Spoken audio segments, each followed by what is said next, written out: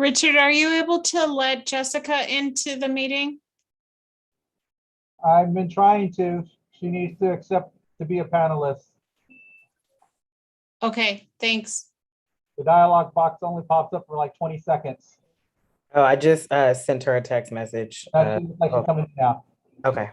or she disappeared, one of the two. Oh, she's in.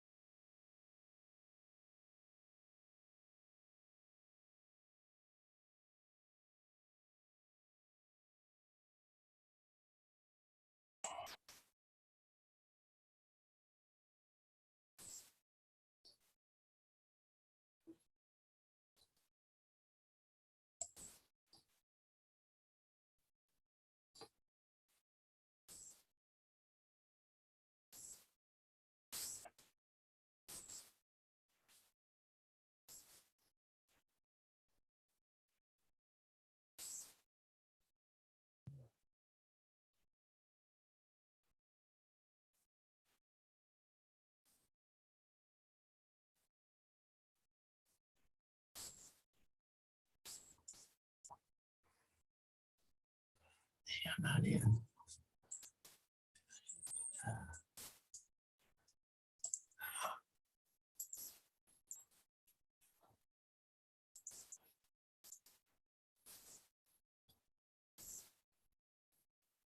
It's not there.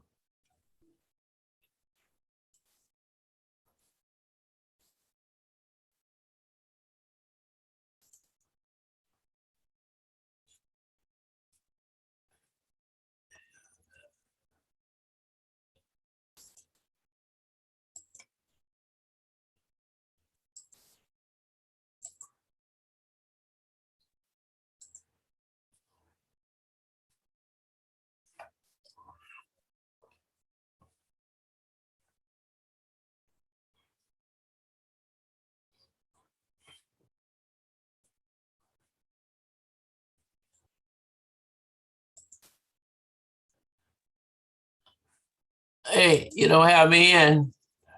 I'm not in. Well, I don't see myself.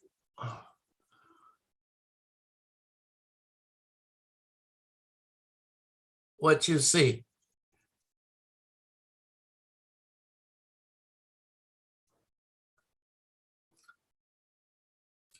You can hear me now? Well, I don't see my video.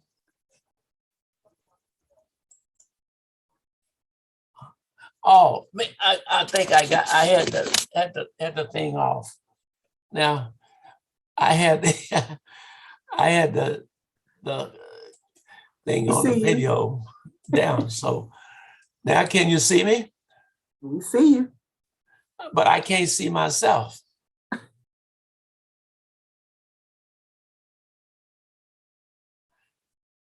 All right.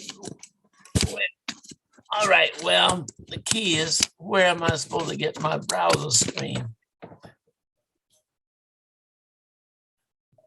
Let's see. I see mute, stop video. All right. I'll wait.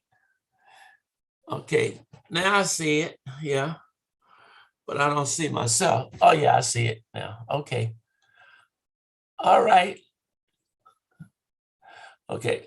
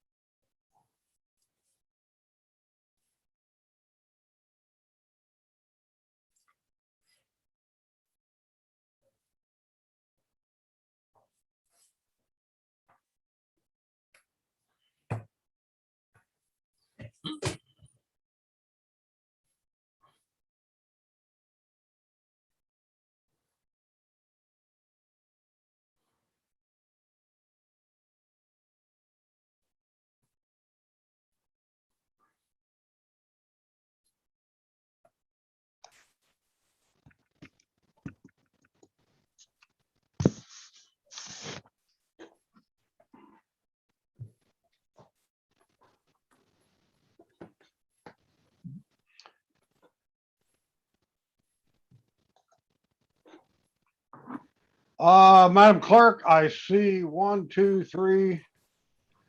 I see at least 4 of us. Are you ready to start? Yes. Okay. Let me go back to my agenda here. So welcome everyone to the regular meeting of Richmond City Council this evening.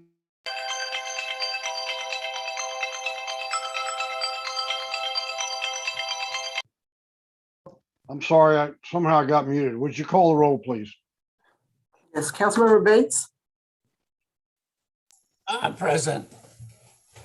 Councilmember Jimenez, Present. Vice Mayor Johnson, Here. Councilmember Martinez, Here.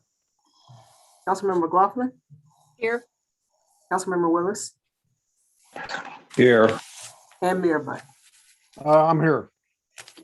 Next item is our public comment instructional video. Would you play that, please?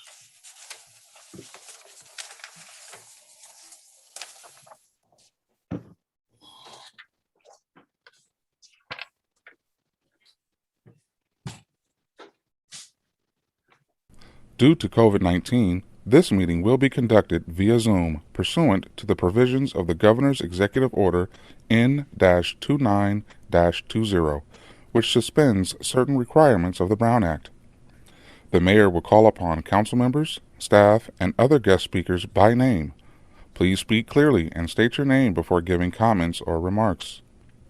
Council members, staff, and guest speakers participating via Zoom with their cameras enabled are reminded that their activities are visible to viewers.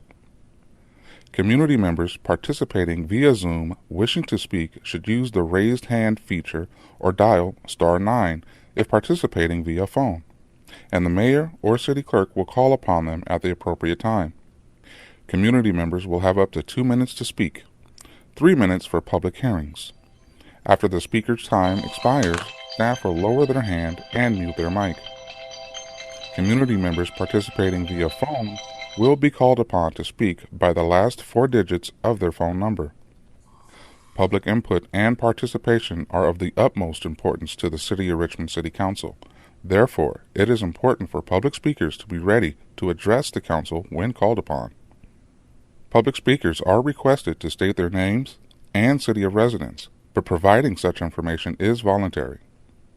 Written public comments received before and during the meeting in accordance with the COVID-19 public comment guidelines printed on the meeting agenda will be entered into the record and published at the clerk's office webpage.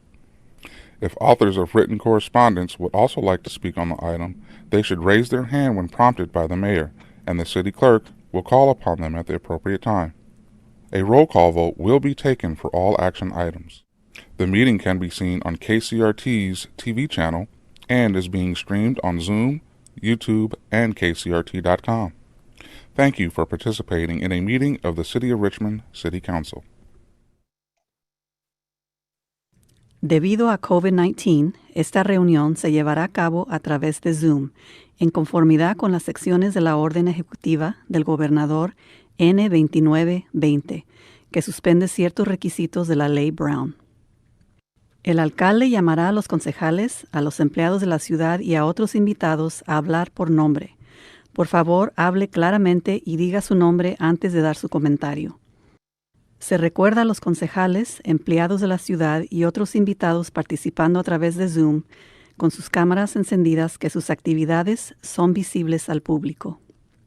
Miembros de la comunidad participando a través de Zoom que deseen hablar deberían de usar la función levantar la mano, en inglés raise hand, o marcar *9 si están participando por teléfono. El alcalde y la secretaria municipal llamarán a los oradores en el momento apropiado. Miembros de la comunidad tendrán hasta 2 minutos para hablar y 3 minutos para temas de audiencias públicas. Después de que se expire el tiempo de orador, se le bajará la mano y el micrófono será silenciado. Miembros de la comunidad participando por teléfono serán llamados para su turno usando los últimos 4 dígitos de su número de teléfono.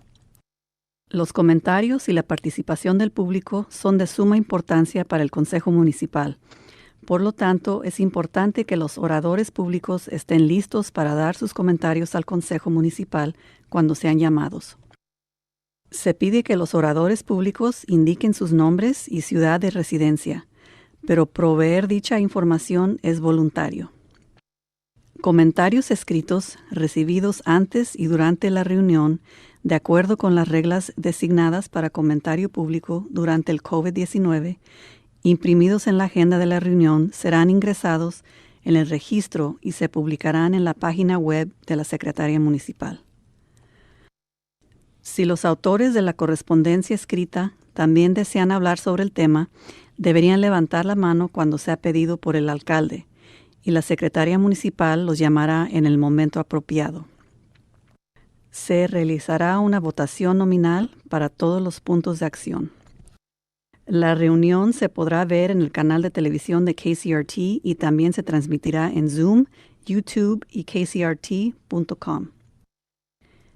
Gracias por participar en una reunión de Consejo Municipal de la Ciudad de Richmond. The next item is statement of conflict of interest. Does anybody have one? All right, don't see any. The next item is agenda review. Are there any changes to the agenda that? Yes, Mr. Mayor. Okay, go ahead, Councilmember Bates and then Um, Councilmember McLaughlin. Yes. Am I requesting that J1 and J2 be removed from the consent calendar? I made an effort to contact the staff. I called the number that I was given. Another gentleman answered the phone. He gave me supposedly the staff member's telephone number. And when I called, that was unavailable. So I don't know what's going on, but apparently Mr. Fox was not available. But I did send an email to the city manager and to you, as well as the city clerk, requesting those two items be taken off and heard after the open forum. Okay, we'll do that. Councilmember McLaughlin. Yes, I'd like to ask that L6 be moved up. There's several presenters and members of the public here. I was thinking we could put it right after L2. I know L1 and L2 were held over from the last meeting. So if we could put it right after L2, I think it would be very helpful. Okay, if no one objects, we can move that. Thank you. Any other changes to the agenda? Okay, the next item, we're going to skip report from the city attorney. Final decisions made during closed session. We did not have a closed session tonight. If we did, I missed it. So I think we can skip that. And the next item would be a report from the city manager. Thank you, Mayor. Two more great events that are coming up that I wanted to highlight. The first one is about Clean Air Day and a community bike ride. So the California Clean Air Day is coming up next Wednesday, October the 6th. It's a chance to try and improve our environment. Richmond's participating in multiple ways, including sponsoring a community bike ride. So next Wednesday, it's a lunchtime ride at 11:45 in the morning. If everyone could please join us at our community center at 139 Washington Avenue. We can highlight Clean Air Day. And there's also something that even if you can't participate in that bike ride, every single one of us could take just one action to help improve our air. And one of the easiest ones is to make sure that you're not idling your car. So if you are waiting to pick up your kids from school, or if you're waiting for curbside pickup for groceries or food or anything like that, just make sure your car gets turned off. And before you actually start the car, check your email or text or social media so you're not doing that while it's idling. Because I know none of you are doing it while you're driving. So please participate in that. And the second one is a really fun, different event for Richmond Promise. And this is, of course, our great local program that helps make sure all of our youth can go to college and, more importantly, succeed in college. So all kinds of great programs that they do in addition to helping fund college. And this is something called Spooky Sips. And it is happening on October the 29th. And Spooky Sips is actually going to be a virtual wine tasting. So this is for everyone 21 and up. You'll be shipped some samples of wine, and a wine tasting will be conducted as part of the fundraiser to benefit the scholarship fund. So everyone, please participate again for Richmond Promise on the 29th of October. Thanks. Okay, thank you. The next item is a recent crime report from the police chief. Good evening, Mayor and council members. I'm Louis Torona, the Assistant Police Chief. Chief French stands for apologies for not being able to attend. But since the last meeting, we have had 1 assault with a firearm, 12 firearm recoveries, 8 robberies, 7 domestic violence cases, 2 sexual assaults, and 19 shots fired calls. Year to date, we've had 75 shooting incidents with 61 people injured and 15 homicides. I just wanted to highlight one specific effort that our police officers have been doing, which exemplifies their really amazing service to the community. They've been working a long-term investigation focused on violent criminal elements within the city who are suspected of being involved in several of the shootings and homicides. This investigation is still ongoing. However, just last week, it netted 3 arrests and the recovery of 15 illegally possessed firearms, to include 5 rifles, one of which had a 100-round ammunition magazine. And I just wanted to give kudos to those detectives and officers who are continuing to serve the city with such distinction. And that completes my report. Do you want to mention I saw this on social media. Apparently there was a sideshow where a police car was tagged, and some other things happened. Was that something that happened in the last week, or does that go back a while? No, that actually happened this past weekend, Mayor. We did have a police vehicle that was spray painted and sustained some minor damage. This occurred in the Beat 9 area, Hilltop area. And this just goes, for most of you, you're aware of these things from complaints within the community. And this is essentially a weekly occurrence, not in terms of city vehicles being damaged, but in terms of sideshows that we're dealing with. It is becoming a very regular thing. Okay, any other questions? Yeah, I wanted to inquire, are these young people, are they middle-aged, or have you done enough investigation to determine whether they are out-of-towners or they are Richmond residents? Specific to the sideshows? Yes. Yes. Most are younger. So I think the demographics tend to be teens into the early 20s. They generally are not Richmond specific. So many of these start in one locale, say Stockton, and then will make their way through the Bay Area into Oakland, into Richmond, into Vallejo. We have developed a much more robust information network. So when these roving sideshows start approaching jurisdictions, we generally will receive advanced warning. I mean, when I say advanced warning, we're talking 10 or 15 minutes. But they are definitely orchestrated efforts. Are you overpowered with lack of manpower? Are you calling for assistance from San Pablo, El Cerrito? There are other jurisdictions. How are you trying to handle it? Well, generally speaking, our primary approach is to try to block off exits and entry points into the city of Richmond to, and I hate to say this, but push them into other areas. Our first concern is for the safety of our residents, and by trying to keep them from coming into the city is our first priority. However, when they do come in the city or we're not able to interdict them, if circumstances require that we request aid from the surrounding agencies, we will do so. But generally speaking, we want to maintain a distance, show a presence, and then by orchestrated coordination with the patrol vehicles to move them in a direction that takes them out of the city. Well, last question. It is safe to say that you're overpowered and you do not have the staff and the personnel to adequately block the streets and apprehend the individuals. Is that a safe assumption? Am I misreading it?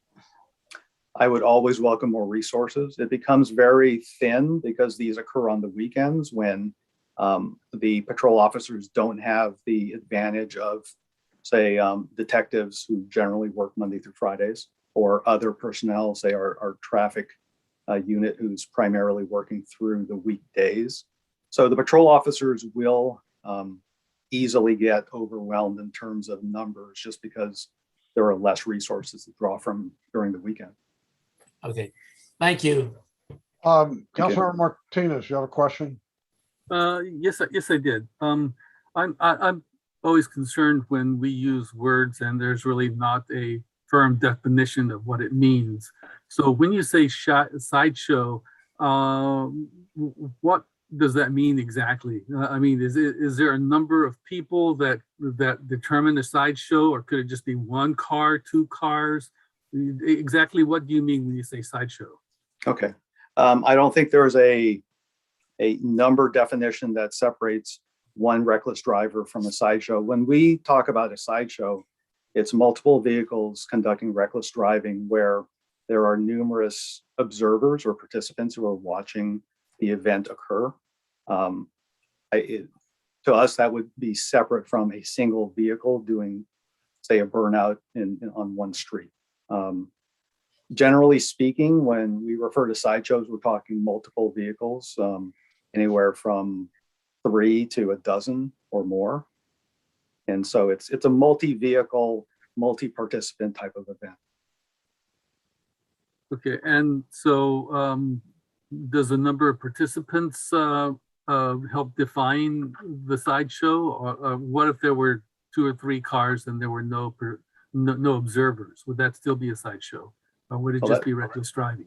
Well, in terms of our enforcement efforts, it would still be reckless driving. When we say sideshow, I mean, that's somewhat of a larger term, but typically that involves observers, not just vehicles doing the reckless driving. So I guess, and another determining factor in terms of calling something a sideshow, wouldn't the sideshow have to be promoted, coordinated by some organizer?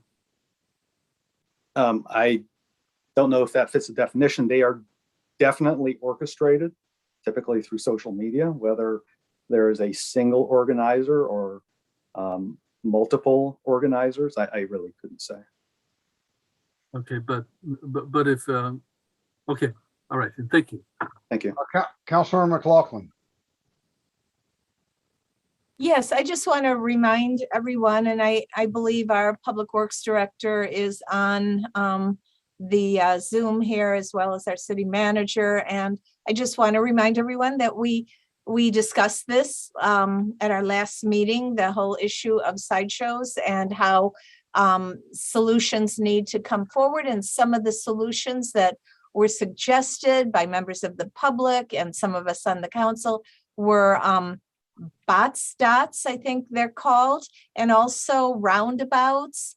And also, in the meantime, I realize those may take some time to work out, but you know, someone suggested more than one person. Someone emailed me after the meeting and said, I love this idea, setting heavy planters in areas, you know, big planters that would deter such types of behaviors. So I just want to remind the staff that, you know, anything you could do of that nature would be helpful.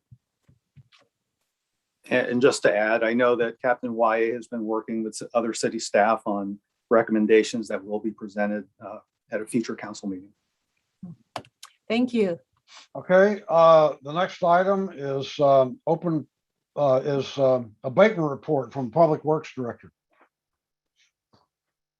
Good evening, Mayor and council members. I do have, again, a brief slide presentation. And this one reflects, last week we presented an item that reflected primarily a city-led endeavor. This evening's presentation is based upon a local nonprofit led endeavor. And we'll talk a little bit about that particular nonprofit. We are dubbing this particular area of cleanup called Targetville. That is the kind of self-dubbed by the unhoused in the area. And this did take place last week on the Sunday, on the 26th. Next slide, please. You can see kind of the extent of area to be cleaned. This is between the BART fence right of way and the sound wall adjacent to Target.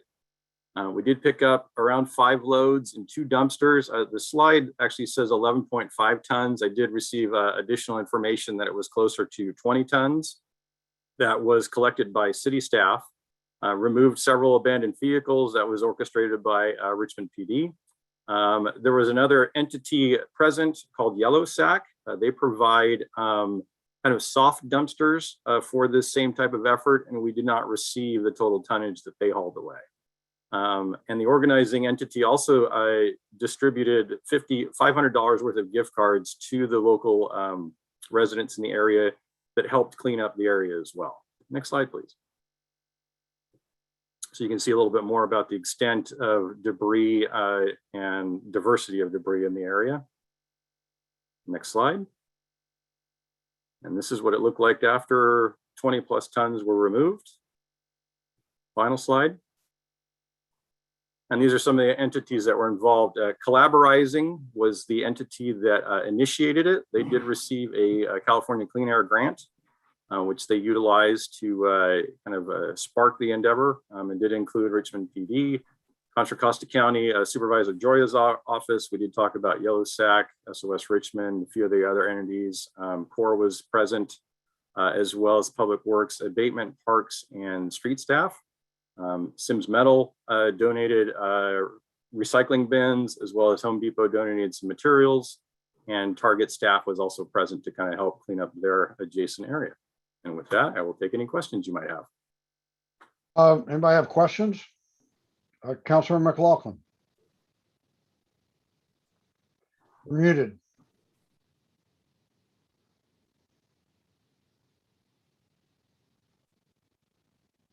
Okay. Yeah, thank you so much for that presentation and for all the work done by city staff. I was actually there thanking volunteers and engaging with people. Supervisor Joya was there, and it really was a great job done by all the partners that collaborated. And so a special thank you once again to everybody who participated. Leah Murray, as the director of collaborizing, shout out to her for her great work in getting it going. But as your photos showed, Joe, it was quite a difference. Councilor Martinez. Yeah, a major difference. And I was wondering whether or not the city had any plans for continued cleanups throughout the city. I know we sometimes have pickup days for neighborhoods, but I was wondering if you might be organizing neighborhood cleanups where the community is invited to come out and join in terms of cleaning up their area. It's a great point, Councilmember Martinez. Yes, I believe community development services or community services, they are organizing the Love Your Block. And I believe through funding through the franchise agreement with Republic, that's happening monthly. I don't know the next organized event, but we can provide that information with the next abatement update at the next meeting. Fantastic. I know of some community organizers who are interested in doing this sort of work. So I will get them in touch with you so that you can follow up with them. Very good. Thank you. Councilmember Bates. Yes, I want to compliment the staff. As you can see, with the amount of tonnage that's been collected, there's been a significant amount of cleanup. And I wholeheartedly welcome an opportunity to engage the community. It's their community, and hopefully collectively they will be responsive and assist in cleaning up in their particular areas. I do want to point out that as I drive up 23rd Street, in front of the soup kitchen grill area, there's a significant problem with trash and debris and mattresses and a host of other things. I don't know if you're aware of it, but I just think, Mr. Leach, that as we drive around the city, city employees ought to be observant. We call ourselves the pride and purpose. So they ought to be observant and report trash and debris that need to be fixed up. Lastly, I made a comment about a tree that was in front of the senior citizen area there on Nevin. It's partially broken, and what's going to happen, eventually that tree is going to be destroyed, which means that we have to put another tree there.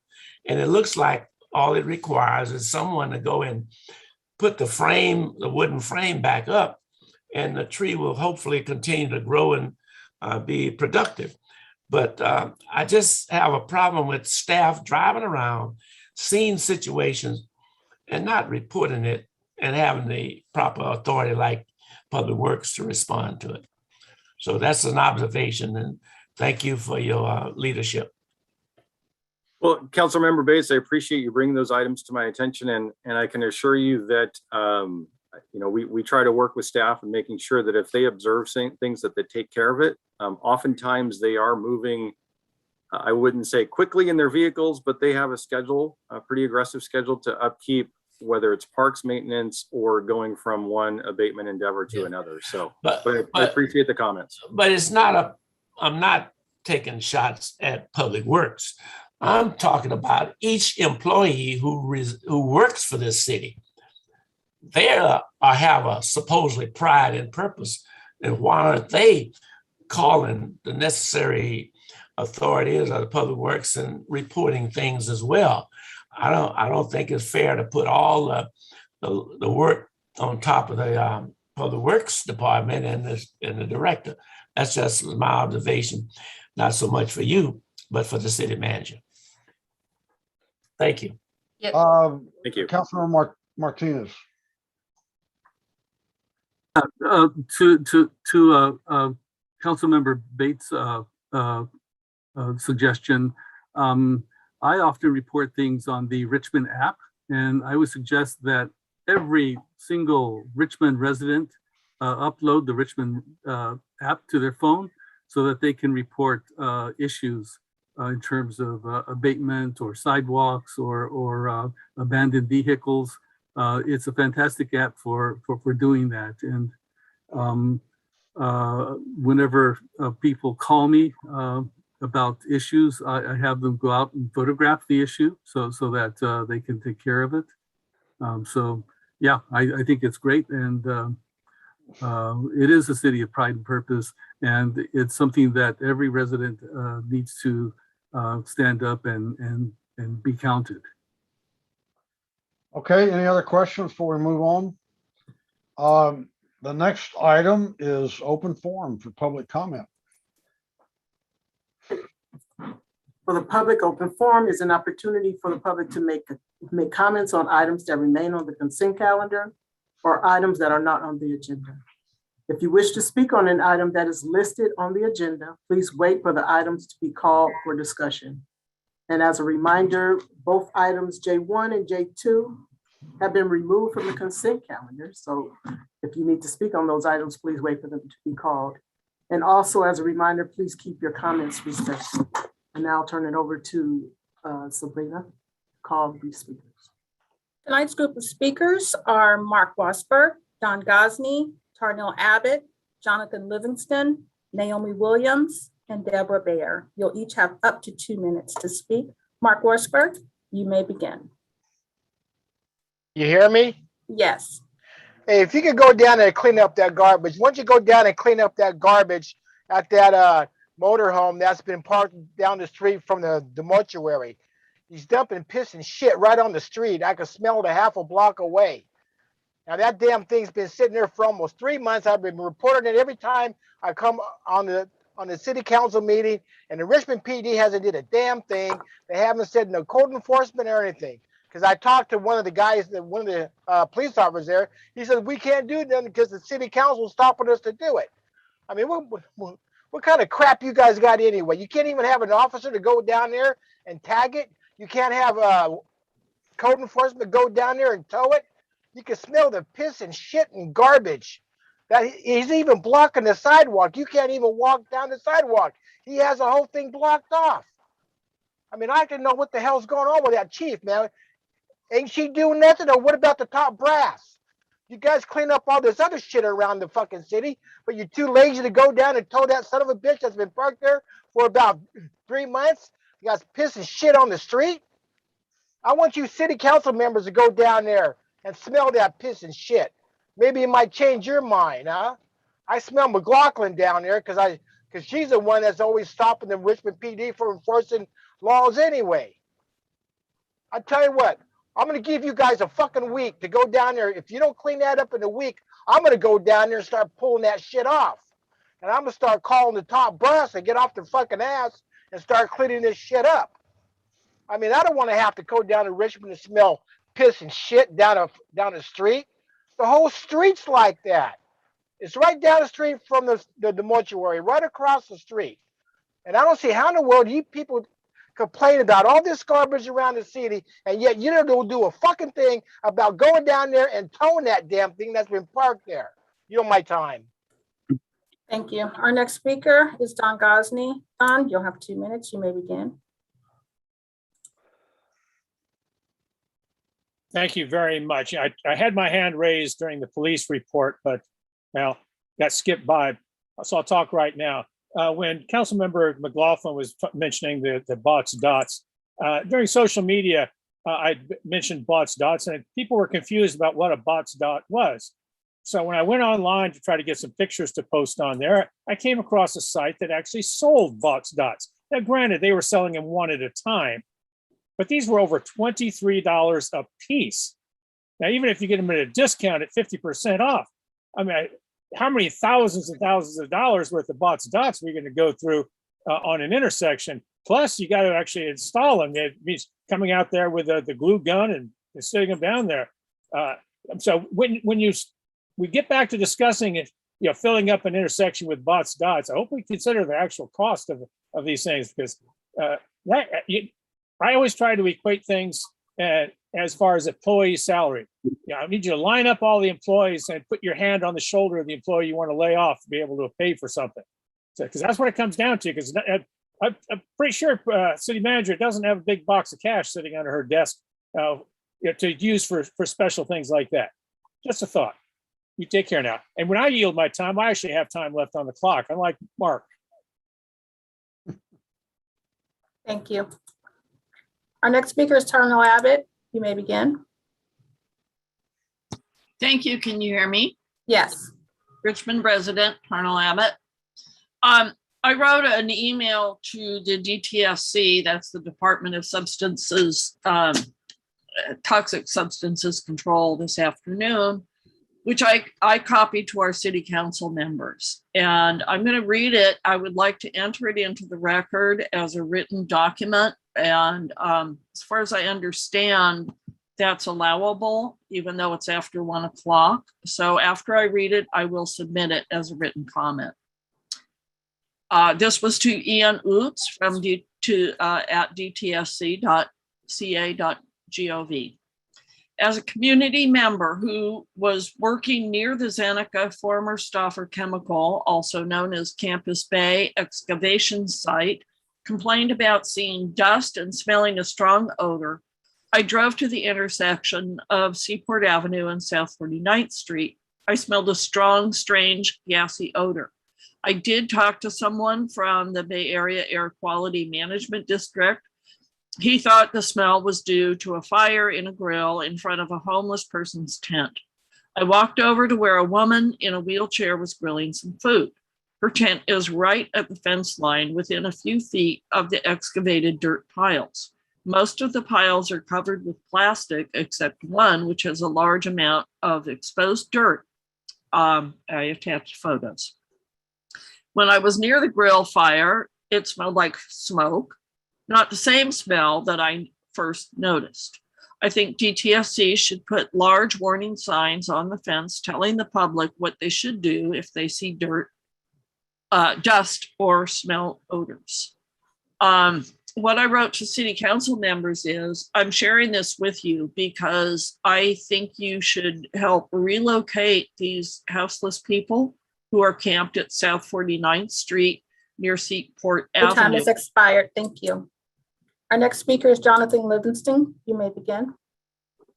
Good evening, Mayor Button and City Council. Jonathan Livingston, resident in Richmond and chair of your design review board. And over the last couple of years, I've had this desire to reach out to the council to talk about and discuss our mutual interests in the city's built environment. The DRB is really committed to our city, and we work really hard with all the applicants to prepare them for approval. I've reached out to the city manager, Councilman McLaughlin, Councilman Martinez, and Mayor Butt. And Mayor Butt seems to be the only one who really cares, and he calls me back and we discuss lots of issues. But I would really like to talk to the council. I really like to talk to, that's why I reached out to Councilwoman McLaughlin and Eduardo Martinez. I don't know why they didn't want to call me back, but I do care about your city. I hope you care as much as I do. And if you do care, please call me back. Thank you. Thank you. Our next speaker is Naomi Williams. You may begin. Can you hear me? Yes. Okay. Sunday, Blues in the Park was over at Myrtle's Laura Park. It was a nice crowd, and thank you, Gail and hubby, for coming over and bringing some cupcakes. They were really good. I ate one, and thank you for we hope you all had fun, because I did. And it was very pleased to see you, but I didn't see anybody else. What happened? Everybody usually come around and do something, but nobody showed up. So I guess they didn't want to be over there. And it wasn't crowded. There was a lot of space between people, and they had their masks on. So it wasn't like you didn't have your mask on to be safe. And I want to congratulate Chief Street. He was a retired captain from Richmond, and now he's the chief of the inspectors for the county. That's really nice. Okay, that's it. Thank you. Our next speaker is a phone caller with a phone number ending in 8825. You may begin. Phone caller with the phone number ending in 8825. Please press *6 to unmute yourself. You may begin. Okay, we'll come back to that caller. The next speaker is, that's it. That will be our last speaker. Okay, that was the last speaker. Yes. Okay, thank you. So that brings us to Mr. Mayor, Mr. Mayor, just one very quick comment, since my name was mentioned by Mr. Livingston. I did not get your email. If I seldom miss an email, but if I did, I apologize. But if you could resend it, perhaps you didn't have the right email address. But I'd be happy to, respond to your email. Thank you. Councilor Martinez. Yes, and I'd also like to respond to Mr. Livingston.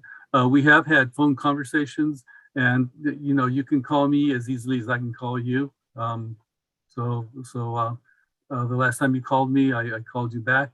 Emails get lost, but the reason I raised my hand is because I wanted to do a point of order, and this happens to refer to Mr. Wasberg, who continually uses crude language, and he also is abusive. And the Robert's Rules of Orders states that that we can call a point of order and when a member of the public is engaging in abusive behavior that is personal, racial, or gender attacking, makes a motion So I can make a motion to call the public out of order and to terminate his testimony. And I think that whenever that kind of language starts, that person should be muted, so that the public doesn't have to be subjected to it. On certain people's background, I hear children, and I don't think that our public should have to subject their children to such language just to attend a public meeting. So I'm asking you as the chair, Mayor Butt, to call people out of order when they are when they're in fact out of order. Thank you. City Clerk. Yes. Yes, it looks like we have one more speaker, Deborah Bayer. I see her hand raised. Okay. Thank you. And thanks, Ms. Christian, for finding me. This is Debbie Bayer from Richmond, and I just wanted to speak to announce something kind of exciting that's happening in Richmond, which is that the 900 HelloFresh workers are going to have a union election coming up. And I know this is a union town with lots of residents who have been union members all their lives. And we all know that when you announce a union election, management gets busy to try to harass people, force meetings on them, go private one-on-one, all those techniques. And until the election takes place, which will probably be a couple of months, the workers are going to be facing that kind of harassment from management. And I just want to speak out in support of them and ask everybody in the community to, when the HelloFresh workers who are being organized by Unite Here ask for support in terms of a rally or petitions, that we're there to help them, because this is going to be a really exciting opportunity for 900 people to improve their lives. And that means they're improving the lives of all of us in Richmond. Thank you. Thank you. And that was our last speaker. Okay, Heather McLaughlin, you have a hand up. Well, I just wanted to address the issue raised by Councilmember Martinez. So you can certainly have rules of decorum and things like that, but cutting off somebody's speech entirely is going to cause some First Amendment problems. So I think there are some things that you can do, and you can certainly ask for the audience members to be respectful and abide by your code of conduct, which is published on the agenda. And when they don't, what happens? Well, it's just 2 minutes of time. So I think probably it's not worth cutting them off, but I think it's worth announcing at the beginning of the public comment that we ask that people be respectful and courteous. Okay, I think we need to, we need to move this discussion to another time. It's something that we've struggled with for years, and it's not on the agenda tonight. If somebody wants to agendize it and have a discussion of it, go for it. But we need to move. We need to move the agenda. Okay, so we do not have any consent calendar items tonight, so at least not right now. They come up later. So that takes us to the next item, I believe, is item K1, a public hearing. Would you? Okay. Point of order. You request, Councilmember Bates requested that J1 and 2. I'm sorry, Pam, what? Councilmember Bates requested, when he removed the items, he requested that J1 and 2 be heard after open forum. Oh, is that what you requested, Councilmember Bates? That's correct. What? That's correct. That's a heavy item and probably the most important item on the agenda. So we would hear them now then, right? That's your request? Yes. Okay, all right. We'll move to item J1 and J2. Okay, are we going to hear these items together? Should I read both together? I think separately. Okay. So I want to read item J1 and we'll take that up, then we'll do J2. Okay, item J1 is to adopt a resolution approving a successor collective bargaining agreement between the city and the General Employees Bargaining Unit represented by SEIU Local 1021, and direct the city manager or designee to update the publicly available salary schedule with the adopted wage increases during the term of the collective bargaining agreement.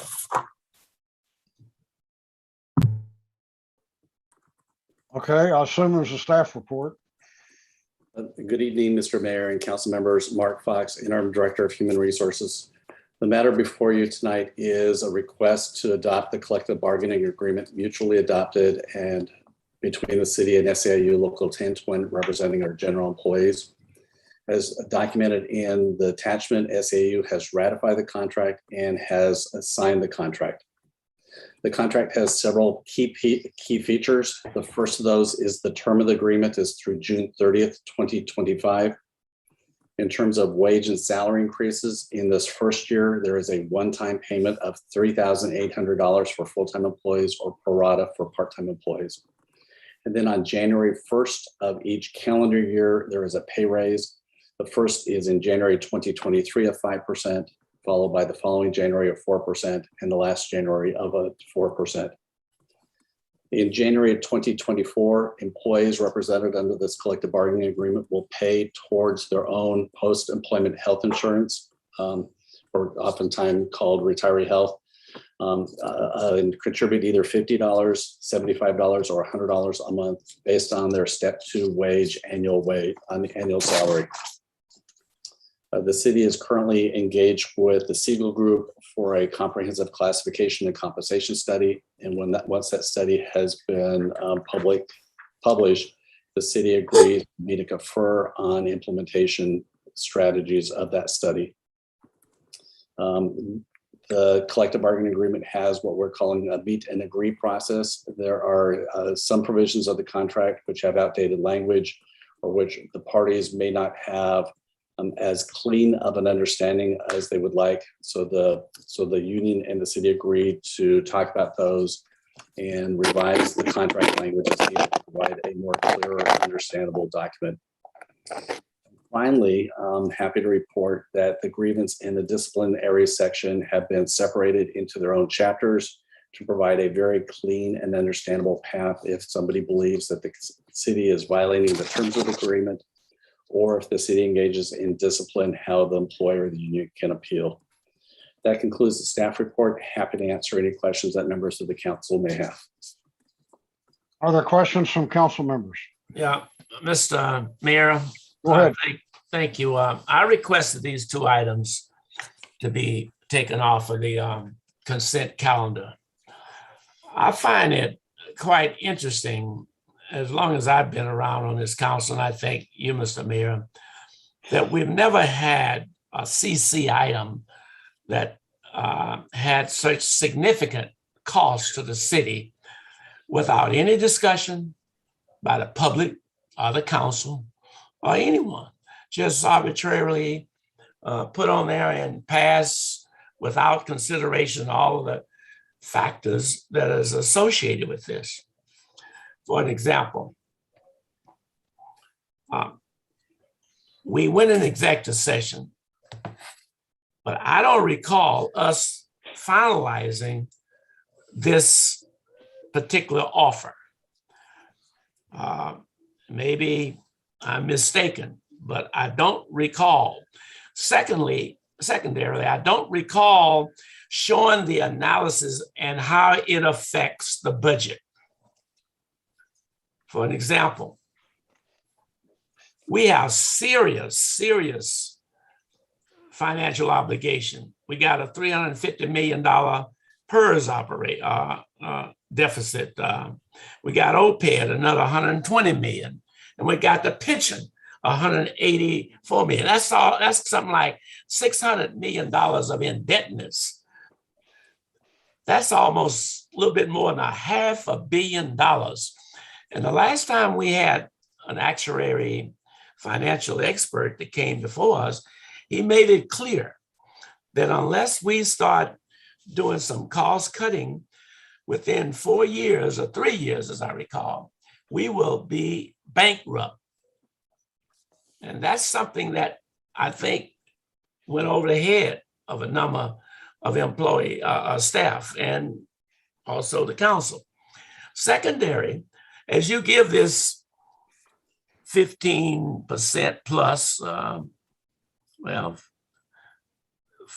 15% thereabout plus, remember, there's a Me Too clause of which the public safety are going to demand that or maybe even a little bit more.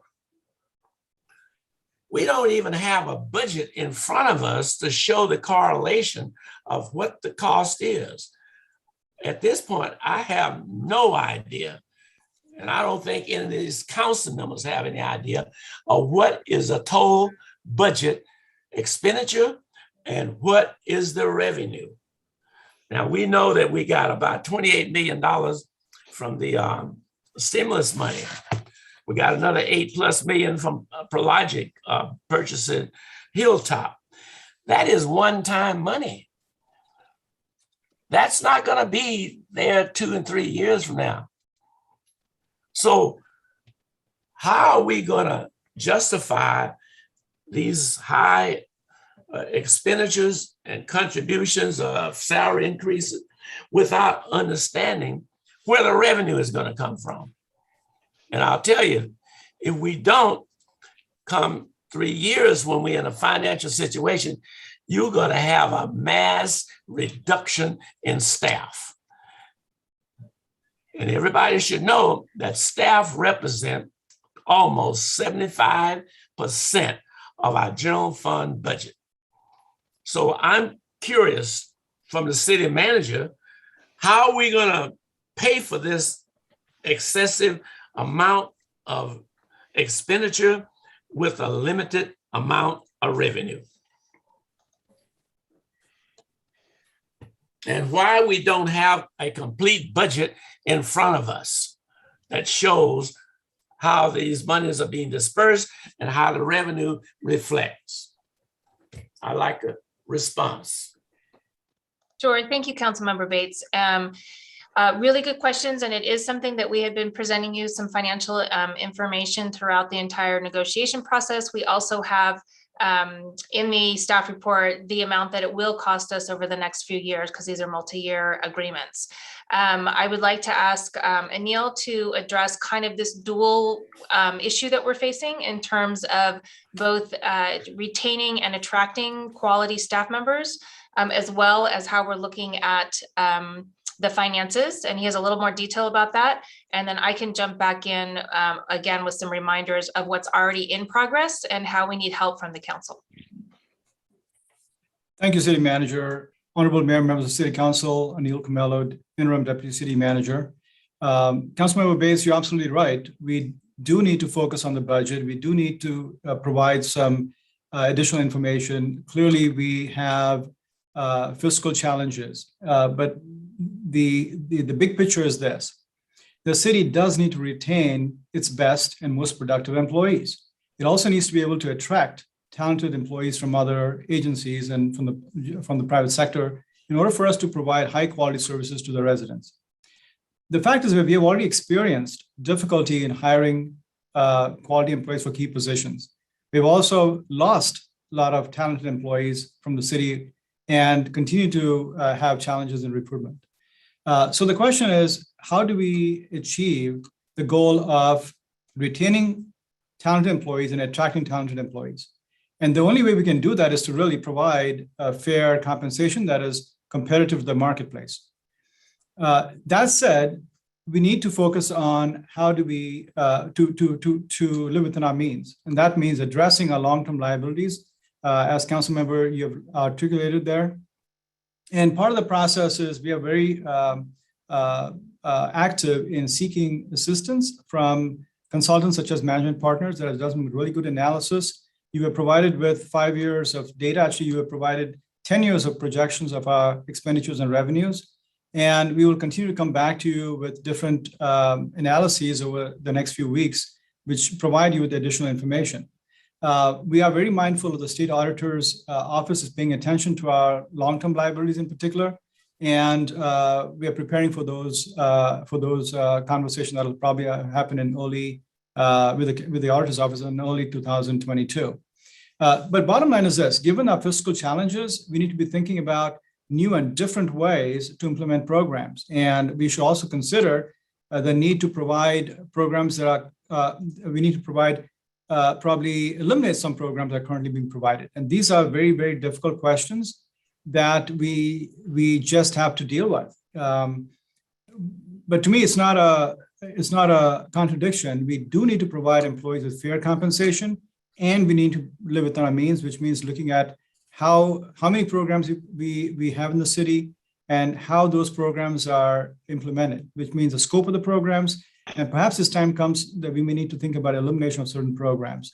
What is clear is that we need to continue to explore new revenue sources, but we also need to think about reducing the number of employees and the number of programs we have in the city. I don't think those are two contradictory messages. Well, I appreciate your comment, Mr. Camille. My question is, with the anti-business attitude seemingly from the majority of this council, how do you increase revenue when you hate Zeneca? You don't want that being developed, which generates revenue. You don't want Point Malati, which creates a tax base with property taxes and revenue. How do you, and you're cutting your police, which people as a business don't want to come in the city because they don't feel safe. How do you possibly generate businesses and encourage them to come in with those negatives? Yeah, so Councilmember Bates, I think part of what we're trying to do is to, again, take a holistic view and a long-term approach to these dual challenges. And so one of the things that you may recall is that we had some various fiscal sustainability options that were presented in July, and we've asked the council to take a closer look at those. And we've also working with a number of our stakeholders that are very interested in those types of options, and would encourage you to take a look at, we'd sent you a whole list of them. It's the list that we've presented to the community. And would encourage you to really give us feedback. And part of that is provide us additional options of what you think will work, because we really do want to look at both revenue, and there's a variety of revenue options that can be considered, as well as the breadth of services, the type of services, the level of services, and the service delivery models that we're using to see how we can continue to provide the most service to the community in the most efficient manner, in a cost-effective manner. Okay. So we hope the council will continue to work with us, providing feedback and directing which particular options they want us to take a really close look at. Okay, my final comment, Mr. Mayor, and thank you for your indulgence.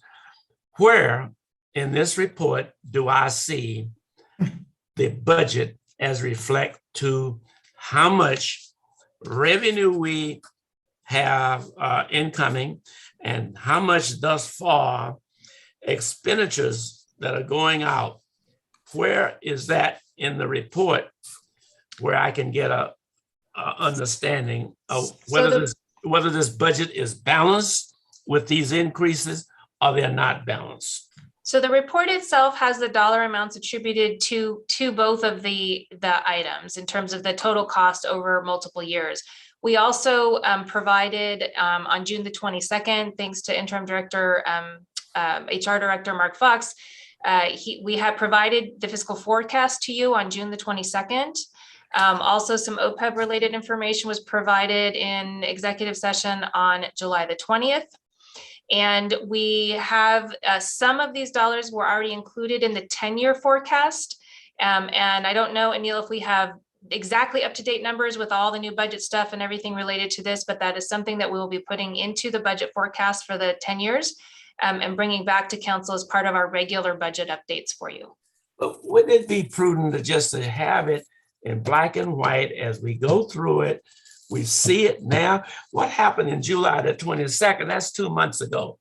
I don't even remember my name 2 months ago, but wouldn't it be prudent to put it black and white as we go through these steps so we can see it. We don't have to ask the question. I still don't know. And I The bet you numbers no that were one knows. provided to you and that we were authorized to negotiate with haven't Just give me a changed. summary. What is our budget proposed as of today? Mr. Councilmember Bates, the budget for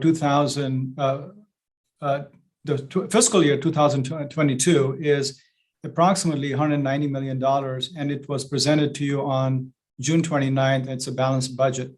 In fact, we are coming back to you, I think it is on October 19th, with an update, which will provide you with additional information. But suffice to say, for the current fiscal year, the costs associated with these two labor agreements are included in this year's budget.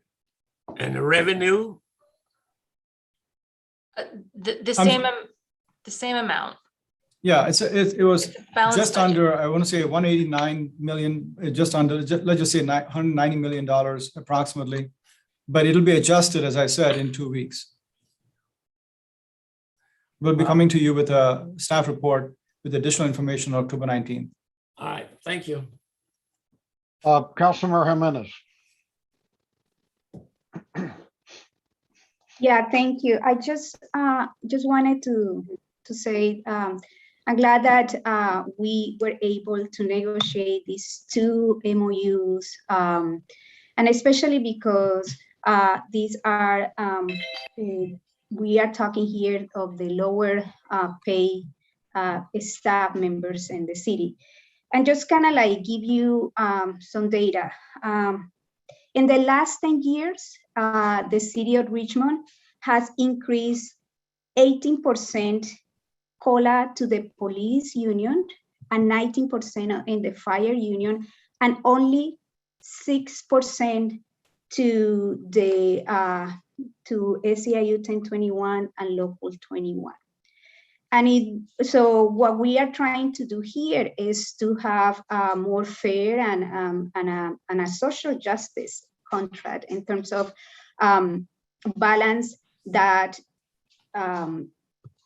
the numbers, because when we are talking here is that we have been able, like the city, and I think like Mr. Bates has been city council throughout most of these years, where the city of Richmond has increased the income levels and doing COLA, increased COLA to the highest paid staff members in Richmond. And in contrast, the lowest paid staff members hasn't received any COLA or increased COLA in many years. So I think what we are looking here not only is a way to balance that and retain people, but also a justice, a social justice issue for us in terms of making sure that every single staff member in our city it has a good income and that is level. And yeah, you mentioned City Council Member Bates mentioned also a Me Too clause that is only in the RPOA. So meaning that if any other union has anything, so if we want to raise revenue, give to the lowest pay staff members, we had to give it to the RPOA, which are one of the staff members, staff employers who employees who make a high salary. So I just want to make sure that we with this, what we are talking about here is that we want to make sure that we keep or good people. We say we care about them, and we trying to balance in the budget, and we're trying to balance the way that compensations are made in the city of Richmond. As I said, last 10 years, the highest paid employees had been given COLA from 18 to 19 versus the lowest paid is employees who had received only 6%. Any other questions from council members? Okay, well, I have some questions. They're very similar to the questions that Councilmember Bates asked. What I'm disappointed with in the presentation we have tonight that goes along with the agenda item, both this and J2, is that there's no cumulative impact of these proposals. You know, we're looking at two unions, and we're looking at increases that supposedly add up to about $10 million. But we know that the public safety unions contracts are gonna end next year, and we're gonna have to deal with them. And there's a I think a reasonable prediction that they're also going to go up. And as Councilmember Bates said, there's nothing in this report that shows what the cumulative impact on the budget's going to be.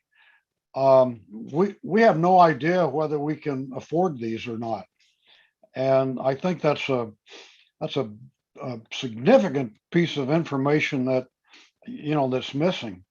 And I heard Mr. Camello talk about fair compensation and being competitive in the marketplace. And then I heard one of my colleagues talk about compensation being a social justice issue. So I'm confused. Is paying fair compensation a social justice issue, or is it a marketplace issue? And we don't have any information on the marketplace because the compensation study that we ordered yesterday, I heard that it's not going to be available till November. Just tonight, I heard that it's actually finished, but that we're not going to get the information till November. So I don't understand, the city council authorized this. I don't know why we can't see it. And the one thing I would agree with Mr. Camello is that in order to remain competitive, we have to pay our employees competitive wage package. And we now know what that is, but we don't know how much that's going to cost. So as we went through this process, I kept asking for all this information, and I think Councilmember Bates did too. And we were never provided it.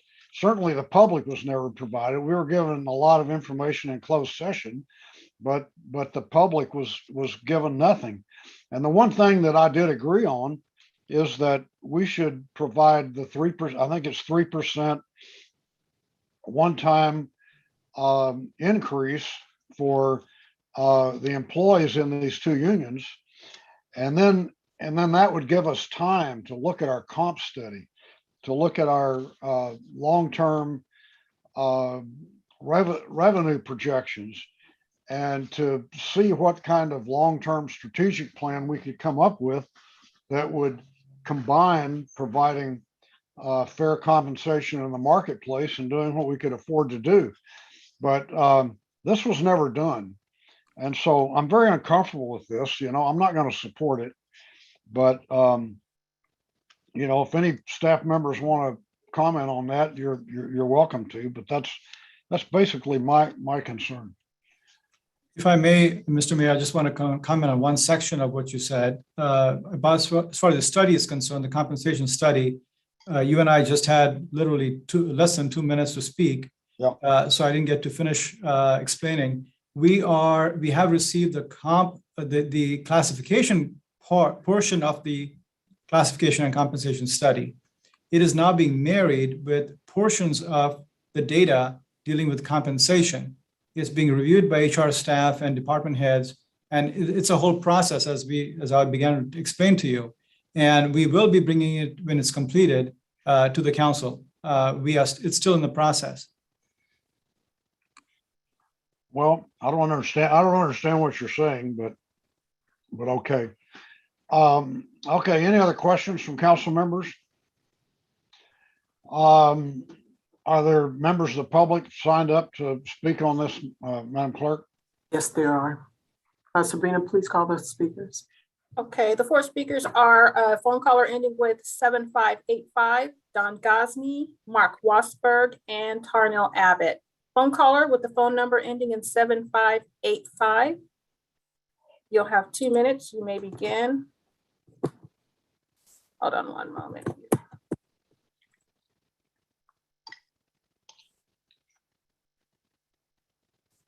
Okay, phone caller ending with phone number 7585, you may begin. Please press *6 to unmute yourself.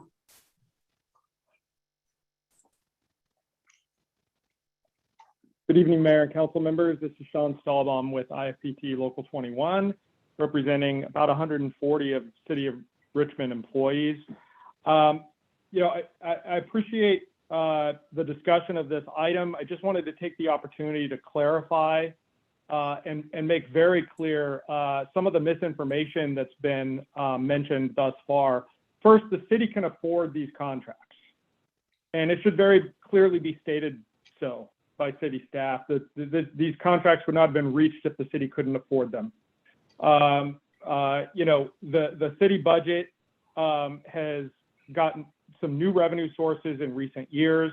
The total cost of these packages for the city's general employees who have not received any cost of living adjustment increase for 6 years. And by the time the first one is paid under this contract, it will have been 7.5 years without anything. And they've lost more than 20% of their purchasing power and fallen way behind every other Bay Area public sector agency. The total cost is approximately $10 million ongoing for these increases.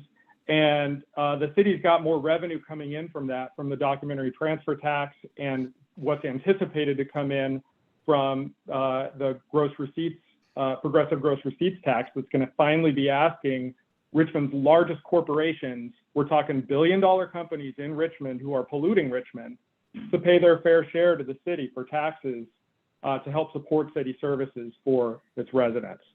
So, you know, I just want to be very clear with everybody that all that information is readily available. It's been made available to the city council. I believe the city council members and mayor are well aware of it. It's been, we've been in negotiations over these contracts for, you know, several years now. And, you know, I want to thank the members of the council, the majority of the council who stepped up and did this for the city workers. And Your time has expired. Thank you. Our next speaker is Don Gosney. You may begin. Thank you. And I've got one set of comments for both items. You know, for most of us, we sometimes feel that we want a new car. More than that, we feel that we deserve a new car. But how do we handle that when we either don't have the funds to pay for that car or the purchase will put us deeply in debt? We all deserve good wages and benefits. Sometimes, though, we don't always get what we want. I truly empathize with the city workers, but as a tax-paying resident, I have my concerns. As a city, we keep awarding higher and higher wage and fringe packages, and we don't always look at the total cost of these packages or these total costs of these wage and fringe packages. In particular, we're approaching around $600 million in pension debt. That's an outrageous amount of debt that our city council is passing along to future generations. Is this to be your legacy? Unlike the federal government, Richmond does not have the ability to simply print more money. To pay off this debt, the council is required to either tax the residents even more than they are, tax our businesses even more than they are, or lay off employees to balance the budget, none of which is acceptable. At some point, the 7 of you need to be the adults in the room and explain to the city employees that we simply do not have the funds to pay for the total package. And that's when you turn to the employees' bargaining units, throw open the books and ask them where they think they can find the funds to pay off this pension debt. That's the biggest part of that total package we're dealing with. And for any of you council members that have come before Dan Borenstein of the editorial department of the Times, if you can't address how you're going to get a handle on the unfunded liability of the pension funds, Your request for support from the Times went down in flames, didn't it? And he writes about that. It says you don't have a clue what you're dealing with there. These contracts were a done deal long before we opened this meeting, but sometimes things still need to be said. And lastly, to respond to Councilmember Jimenez's comment about how these apply to the lower paid employees, once the Me Too clause kicks in, this will also apply to the higher paid employees. That is the police officers. You don't have any say in that matter unless you do something about this. Thank you. Thank you. Our next speaker is Mark Wasberg. You may begin. Yeah, you hear me? Yes. Yeah, I got 2 raises in my retirement. Now this 1020 union is all paid by the RPA. This is why you're not getting no raises, because you got the RPA in control of the unions. They're using the money for their anarchist bunch of garbage, and the money's there. The money's always going to be there. I don't know what you guys are crying about. Richmond never going to be in debt because most of the money's going to come from the taxes, and these major corporations, they pay their debt, because when you work for like Chevron pays into the system. They pay their retirement. They pay everything. You just get a check and say, yeah, that's my money. The only way you're going to fix this problem is to get all these clowns off the city council, all RPA members. You got to get these idiots off and put in somebody that's going to respect our laws, that's going to respect the workers, because we know that the city council, the RPA, is dipping in to the union funds. They use it for their campaigns. They use it to spread their anarchist gospel. See, this is why once you get rid of these worthless, stupid clowns on the RPA, on the city council, and put in people that knows what's going on, then you have no problems. You got to pay the people. You got to give the people a raise. Everybody else is getting a raise, but the people in Richmond, they're not getting no raise. So I'd like to know what you guys' problem is. They deserve a raise, right? They haven't got a raise in 6 fucking years. But the city council members, they're just soaking up the money because it's an RPA union. I yield my time. Next speaker is Tarnell Abbott. Tarnell, you may begin. You can hear me? Yes. Thank you. Tarnell Abbott, Richmond resident. The one thing that I will grant the speaker, Don Gosney, about is that people do deserve a raise, and they haven't had a raise in 6 years, and SEIU members are entitled to a raise just like everybody else. And the point about that Gosney raised about the Me Too clause, that's a problem. Because when you've got the highest paid employees saying, well, if the lowest paid employees get a raise, well, then it has to happen for me too. Well, yeah, that's a built-in problem. So I agree that has to be addressed. But do FCIU members deserve a raise? Well, hell yeah. And so I do support you going forward with this particular item. When you don't have financial support of the majority of the people who actually do the work, if you can't support them financially, it's like, you're building a pyramid and the people on the bottom are not going to get paid, and the people on the top who just direct traffic get paid the highest amount of money. What do you think is going to happen? It's a recipe for collapse. So support the people on the bottom, give them the raise they deserve. Working people deserve real wages that they can live on. These folks have been without. Your time has expired. Thank you.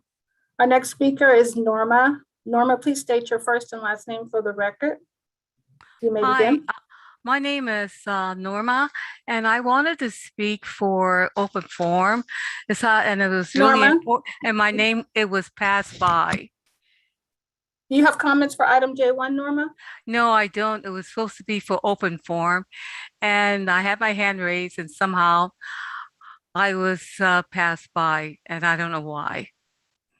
Mr. Mayor, do you wish to allow Ms. Norma to speak? Yeah, go ahead. Okay, this is really important to me because I'm a descendant of slavery.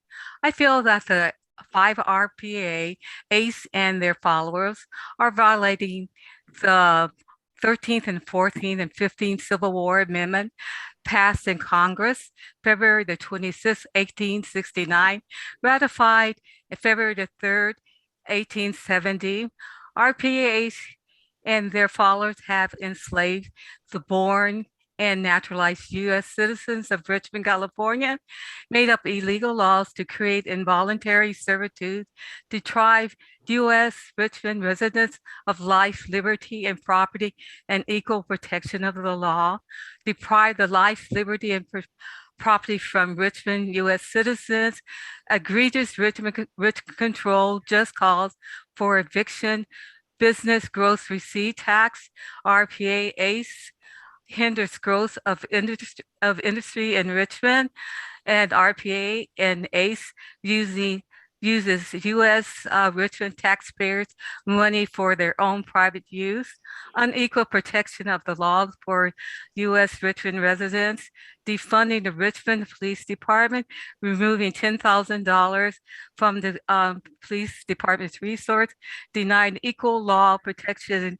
for Richmond U.S. citizens, special protection for their followers, creating shortage and police protection for creating a shortage of police protection for Richmond U.S. citizens.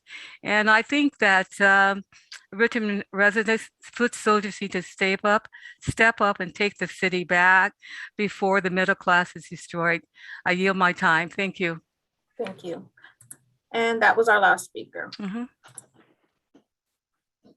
Okay, so any final questions or comments from council members? Councilor McLaughlin? I move the item. Okay, motion by McLaughlin. Is there a second? Councilor Martinez seconds it. Call the roll, please, Madam Clerk. Councilmember Bates, No. Councilmember Jimenez, Yes. Vice Mayor Johnson, Yes. Councilmember Martinez, Yes. Councilmember McLaughlin, Yes. Councilmember Willis, Yes. and Mayor Butt. No. The motion passes with Councilmember Bates and Mayor Butt voting no. Okay, the next item will be J2.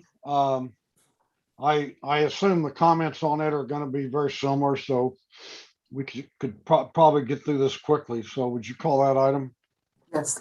Item J2 is to adopt a resolution approving a successor collective bargaining agreement between the city and the Mid-Managers Association represented by IFPTE Local 21 and direct the city manager or designee to update the publicly available salary schedule with the adopted wage increases during the term of the collective bargaining agreement.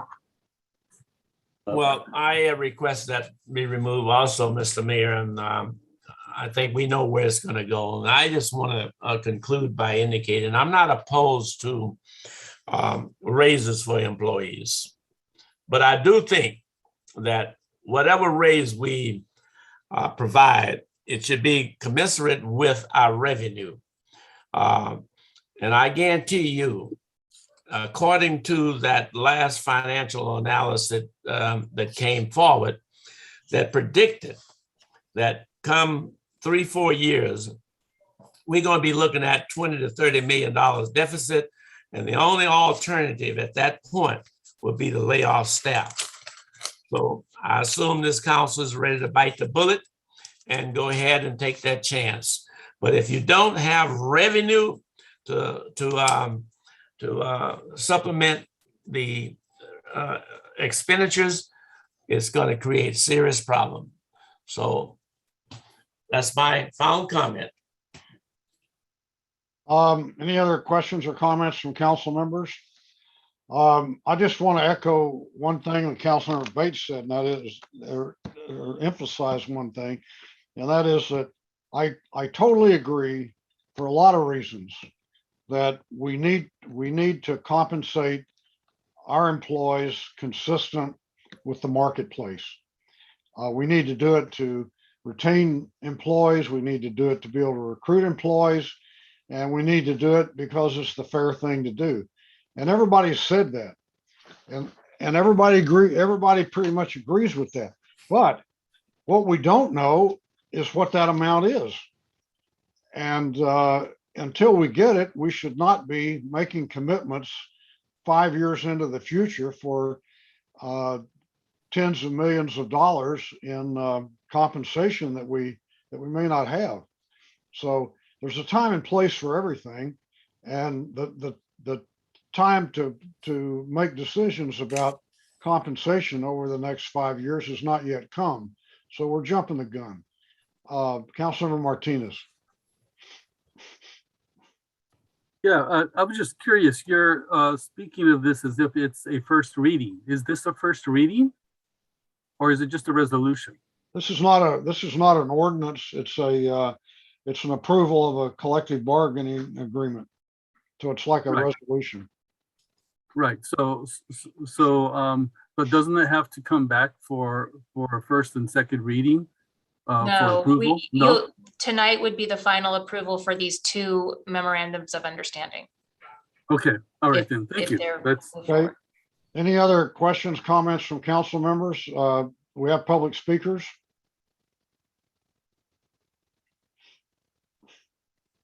Yes, we have public speakers, and please, Serena, sorry. Can you please call the speakers? Yes.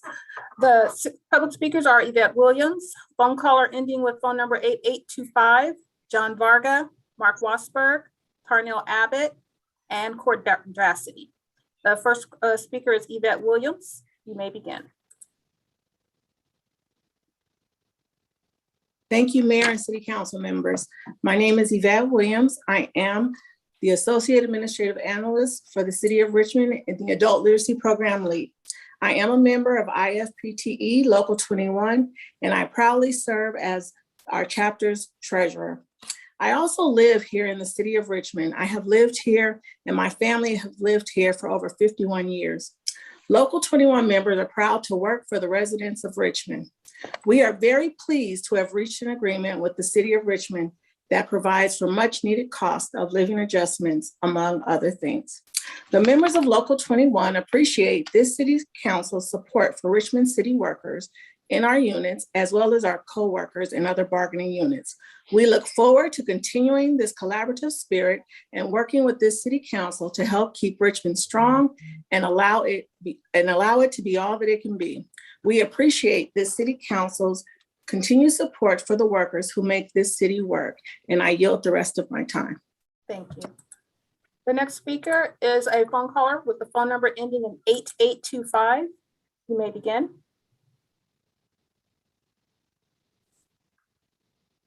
Phone caller ending with 8825. You may begin. Thank you, Mayor and City Council members. My name is Kimberlyn Carson Thrower. I am the Community Services Department Recreation Supervisor for the City of Richmond. I am a Local 21 and member and proudly serve as the chapter steward and a member of the negotiations team. I was born and raised in the City of Richmond and have been working for the City of Richmond since the age of 14. Local 21 members are proud to work for the residents of Richmond. We are very pleased to have reached an agreement with the City of Richmond that provides for a much needed cost of living adjustment, among other things.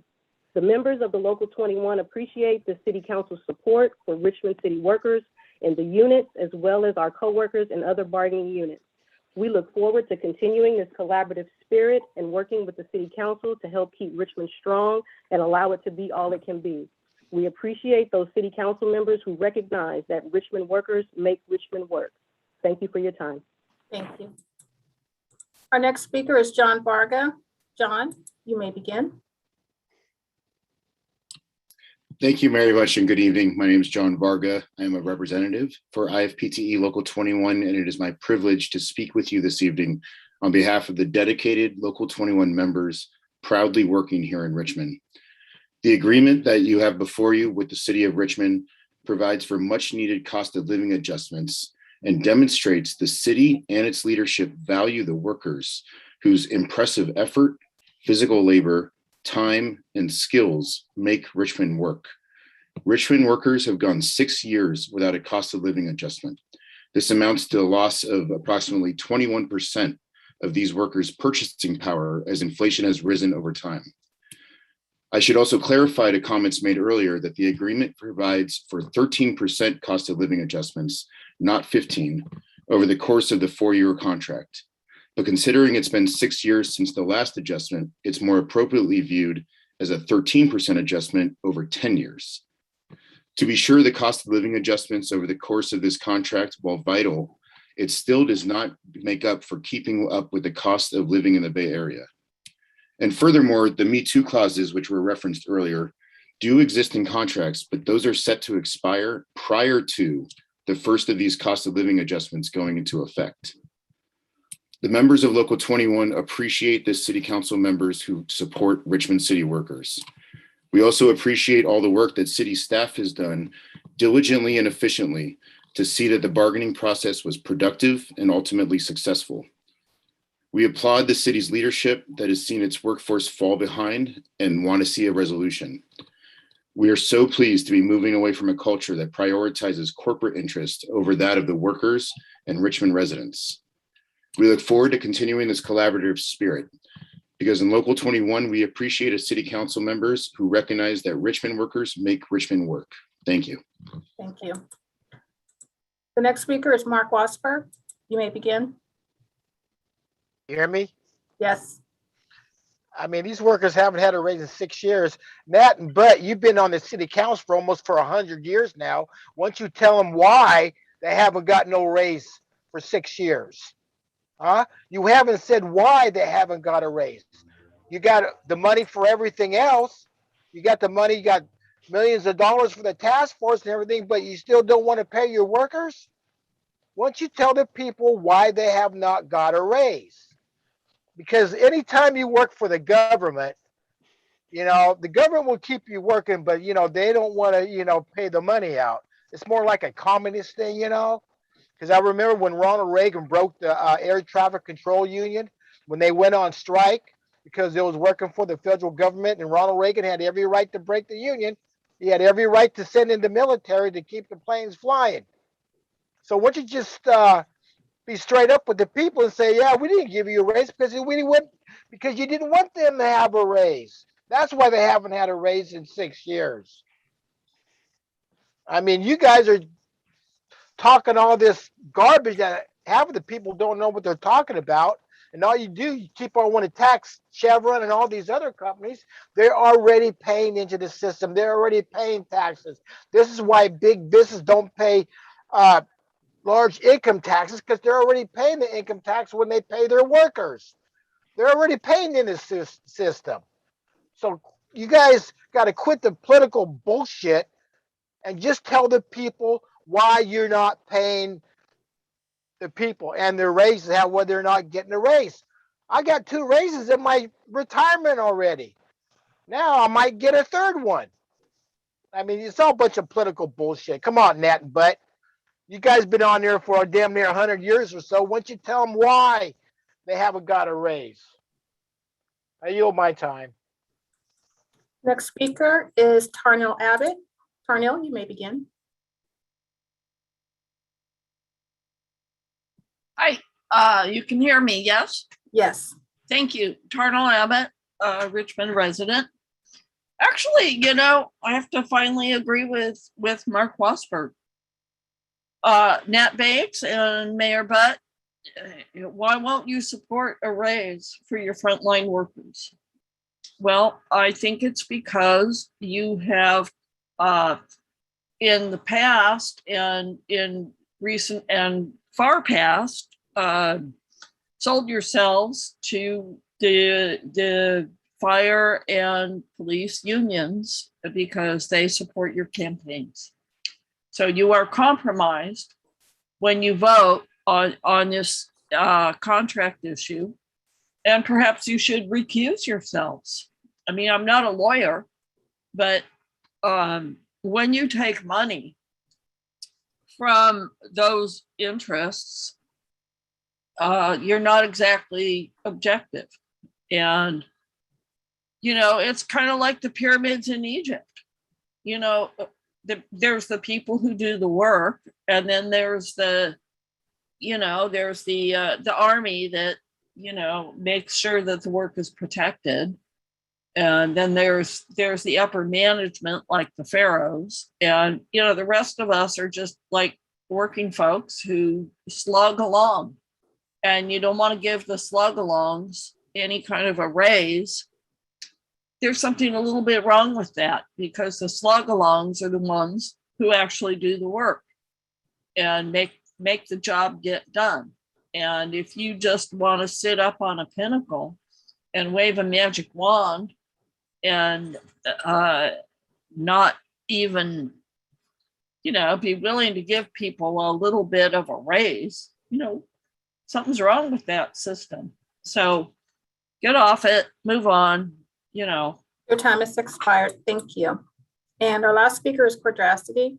Please state your first and last name for the record. Hi, thank you. My name is David Cassidy. I'm a Richmond resident as well. Got a lot of good prior speakers that weighed in. And I want to say thank you to the city manager and to those of you who supported the local unions. I think that this amounts to wage theft. Denying people cost of living adjustments for the last 5 years is a travesty. And I think it would be impossible to retain quality services. That's the right time to do it, Mayor, but 5 years ago, I yield my time. Thank you. Thank you. And that was our last speaker. Okay, any final comments, questions from council members? Is there a motion? I move I'll the item. move the item or second it.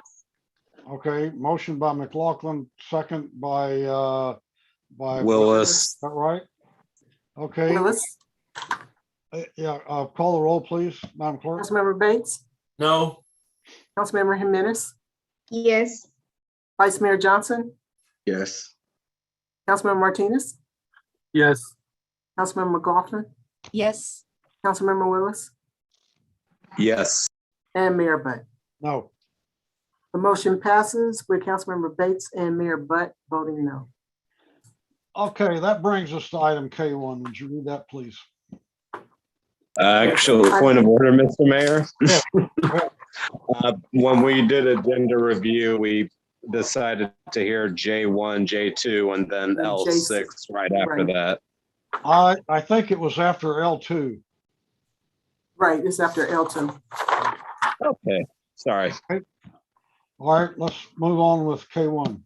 Under public hearing pursuant to public notice, item K1 is to hold a public hearing to adopt a resolution to rename South Street to Ethel Dotson South as recommended by the Recreation and Parks Commission at its June 2nd, 2021 regular meeting. Okay, is there, let's see, this is, who put this on there? Councilor Willis, this is your item. Would you like to introduce it? Yeah, I'll introduce it real quick, and my apologies for my camera not being enabled. I'm dealing with some slight tech issues, but just to be brief on the item, we discussed this 2 weeks ago at our regular Richmond City Council meeting. The name change to turn South Street and name it after Ethel Dotson South was approved by the Recreation and Parks Commission at their June meeting. And a couple weeks ago, we approved a resolution to create the public hearing so we can get more input and hopefully solidify the decision to rename South Street after a community hero and name the street Ethel Dotson South. A lot of you on the council have more experience with Ethel Dotson than I have had personally. I just wanted to sponsor the item so we can get the process moving and give the community the recommendation they want which is to do the street name change. So I'll yield the floor if any other council members or you, the mayor, want to comment on the item. Okay, any questions from council members? Councilmember Bates? Yes, thank you, Mr. Mayor, and to Councilman Willis.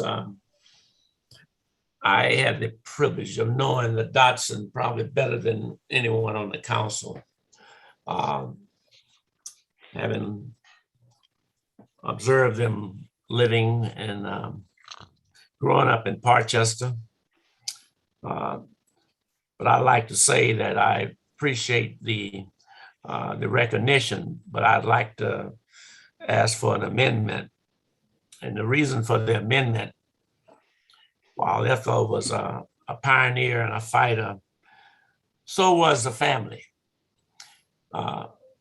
Reverend Dotson was a pastor of a church, and he was a pioneer in that respect.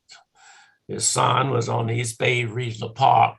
So I would respectfully ask Councilman Willis to make it Ethel Dotson and family. That would include other members who made significant contributions to the city of Richmond.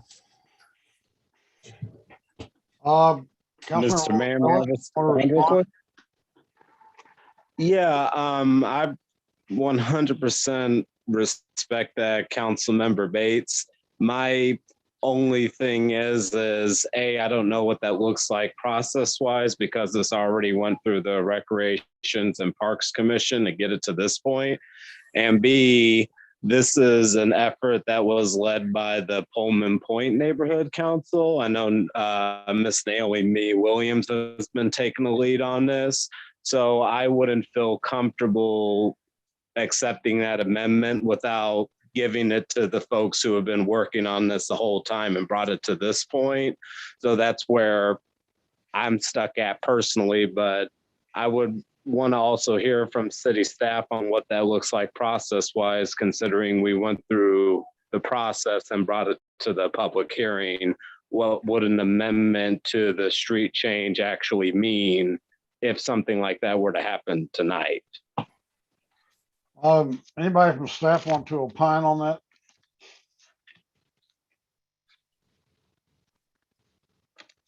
City manager, city attorney? Yeah, thank you, Mayor. I am looking for, so we do have a pretty clear process. What I would recommend is that we would refer it back to the Parks and Rec Commission to take a look at this, amend the suggestion for a change. Okay, Councilor McLaughlin. Yes, I think that, I mean, of course, if the people who put it forward wanted to change it, that would be fine. But because it was specifically from Pullman Neighborhood Council and Ethel had her historic building in Pullman, I think there was a real desire to name it in honor of Ethel herself. And let's remember, and I couldn't agree more about the whole Dotson family being really leaving their legacy on our community. But let's not forget that we changed the name of Bruner Marsh to the Dotson family Marsh. So there is a major project in the city that, you know, I'm riding my bike on all the time on Dotson Family Marsh and the wonderful plaque there in honor of them. We do have that named for the whole family. So this, I think, was kind of an effort to embrace Ethel in particular. And, you know, again, I appreciate the whole family, but I would think that this might be best to go forward as is.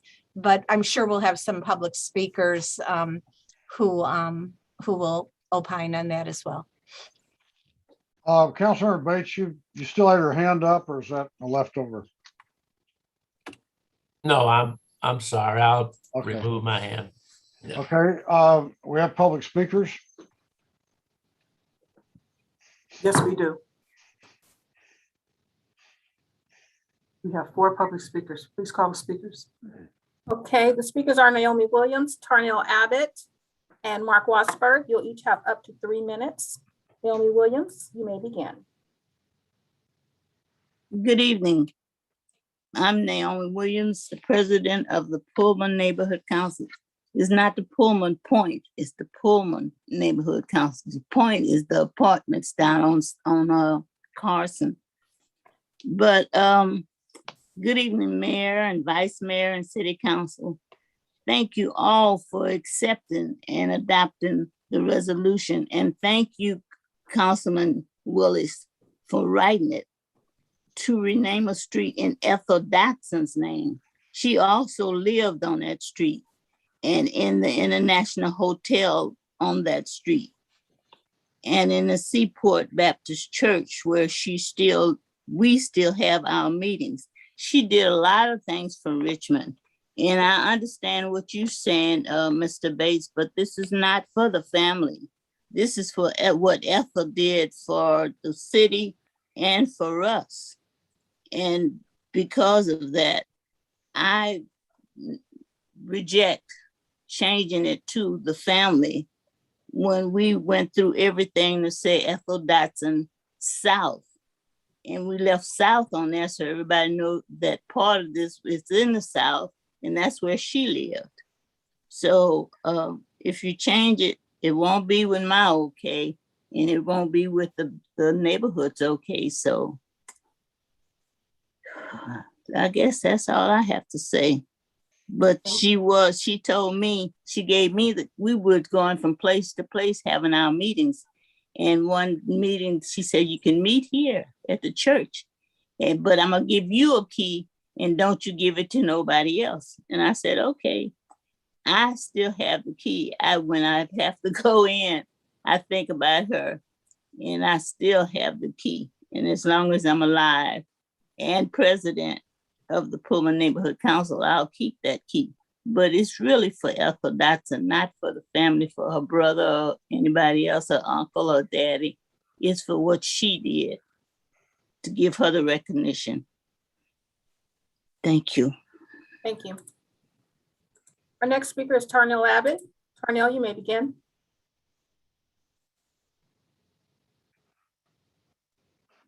Thank you, Tarnell Abbott. You can hear me, yes? Yes. Thank you. I have a poem for Ethel. Ethel Dotson, presente. How I miss you, my sister, my beautiful sister. So honored to be called your sister by you. Ethel, my beautiful sister, proud of carriage, beautifully coiffed, reflecting African heritage. Sister Ethel, fire in the heart. I will always feel your presence, woman warrior, for environmental and social justice. Sister Ethel, may the Orishas hold you in their hearts. Ife Efe, Yoruba African roots spiritual legacy. Ethel Dotson, presente. Lovingly, your sister, Tarnell. Ethel Dotson was a founding member of the Richmond South Shoreline Area Community Advisory Group, which formed in 2005 to ensure a residential level cleanup of the AstraZeneca former Stauffer chemical site, now called Campus Bay. Tonight in City Council, we have heard a lot about air quality and cumulative impacts, and yet not one thing about the toxic waste dump left on our South Shoreline by AstraZeneca that Ethel fought so hard to get cleaned up. This remains a pox on the land that Ethel was so dedicated to clean up. How dare you pretend that it's been cleaned up? How dare you? Let us give a legacy acknowledgement to Ethel for her hard work, her hard and heartfelt work of educating the community, of fighting for her people, and fighting for all of us to make sure that there was a real cleanup on our South Shore line. She grew up in the wartime housing, the Seaport wartime housing, and she died of cancer way too young. She always blamed it on the legacy of growing up at that housing, which was the former Stauffer Chemical, then became Zeneca. Now it's called Campus Bay. You know, this is the most highly toxic area in our community. And you cannot, in good Your conscience. time has expired. Thank you. Our next speaker is Mark Wasberg. Mark, you may begin. Yeah, you hear me? Yes. Yeah, I don't see nothing wrong naming, renaming streets after, important people that helped Richmond a lot, like Fred Jackson Way and stuff like that. But I'm kind of worried when you start changing names. It's like when you change that one name to the Taiwan people on that street. Now that was stupid. That was the most stupidest thing that the city council could ever do. These people didn't do a damn thing for the city of Richmond, nothing at all. And matter of fact, I think they should name a street after the mayor. They should call it Bud Avenue or Bud Street. I think that'll fly pretty good. You could probably put it in Point Richmond. I think the Butt family would be proud to have a street named Butt. I mean, that'll be the most funniest thing in Richmond. But you guys got to take this in consideration. I can see using our presidents or founding fathers or something like that. Somebody that did really like a war hero or something like that. But but I'll yield my time. Thank you. Our next speaker is Karidi. You may begin. Please state your last name for the record. Karidi, you may begin. Hello? Yes. Yes, I'm Karate Harmon, Ethel Dotson's son. Yes, I think that with you honoring my mother's renaming the street, that would be honoring my family also. So I don't see no problem with it just being Ethel Dotson, but it would still be honoring my Uncle Whitney and my grandfather Dotson, Richard, in a way also. And my mother did a lot of work on South Street. She helped the community a whole lot there. So I think it'd be gratitude for you guys to rename it after her. Thank you. Thank you. And that was our last speaker.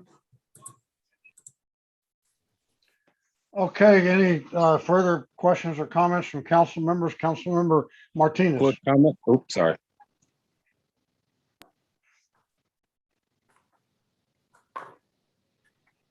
I'm sorry, I'd like to move the item Okay, as well, is. Councilor Willis has something, and then we'll go with the motion. Go ahead. Councilor Willis, you have your hand up. Yeah, quick comments. Sorry to the Pullman Neighborhood Council. I've done a lot of door knocking and Pullman points, so it's hard for me to separate the two in my brain. And with the comments from public comment, respectfully to Councilmember Bates, I'll just stick with the recommendation from the Pullman Neighborhood Council, the family, and also the Recreations and Parks. And I will second the motion with Councilmember Martinez. And thank you. Okay, we have a motion and a second. Call a roll, please, Madam Clerk. Councilmember Bates, Yes. Councilmember Jimenez, Yes. Vice Mayor Johnson, Yes. Councilmember Martinez, Yes. Councilmember McLaughlin. Sorry, Councilmember- yes. Councilmember Willis, Yes. and Mayor Butt. Yes. The vote is unanimous. Okay, that now brings us to item L1. Would you read that, please? Excuse Yes, me. item L1 under That's right, L1. Yeah. Under study and action session is to receive a presentation from staff to discuss and answer questions regarding potential or actual restrictions on sanitary sewer hookups in Point Richmond. Okay, I put this on there. This is not an action item. It's just an opportunity to clear up some confusing information that's been coming out about sewer hookups in Point Richmond. So looks like Public Works Director is going to make a presentation. Thank you, Mayor and council members. I'll request KCRT to put the presentation up. I do have just a really brief presentation, I think 4 slides to address this issue. The issue kind of was brought to our attention as we're issuing some building permits in the Point Richmond area. You can go to the next slide. And it really stems out of a letter, a will serve letter that the city provided to a developer back in February of 2020 that stated hookup to the sewer system that connected into the Keller Beach trunk line or sewer main was not allowed until the city completed an assessment, a condition assessment of that line, which is part of the requirement of our settlement with Baykeeper. And so as a result of that particular letter at the time, that particular building permit was stopped, or the developer was told they had to kind of figure out a different routing. And so since then, it has come back to staff's attention. You can go to the next slide, of what particular vacant lots are tributary to the Keller Beach line. And there's about 52 parcels that are impacted. And to the mayor's point, the council never officially adopted a moratorium, but staff, as a result of this particular letter, has told several those applying for permits that this is a requirement of the area. So at this point, our next steps, next slide, please, is really to come back with a report and a resolution kind of documenting the purpose of the moratorium for council's adoption. While that is happening concurrently, we are in the process with a consultant team where they've gone through and they've completed a closed circuit television video inspection and rating of the pipe. Now it's in the hands of another consultant who's taking that information and kind of assessing that and determining what needs to happen in order for it to, if there are any improvements that are necessary on the line, and then figuring out some funding strategies, and then being able to develop plan specs and estimates to make those repairs. Looking at possible construction in fall of 2022. And with that, I will take any questions you might have. Yeah, I had a quick question. So there, it appears that there is a de facto moratorium until such time as the city council actually adopts a real moratorium. Would that be a fair statement? Yes, sir. Okay. And the other thing I would say, and this is not addressed to you because you haven't been here long enough, but this has been a topic of discussion for years, maybe decades. And the assumption has always been that at some point that line is going to have to be replaced. And it'll probably be replaced in the street, Western Drive, Ocean Avenue, and those waterfront properties will probably have to pump up to it. So I would just ask that the steps you outline, that you try to expedite them and get this done so that people can utilize their property. Councilmember Martinez. Yeah, I'm just curious as to how the sewer lines run in Point Richmond. So these lines run to the pumping station at Keller Beach. Is that correct? So I don't know if you're able to see on the map, there's about half of the hillside drains downhill towards Keller Beach, and then the other half, there's a ridge line that it drains on the other side. So I think there's about 270 lots that drain into Keller Beach, with 52 of those being vacant and undeveloped at this point. Okay, so when they drain to Keller Beach, they drain to a pumping station, which pumps them to the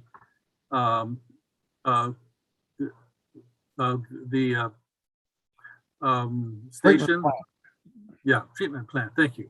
Yes, it actually, I believe it pumps through the, I think the routing is through the Dornan Tunnel, but don't quote me on that. Okay.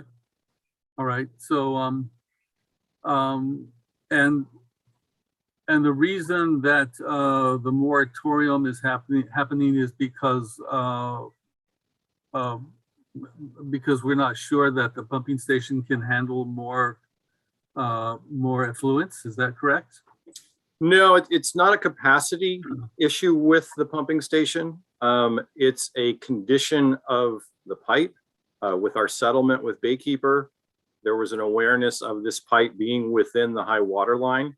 And Baykeeper was concerned that there was either inflow of seawater into the pipe or exflow of wastewater into the bay. So then the line would need to be replaced. Correct. Or somehow rehabilitated in place. That's part of what the consultant team is assessing. Okay. All right. For those who may not be more familiar with it, that line is actually buried under the beach. It runs along the beach, and it's often, it's often underwater. Certainly is at high tide. It's been there probably for over 50 years, maybe a lot longer. And if there's a failure or an overflow at any manhole, it just goes right into the bay. So that's why the Public Works Department has been looking at replacing it for literally decades, and they just never got around to it.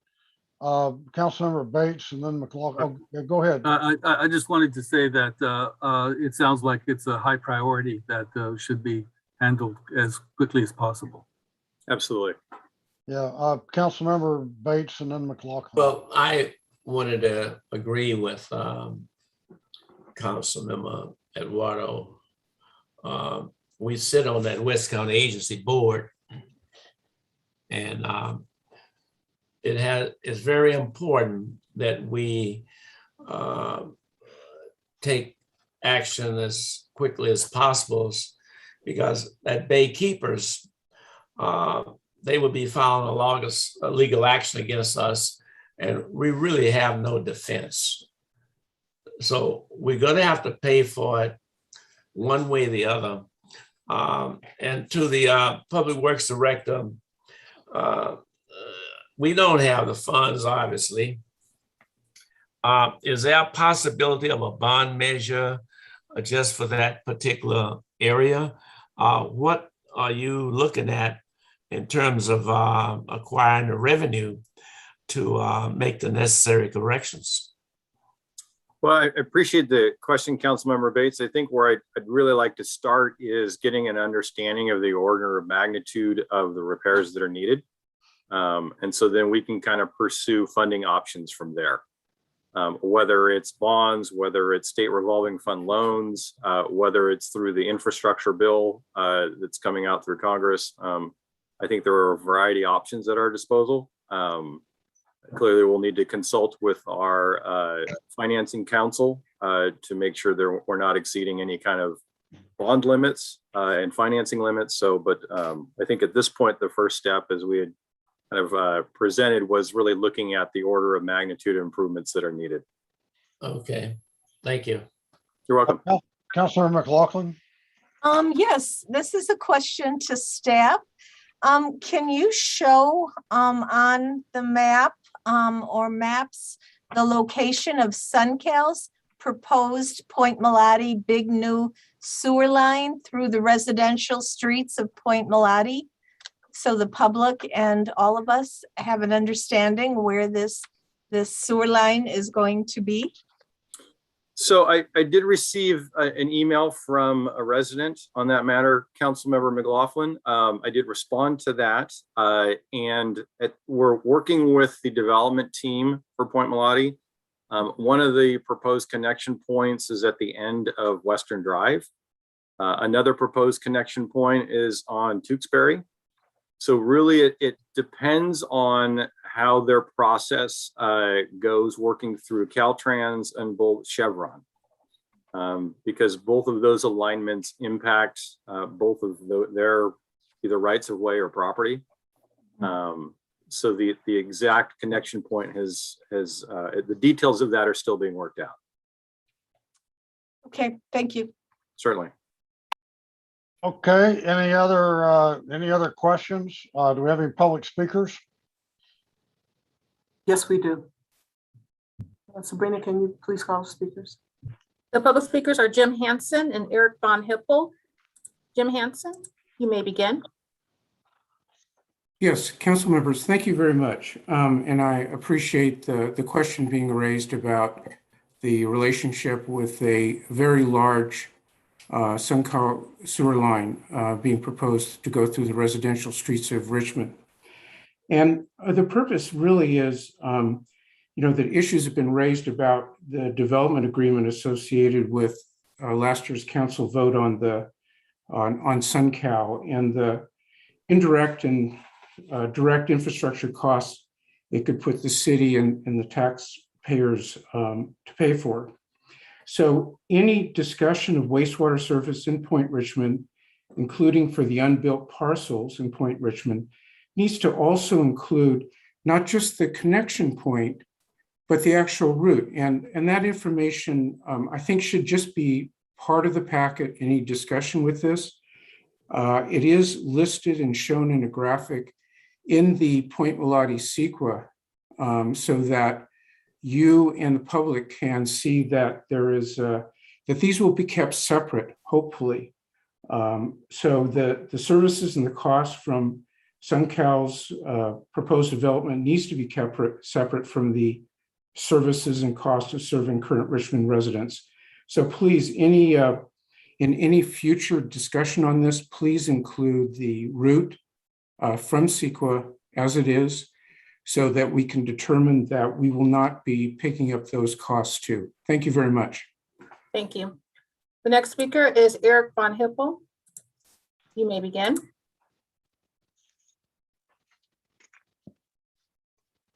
Here we go. How's that? All right? Yes, good. All right, wonderful. So, we're newcomers to Point Richmond. We bought with our daughter and son-in-law 700 Ocean Avenue about a year ago, and we are about $120,000 into a process of getting approval for a house right next door to my daughter. So we would like some sort of a accommodation to either hook up to the existing sewer or have the same accommodation that was offered to a developer at Western Avenue and Ocean Avenue, which was to pump up as a private small sewer line, to pump up the street a couple of manholes so that we could pump into something that does not drain into the lower pipe. And so we would not be adding to the burden of the lower pipe, but we would have a chance to build our house before all this is resolved as a workaround. And we would, be willing to pay the extra. Norm Hamchi is our advisor. We would be willing to pay the extra $50,000 to get a pump and a private pumping station and do this. So I yield my time, hopefully, to Norm Hamchi, who's around somewhere, maybe. Thank you. And that appears to be our last speaker. Okay, any further comments by council members? This was just an informational item, and it's cleared up the questions I've had. I guess the one question that maybe Mr. Leach could answer is whether a property owner could pump up to get into a manhole to a different main. So we're not going to answer that tonight, but maybe you could talk to that property owner, Mr. Leach. Okay. Absolutely. Okay. Councilmember McLaughlin, got a hand up? I'm sorry, I forgot to lower it. Okay. I had one last question Okay. to the Public Works. How many vacant lots in this area that would be affected? 52. 52. Yes, sir. So if they're all developed, that's a significant revenue stream. But Yes, the sir. question is, at this point, because of the sewer, we have the moratorium, and we cannot, we refuse to allow them to build. Correct. So I think it's serious enough from a revenue stream that we should try to expedite and move this as rapidly as possible to make the necessary corrections so that, you know, it's a nice area, and we've seen that it's an area that is very hot with respect to trying to build some homes in that vicinity. So, thank you. Okay, I think we're done with that item. Let's go to item L2. Would you read that, please, Madam Clerk? Yes, item L2 is to direct staff to develop an ordinance amending the Richmond Municipal Code to regulate permanent encroachment by adjacent property owners, such as fencing and landscaping improvements. I put this item on the agenda, and it's basically a direction for staff to investigate this and come up with a policy and maybe maybe an ordinance. This came up because there was a piece of property on Western Drive across from Keller's Beach that where the property owner, there's a 50-foot wide street right away there, and the property owner built a fence and enclosed about 2/3 of the street right away, and then after the fact came to the city of Richmond and asked for an encroachment agreement, and subsequently was granted an agreement. And the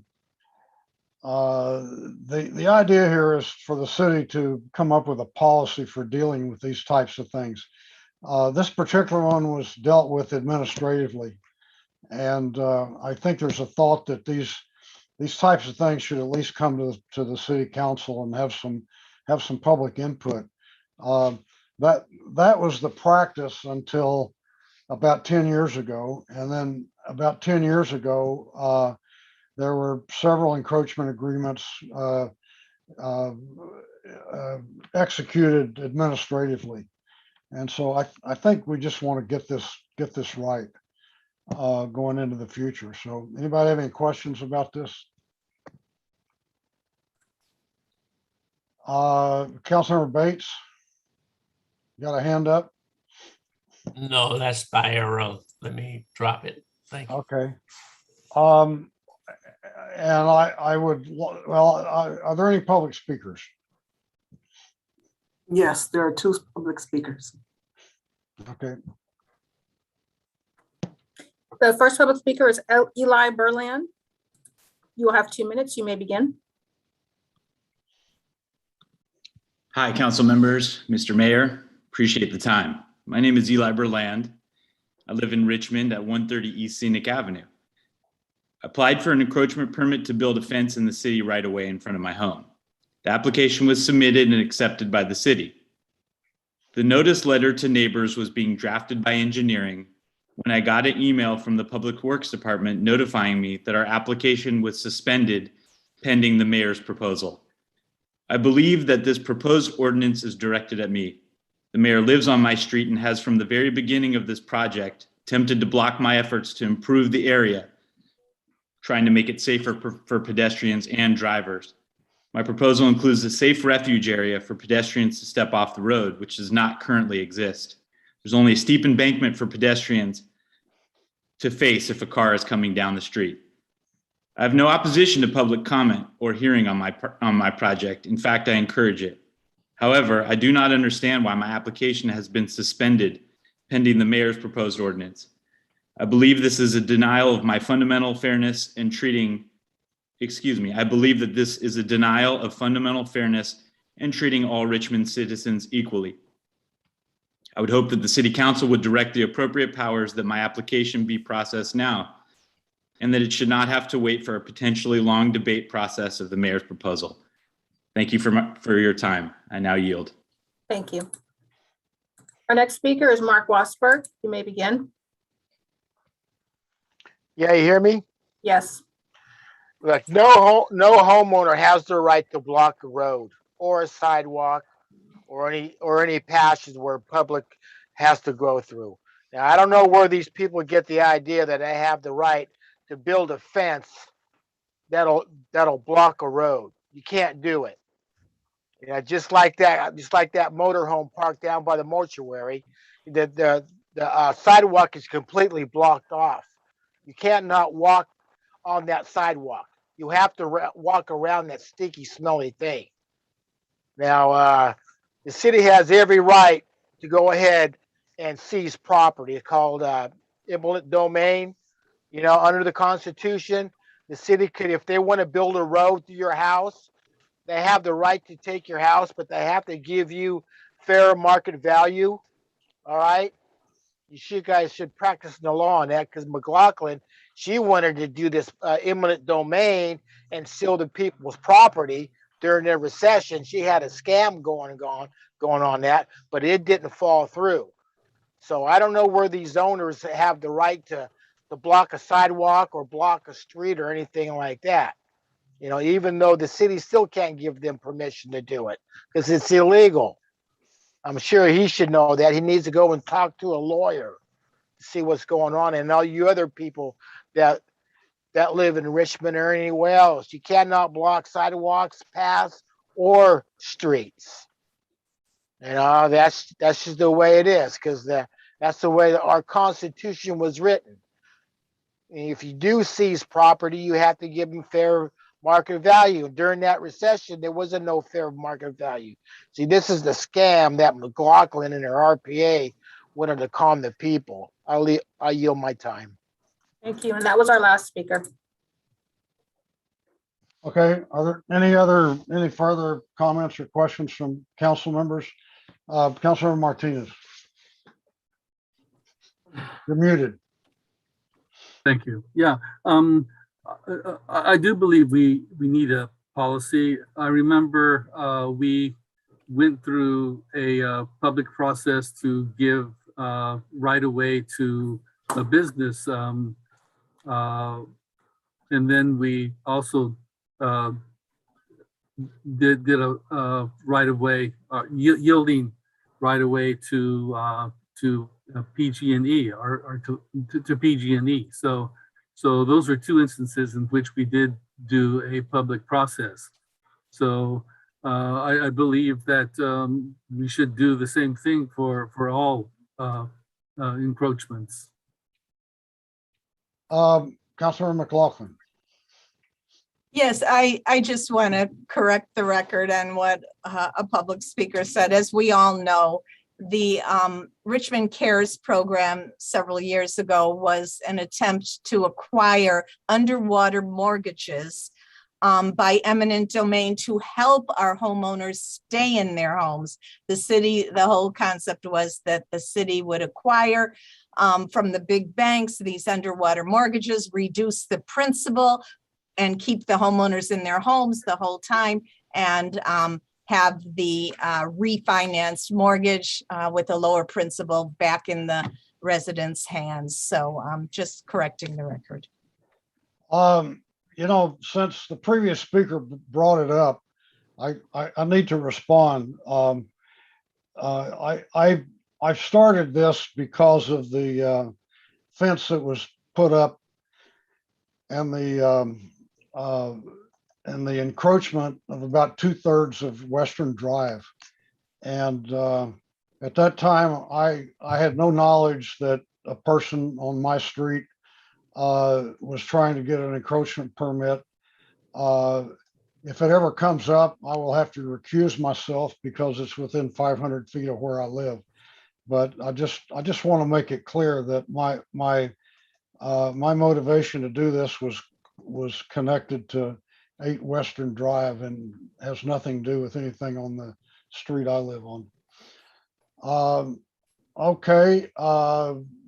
Any further questions? So do we hear from public speakers? Yes, we already heard from public speakers. Oh, that's right, we did. Okay, so I'll go ahead and move this. This is just direction to staff, that's all. So it'll have to come back as a policy later on. Is there a second? Second. Okay, we have a motion, a second. Call the roll, please, Madam Clerk. Councilmember Bates, Yes. Councilmember Jimenez, Yes. Vice Mayor Johnson, Yes. Councilmember Martinez, Yes. Councilmember McLaughlin, Yes. Councilmember Willis, Yes. and Mayor Butt. Yes. The vote is unanimous. The vote is unanimous. Okay, so the next item will be L6, I'm sorry. Yes, item L6 is to receive a presentation by Sohaila Bana from 94803 Emergency Preparedness Alliance, a group of residents in both incorporated and unincorporated Richmond / El Cerrito area with that shared zip code, who along with other community groups emphasize on the need for a regional wildfire prevention plan and adopt a City of Richmond resolution that resolves to make staff available to participate in negotiations and meetings to consider formation of a regional vegetation management joint powers agency to address fire safety in the East Bay area. So this is Councilor McLaughlin. Would you like to introduce this? Yes, thank you so much, Mayor Budd. We all know that wildfires have increased in number and intensity in recent years. The climate crisis has really exacerbated the problem, and that creates potentially devastating effects throughout the region of East Bay, including loss of life, habitat destruction, economic impacts, infrastructure damage, and public health hazards. And we know that wildfires do not stop at county or city lines. CAL FIRE has designated a large portion of the East Bay region as a high severity risk zone. And there are many individual jurisdictions responsible for wildfire prevention in this area. So we think and especially this group, and I think they have a wonderful idea here to have a coordinated approach and investment to really help mitigate the number and severity of problems. And that would be, the concept is to create a joint powers agency that will provide a structure and assistance to local governments and really undertake the management of vegetation on public property and enforce standards on private property. And so you'll hear more about this. I'll just end my intro remarks here by saying various organizations, elected officials have bought into this and supported this concept, including Supervisor Joya, Senator Skinner, Assemblymember Wicks, the Sierra Club, the East Bay Regional Park District, and Richmond Firefighters Local 188 are in support, and numerous neighborhood and community groups. So, we know the climate crisis is going to continue. We need to shift in terms of the fossil fuel industry, but at the same time, we need to protect our residents, protect the environment, so it doesn't get worse and doesn't have more harm to our community. So with that, I'll turn it over to Sohaila Bana, who is a Richmond resident and affiliated with this group called 94803 Emergency Preparedness Alliance. She'll tell us a whole lot more about it. So thank you, Sohaila, for being here. Thank you very much for this opportunity. Councilmember Gail McLaughlin, I really appreciate it. Hello, everyone. My name is Sohaila Bana. I'm with 94803 Emergency Preparedness Alliance community group. I'm going to talk to you about East Bay Hills Wildfire Prevention and Vegetation Management Joint Powers Agency, or JPA. This is a grassroots effort and advocacy Many community organizations have been involved in bringing this up to this point. And as you see, our group 94803 EPA is just one of the groups, and it was started basically by John Kaufman, Sue Piper, who I believe are present here in case you have questions for them about the Alameda County side of the JPA. So why do we need a JPA? As Councilwoman McLaughlin mentioned, wildfires are an increasing threat to all of us almost every month or every day during the fire season. For the past few years, we've been hearing about wildfires in California around us. And it has been a regional issue. Wildfires have been really wild. They don't know any boundary, any political boundary. They cross cities and counties. And it's very difficult to coordinate between different jurisdictions. So we do need some proactive coordination to manage for wildfire prevention. So what is a JPA? It stands for, again, Joint Powers Agency or Joint Powers Authority. The California government code allows for forming JPA of different government entities, city, counties, to share their common power and bring it into a larger organization or a JPA to exercise that common power. The members, again, could be city, county, public districts. It has the authority to impose taxes with voters' approval. It could ask for grants. It could get money from its member entities. It could hire contractors or expertise to provide advice. So what JPA could do is, in our vision, could develop a plan to reduce the fuel in the area, like a uniform code for vegetation management and wildfire prevention. It could raise funds when needed from the state and federal grants, or impose fees if needed. But it's even more than vegetation management. It could raise public awareness.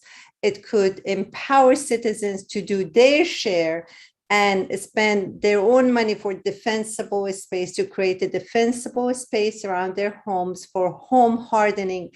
I have to say that even Richmond has such home hardening laws, but they have never been enforced. So we hope that JPA has an active role in promoting all this, and especially with respect to vegetation management. And it will protect sensitive wildlife habitats and plants. Having said all that, it is up to the participants, to the cities, counties, fire districts, who come together to decide what the JPA is supposed to do, what its structure is, what the scope of work is, and how it will be funding itself. Here is the map that we have created from the different CAL FIRE maps. If you look at CAL FIRE maps, they're usually divided into local responsibility area, or a state responsibility area, or federal responsibility area. Aside from all that, let's just focus on the fire hazard severity area. So you see, the darker the color, the more severe fire hazard is. And we live right next to the very high fire hazard severity zone. In case of a fire, just imagine if there is a fire there, it's going to spread fast. And usually wildfires happen when the air is dry and there are winds. And imagine Diablo winds or wind blowing from inland towards the bay. Then there will be an ember storm, and which travels usually miles per hour. So the entire cities of Oakland, Berkeley, El Cerrito, Richmond, San Pablo, all of them will be swept by fire. We don't want that. We need to take action. And here is an example, actually, why we need different coordination. It's just a little map of where I live in El Sobrante Hills. The landowners around me are the City of Richmond, West Contra Costa Unified School District, City of Pinole, EB Mud, East Bay Regional Parks, and in addition to the property owners, and of course, county. So I received a letter yesterday from residents in Carriage Hill areas that there is no fire break around them. They are Richmond residents. The city of Richmond is supposed to do something for their safety, but the fire break is supposed to be done by East Bay Regional Park District and also by EB Mud, who are doing their own share of vegetation management. But how are we going to do it? How is the city of Richmond going to tell East Bay? There is no coordination in practice. Theoretically, they should do their jobs. In practice, it doesn't work this way. So we do not have the needed coordination in place.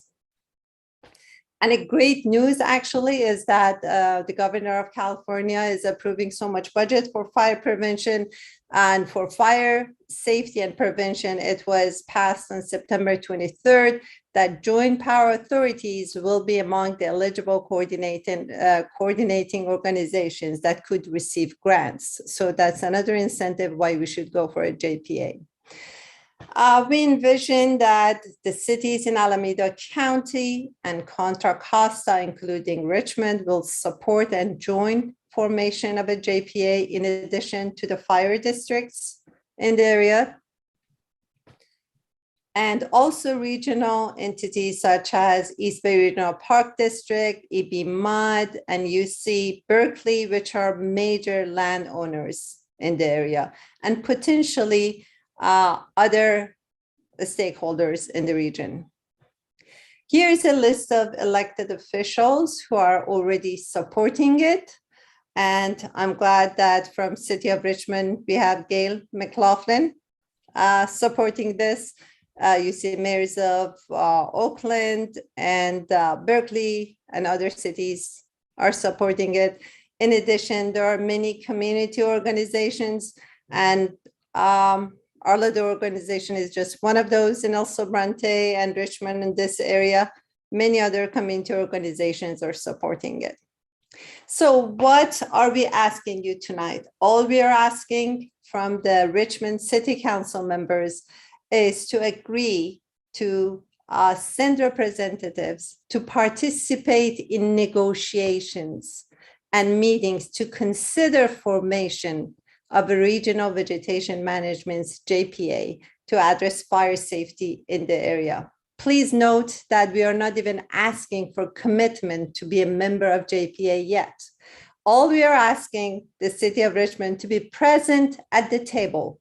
We hope to have the first meeting towards the end of October or beginning of November, and we are asking the City of Richmond to participate in the negotiation to define the structure of JPA, its jurisdiction, its funding, etc. Thank you very much.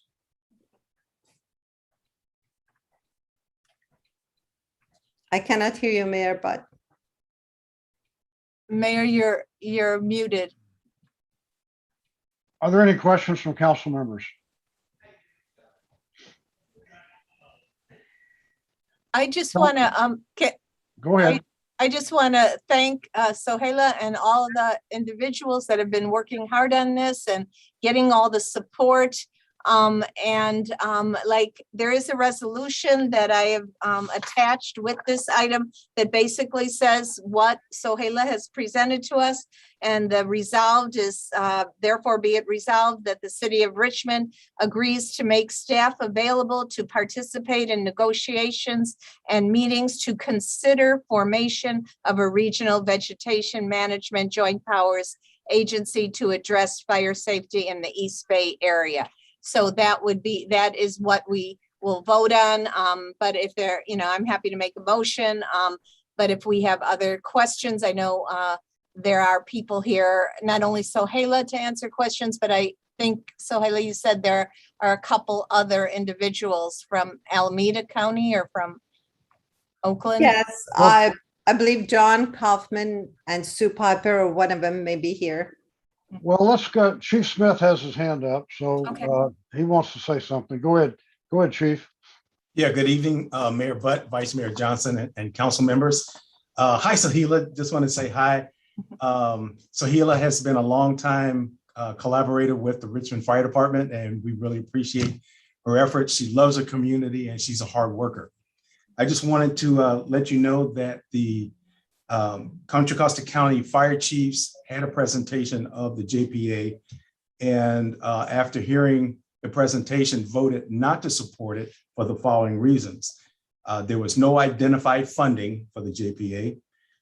There was no identified list of what was going to be accomplished with the JPA. And for Contra Costa County, it was heavily focused on the West Hills, and it didn't cover the entire county. And then lastly, the county chiefs felt that it's redundant with the fire safe councils that are already in place and are doing a lot of, and are tasked to do a lot of the work that the JPA wants to form. So we feel that there's already a system in place, and that should be utilized. Okay, thank you. Any questions for the chief or any other questions from council members? Councilmember Jimenez? Yeah, there is a mention about like this GPA will do some vegetation management, and I wonder what is being done right now in the current, and by whom? I'm sorry, am I supposed to answer it or Chief Smith? Who's that question for? Whoever has the answer, like she has some ideas about what is done, and you, so As far as I know, thank you. As far as I know, and Chief Smith can add to it, the city of Richmond currently does not have the budget for vegetation management. We do not have it in place. The county does have the budget. So what they do, they issue citation, and if you don't do it, they will do the work and then fine you, so you have to pay the fee of the work. The city of Richmond does not have the budget for that. The fire department does not have it. We do not even have enough inspectors. And what Chief Smith said about not all the fire chiefs having been bought into this idea, part of it is that the structure of the JPA is not clear yet. And obviously, without their participation, we cannot have a clear picture of what it is to present to them. They have to come to the table, participate, and illustrate what they would like to have. So it's like, chicken and egg question. Without one, we cannot have the other. We would like to have all the parties at the table. Another issue is the budget. Some of them are afraid that if we come together, their budget may be given to other areas that need more budget. Please keep in mind that we are only as strong as the weakest link in the chain. So it only makes sense to have the budget for all the jurisdictions in this wild area for this regional solution to work. And many of the cities are coming. Many of the fire districts are coming, and we are asking the city of Richmond to please join. We understand we still have the work to convince all fire districts to come. The negotiations are going on. There is no certain no yet. We have certain yeses, but we continue working with other parties and bringing them to the table. Thank you. Okay, any other questions from council members? Councilmember Martinez? Yeah, when I first saw this, it brought to mind the meetings that the City of Richmond Fire Department was having with the county in terms of fire management. When I went to the website, I saw that there was an organization or a district organization that did not include Richmond. It actually included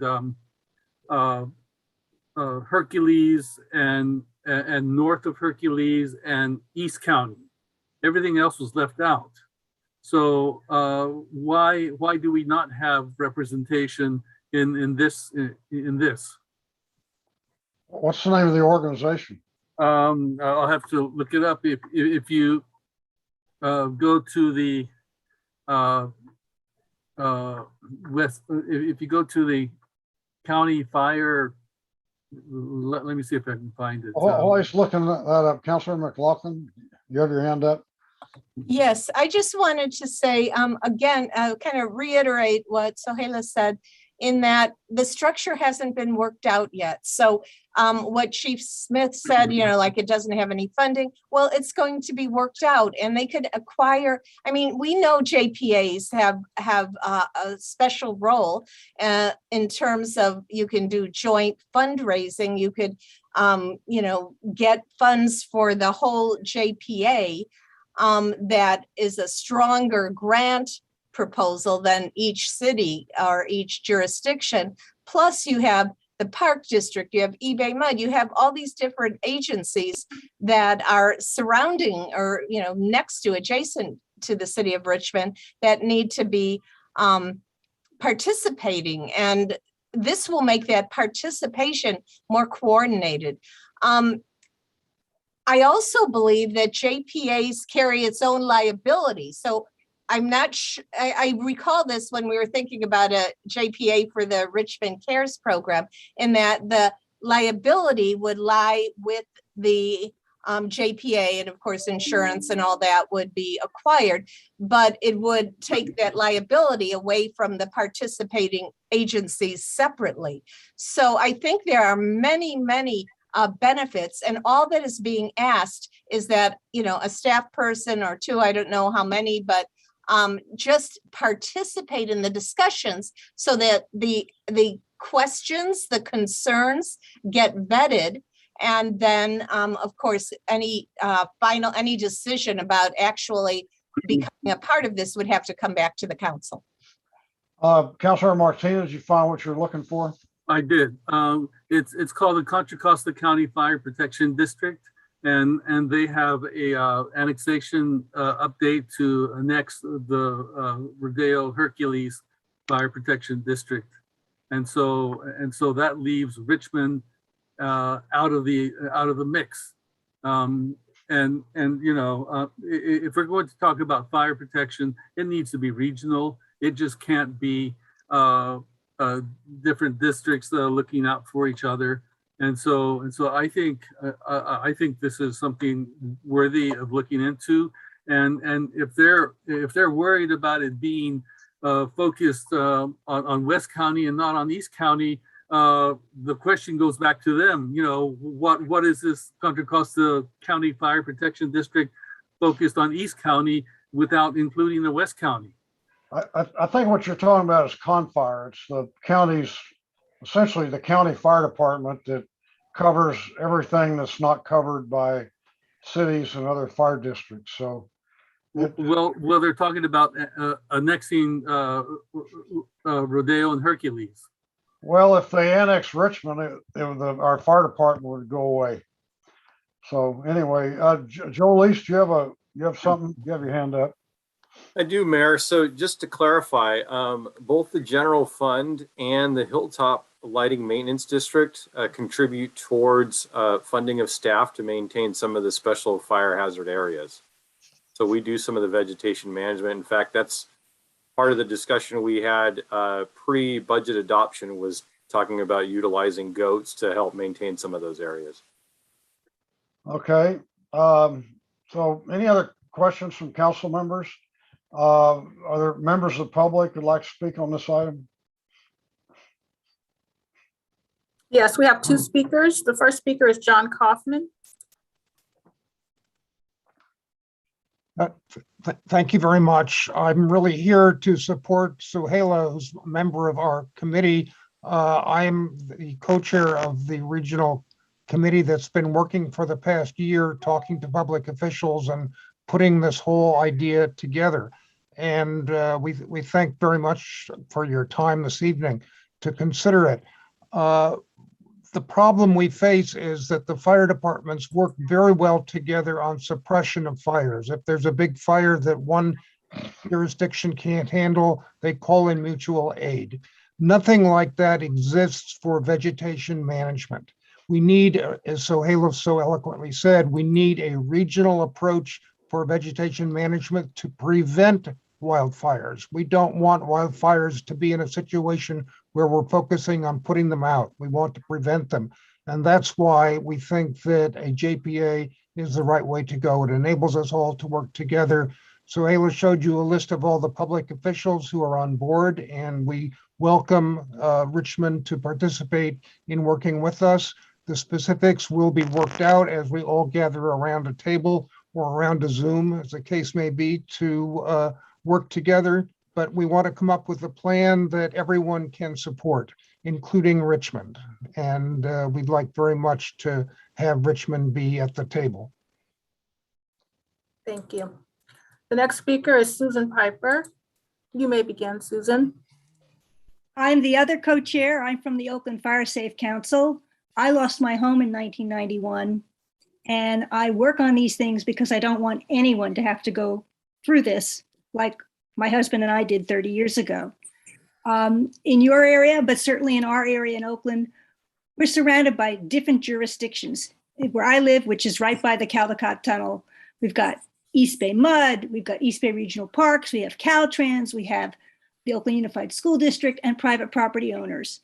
And as Sohaila said, they all do their thing at a different time of year. So if a fire should come, I'm at the mercy of the property that didn't do their work. And our hope is that by having a regional JPA, we can plan together, we can look at neighborhood fire breaks, not just individual fire breaks. And sometimes that means working with different jurisdictions so that they're working with the same standards and that they're timing it in the right way to protect everybody. That is not happening with the different fire safe councils. It's not happening right now, and we need to have it. So we do hope that Richmond comes to the table. If you've got concerns, that's fine. Put them out on the table. We'll hash them out. This is open to whatever the group that participates wants it to be. So we hope that you'll support it. Thank you. Thank you. Our next speaker is Mark Wasberg. You may begin. Yeah, you hear me? Yes.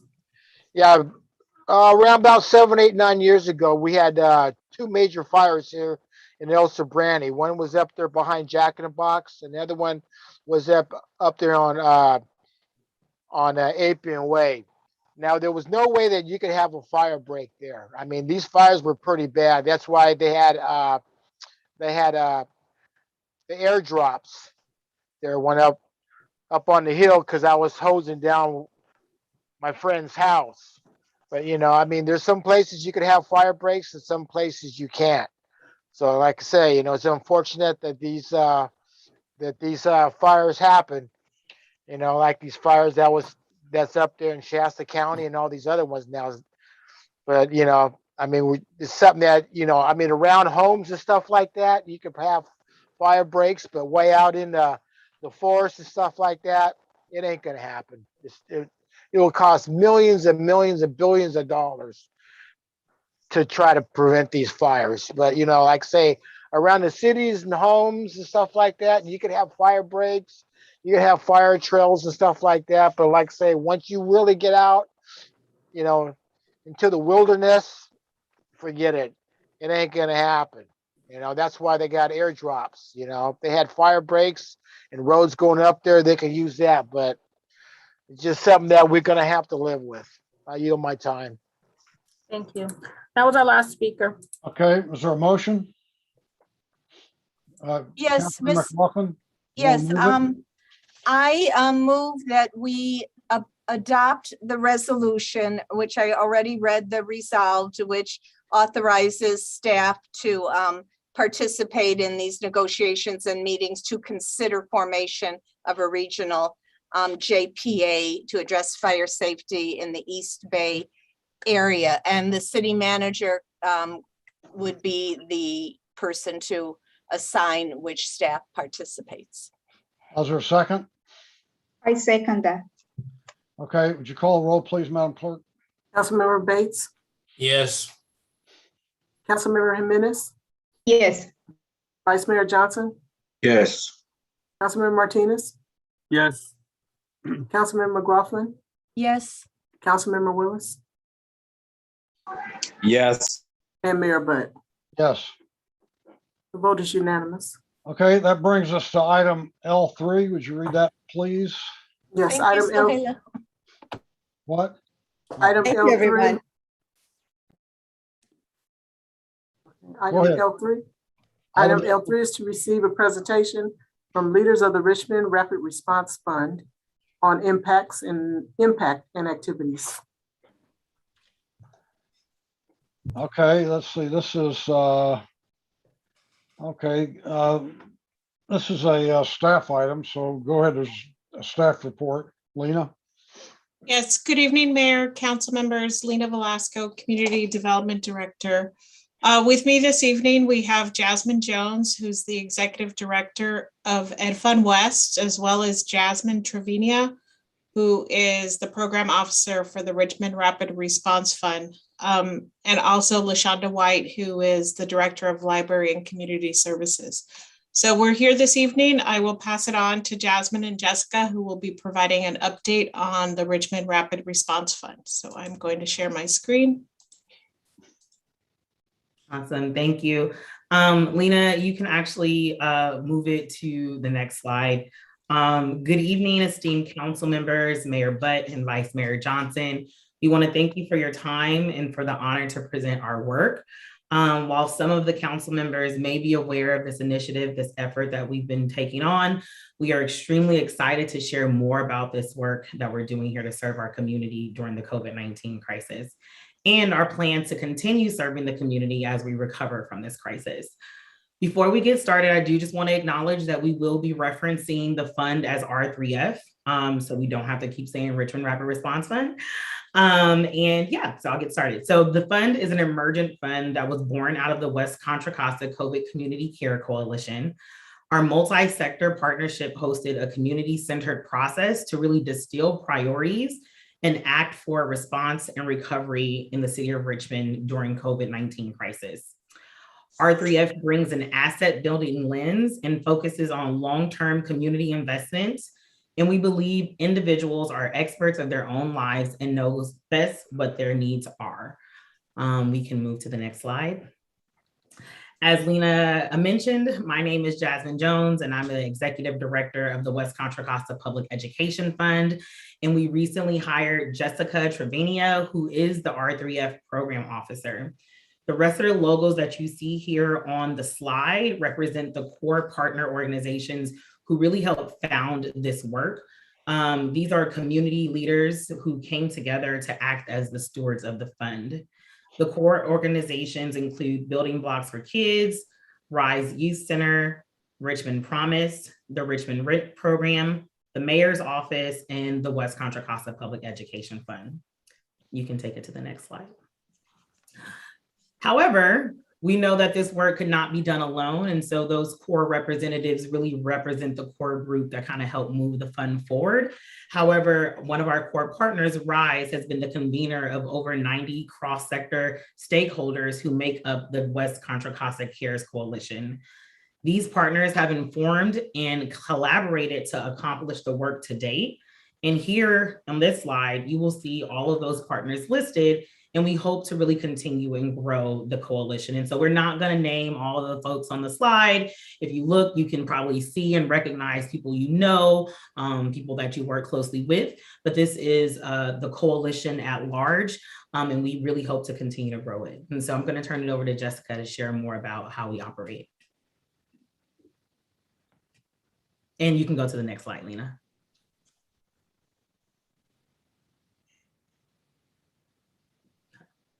Thank you, Jasmine.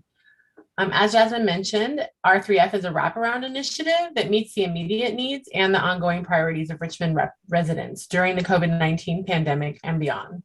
So R3F is built on community engagement, and this coalition includes community partners, nonprofits, the city, the school district, the county, local and regional coalitions, and funders. So R3F brings together more than 90 organizations representing diverse community groups. And because these organizations have long-term trusting relationships in the community, we've been able to act quickly in response to COVID-19.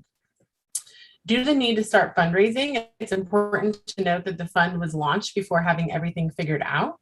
It was a labor of love. To date, R3F has raised $1.4 million, leveraging the original funding that came from the Hellman Foundation, the mayor's office, and the CARES Act funds from the city of Richmond to build this incredible collaborative effort. Next slide. Oh, no, keep that slide, please. Our society has been historically built upon and is still built upon inequities and an unfair and unlevel playing field. So these inequities touch almost every aspect of our society, including education, healthcare, wealth building, and housing. So with this understanding and through community engagement, we focus work towards 5 priority areas. These 5 areas are indicative of the gaps and possibilities to invest in and collaborate on for a vibrant Richmond recovery.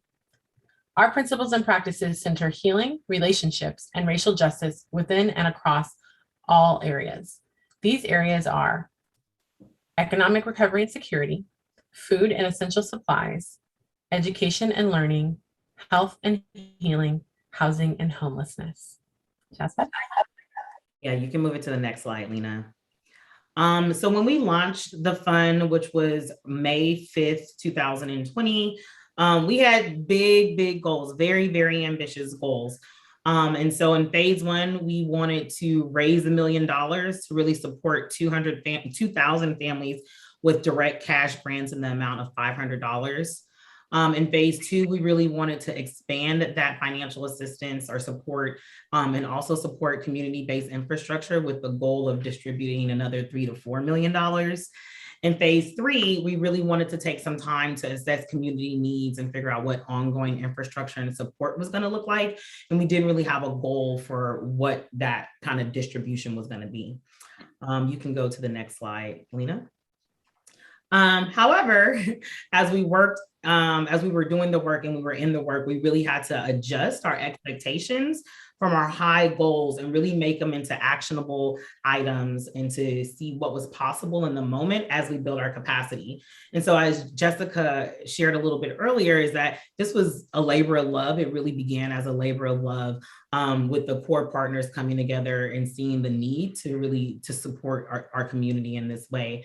And as we grew the capacity by way of hiring Jessica, we are now able to continue to grow and figure out what the long-term vision of the fund can and should be. And so we really mobilized and responded very quickly at that time, and we were able to assess more astutely as the pandemic went on and as we moved towards recovery while responding. By taking a pause, we were able to make connections that moved the work forward. And so this slide really highlights what we were able to accomplish to date.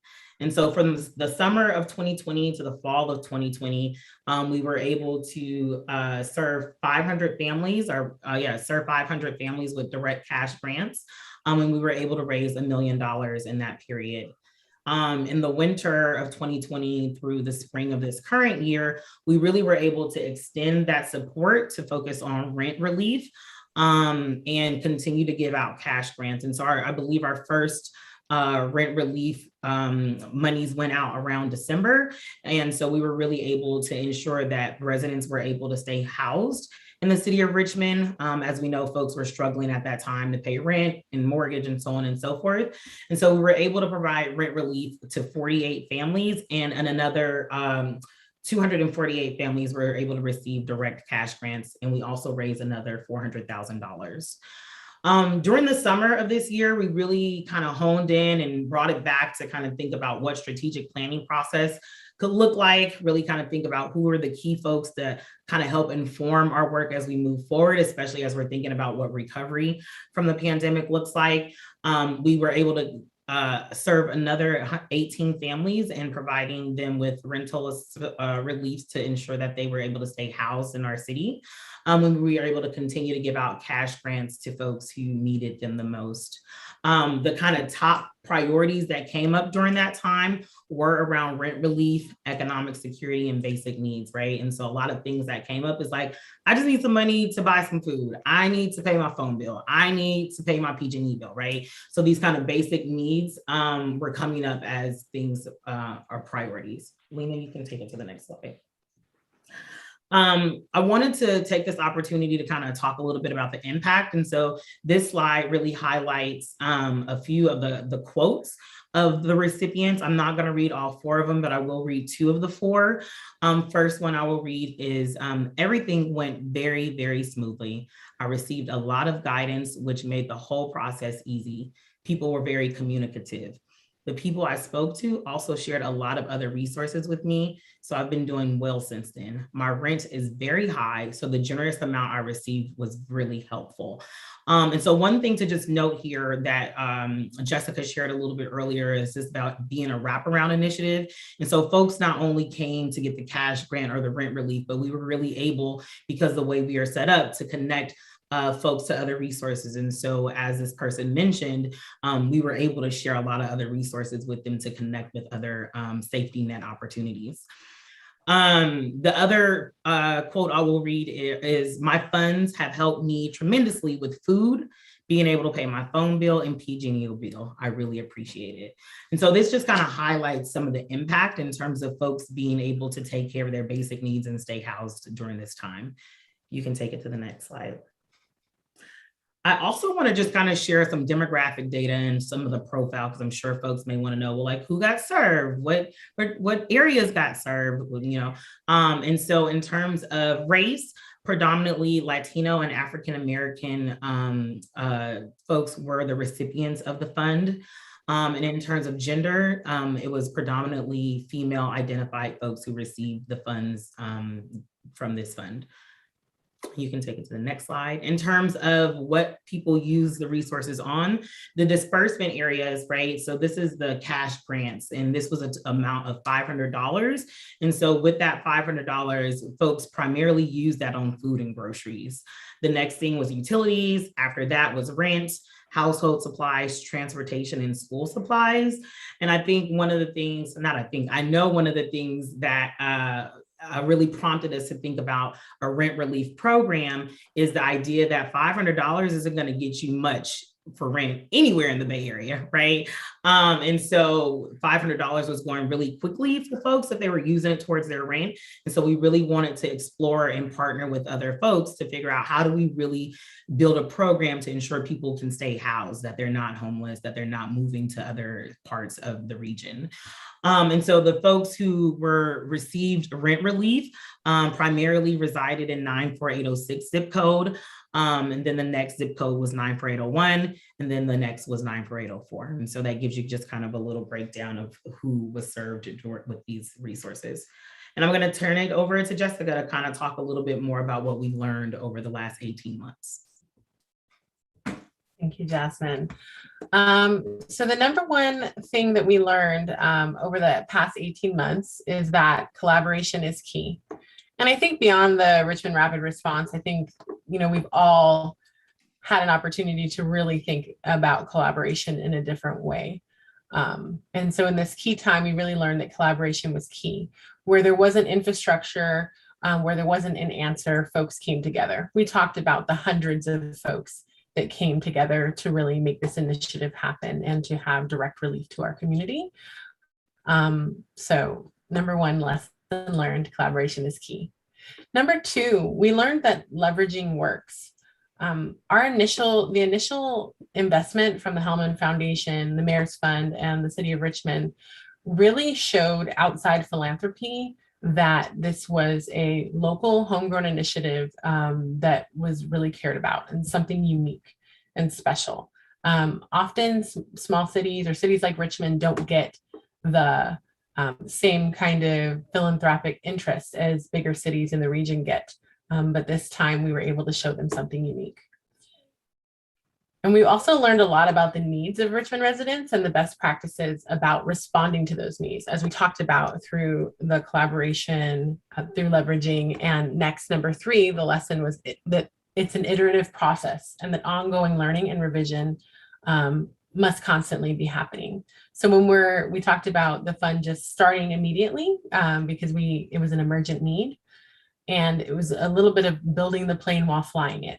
So in that case, we know that as things are shifting locally and on the world stage around the pandemic, we're going to have to continue learning about what policies, what opportunities, and what type of collaboration we have for success and for recovery. Number 4, we recover and respond concurrently and aim towards a sustainable future. And that's really, again, we responded emergently as a crisis and rapid response. But the real call for the community is long-term recovery and really thinking about what community stabilization can look like. Many of the gaps that we've seen here in the pandemic are gaps that were already here, and a tremendous opportunity for us to continue to learn together and grow together to respond and recover at the same time. And before we go to the next slide, actually, before we go to the next slide, Lena, if you want to just go back there, I do want to just underscore the leveraging part and the collaboration is key part. And just give a shout out to the city for allocating the $150,000 from the CARES Act to really support this effort. One of the things that I've learned in being in development work, both from being a fundraiser and also being someone who gives out money, a philanthropist, if you will, that the foundations and the philanthropic community really look to cities who are investing in the initiatives that are really born from the community, right? And so the fact that the city threw down those dollars behind this initiative and really backed up the community's vision around this really allowed us to leverage way more dollars than we probably would have otherwise. Folks often say, well, what does the city think about this? Where's the city at about this? How is the city backing this up? And so the fact that there are city partners at the table actually helping to inform and steward it is also, I think, really indicative of this collaborative multi-sector process. And so I'll stop there and give it back to Jessica. Absolutely, Jasmine. Thank you. I absolutely appreciate it. Collective impact is nothing without the city behind us. So thank you very much. During the initial crisis period, we focused on rent and economic security, as was outlined before. And we learned that, while $500 makes a huge impact for families, that this kind of intervention is not enough to stabilize folks. And so that we have to start thinking about interventions that have a long-term kind of upstream coordinated effort. So we are going to continue to coordinate and strengthen our efforts to reduce evictions and displacement, especially in the wake of the moratorium being lifted. But we're also clear that we need to move upstream in our collaborations and move up into a recovery framework and build a continuum of investments and strategies for an equitable recovery.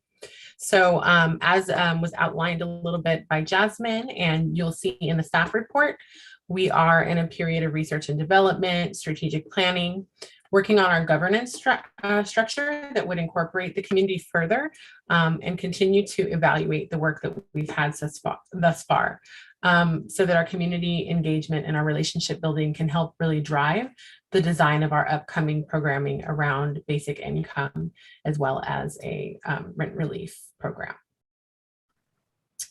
Thank you. And if you want to move it to the next slide. One thing that I do want to recognize is that we understand and know that there are council members too that are looking into and exploring various different things around targeted income or basic income. And we really want to figure out ways, we definitely hold that close to us and part of our learning and figuring out how we partner and support the city in that way.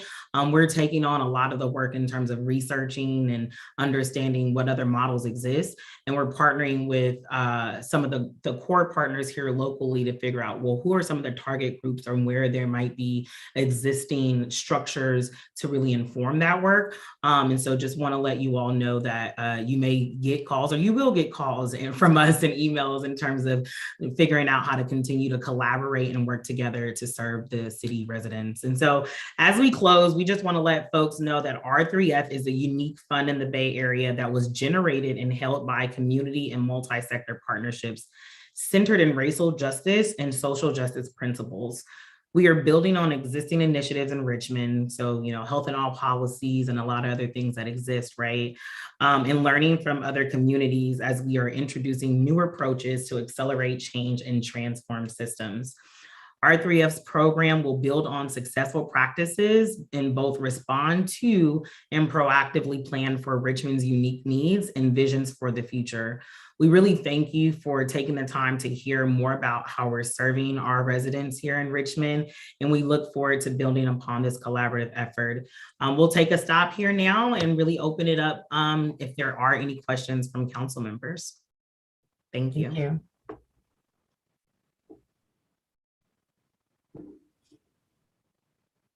I think you're muted, Mayor, or we can't hear you. Unless your earphones or something's not, your sound isn't coming in. Can't hear you, Mayor Butt.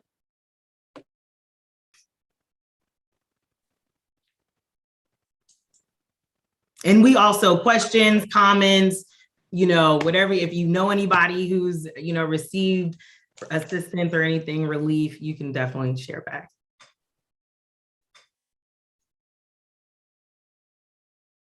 Was the mayor able to join us?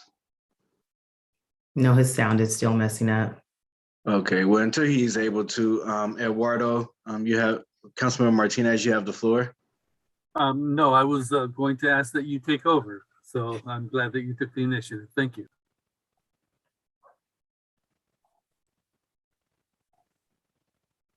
So as the present, Councilmember McLaughlin, please feel free. Thank you, Vice Mayor Johnson. I just want to thank you all for the wonderful work that you have done and are doing, and how your dedication to our community and your heart is leading the way, has led the way, has had so many accomplishments that has helped our community during this critical period, and now wants to help stabilize the community further. I'm very impressed and very supportive of the work you're doing. So keep up the great work. Mayor Butt, are you able to join us now? I'm not sure what's happening either. I see no other hands up for this item. So if it's all right with everyone else, this is not an action item. This was a report. So we can go on to the next item on the agenda. Madam Clerk. Excuse me, Vice Mayor Johnson. Yes. Does there happen to be any public comments? Right. My apologies. Madam Clerk, do we have any public speakers on this item? No, we do not. All right. So we Before we can move on, sorry, Vice Mayor Dennis, I do also just want to shout out the staff in the city, right? Because there are multiple city departments that are coming to the table to really inform this process. The Richmond Rent Program really took on a big, huge chunk in really helping to create the rent relief program. And we're really looking forward to how do we really have something more stable and ongoing for our community, right? And so really just want to underscore the staff support in supporting residents in the city of Richmond. Yes, most definitely appreciate the staff as well as everything that you're doing. And I look forward to continue conversations around universal basic income that you and I have started. So with that, we can move on to the next item on the agenda, which is L4. Yes. Madam Clerk, if you can please read that into the record.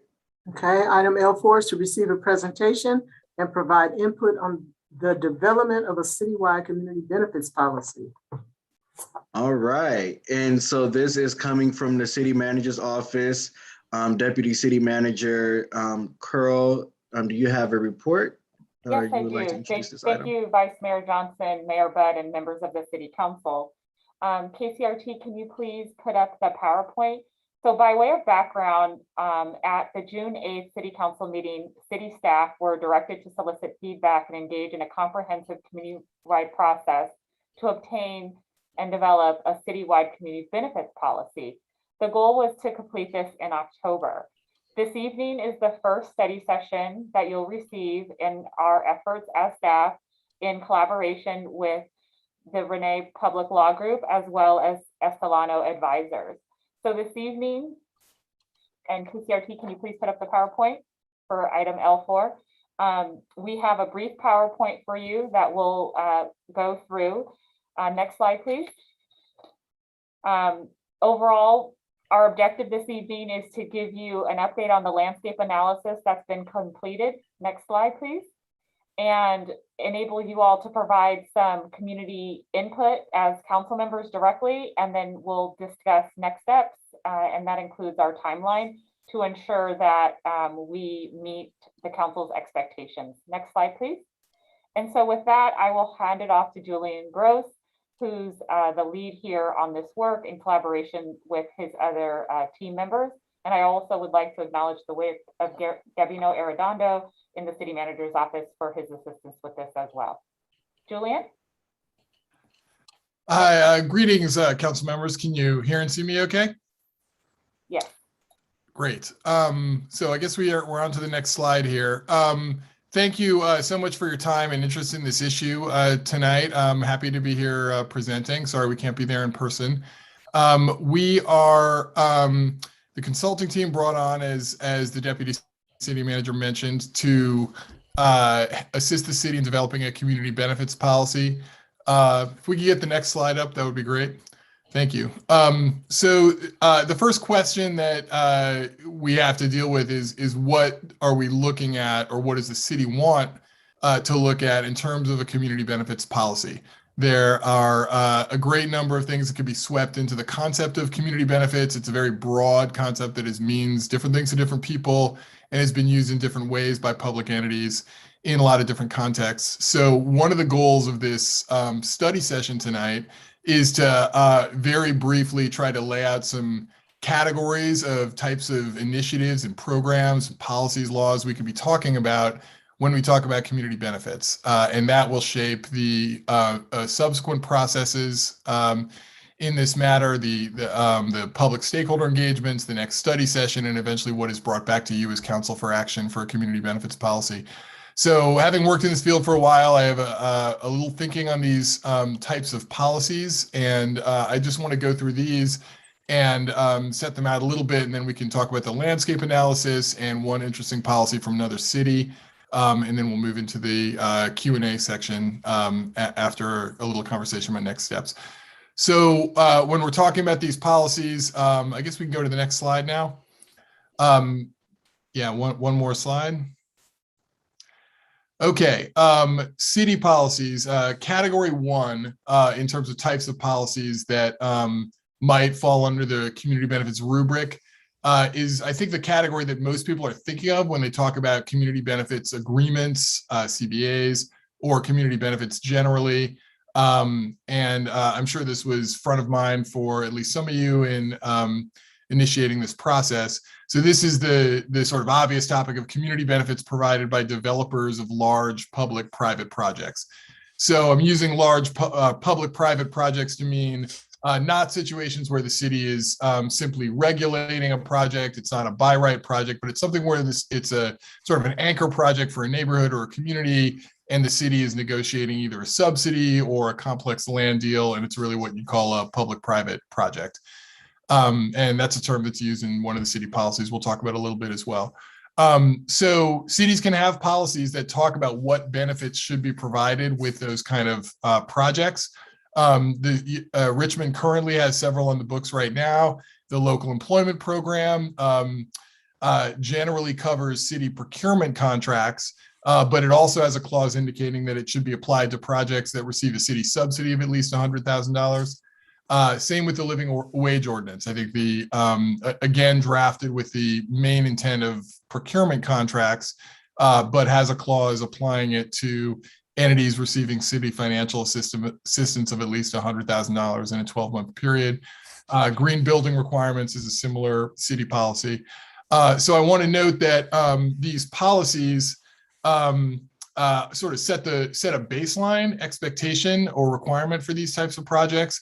But because the city is negotiating development agreements or lease agreements or subsidy agreements or other kind of negotiations on these projects, there is an opportunity that I know the city has done on multiple projects in the past to negotiate community benefits on a case-by-case basis. So that's a normal part of it. Many people think of that as the main part of the community benefits negotiations on these kind of projects is the specific negotiations around the documents. But as noted, you've got laws on the books already in the city with at least some kinds of community benefits that sets a baseline for those kind of projects. Next slide, please. So one other thing I wanted to flag about this category of large public-private projects is you do have a local model that I consider very sophisticated in the field as compared to what you see in other cities, or at least it's very unusual and interesting regarding the process by which community benefits can be negotiated and discussed around the approval of public-private projects. So this is in the Richmond-based specific plan. It's in your books right now. Section 6.6 of the plan flags a few of the minimum community benefits I just described on the previous slide, but also goes on to define public-private projects and impose some process requirements or establish some process expectations for those kind of projects. It requires early public release of key terms around the project. Early meaning earlier than is required by the Brown Act. So it's, I think, a 14-day period there is what it envisions. And it talks about for financial support and community benefits, that stuff gets laid out with a little more of a time frame prior to the actual vote on those terms or the deal as a whole. And it requires a study session when feasible. There's an exception when the project is really under a strict deadline, but the baseline is to slow down the process a little on the key terms, get them out there for the public, and have a little more chance to discuss community benefits. So that's on your books now for the Richmond-based specific plan. And a natural thing you might consider would be whether that's has worked well and is a good policy you want to tweak or consider expanding on a citywide basis. Next slide, please. At this point, I'm going to turn it over to our co-consultants, Estelano Advisors, who've been working on the landscape analysis with regard to the terms of city procurement contracts, which is the second category I mentioned at the start. Cynthia? Thanks, Julian. Good evening, everyone. Good evening, Mayor Butt, Vice Mayor Johnson. For the record, my name is Cynthia Guzman. I'm a principal at Estelano Advisors. I'll continue doing the overview of the community benefit type policies you all have on the books. So the slide in front of you at the moment shows examples of policies that govern city procurement and contracts. I won't go through everything in detail. I understand that there's a fair amount of detail in the staff memo and attachments. The living wage and local employment provisions that Julian described just now also fall under this category too, but are not listed here since Julian has covered them at length. But I will note just a few things on the slide here. First, there's the fair chance hiring, or I think as it's more commonly known, the ban the box policy that bars employers with 10 or more employees receiving city funds from asking about an applicant's prior criminal conviction during the initial application process or at any point in the hiring and employment process. So you all might be familiar, but in 2018, California passed a law making this apply statewide. We understand that there's also a fair chance housing law on Richmond books that applies to affordable housing developers who receive any kind of city, state, or federal, or city or state funds. These kind of laws just decrease barriers for justice-involved individuals to obtain employment and housing. I'd also like to quickly highlight the business opportunity ordinance that you all have, which is created to just create more opportunities for Richmond-based businesses, small businesses, and nonprofits to compete and receive their city contracts. The law currently states that the city needs to allocate a minimum of 25% of its contracts to Richmond-based businesses, with 10% allocated to local small businesses or nonprofits. And the policy applies to construction-related contracts in excess of $100,000. Next slide, please. I'll quickly move on to category 3, which is community benefits in land use and housing regulation. One ordinance I'd like to highlight is the inclusionary housing and linkage fee, which establishes requirements for developers to include affordable housing units in their projects with the purpose of increasing affordable housing stock in the city of Richmond. Developers can also pay an in lieu fee or a fee in lieu of constructing the units if they meet certain requirements. Next slide. Just continuing with land use and housing regulation, We've got here a policy that talks about percent for arts for private development, which establishes requirements for private developers within the city to contribute 1% of total development costs towards public art. We also have an anti-harassment as well as a fair rent just cause for eviction homeowner protection sections, which provide various protections to tenants, landlords, and homeowners respectively. Next slide, please. Finally, the transportation demand management establishes that certain developers need to follow a set of requirements to further the transportation goals of your local and regional transportation agencies. Things like reducing vehicle miles traveled, expanding mobility, maximizing use of transportation systems, and promoting environmental sustainability. Next slide, please. So this final category of community benefits, we haven't started looking at this category just yet. We wanted to put it up here because we're really looking for council direction on whether or not this is something that you all want to dive into. These are community benefits funded through discretionary financing mechanisms. I'm sure you've all heard a lot about enhanced infrastructure financing districts or EIFDs, community facilities districts, community benefits districts. This could be some areas of further research if there's interest from the council, and we'll have we hope to have a Q&A in just a bit so we could hear more of your thoughts on this topic.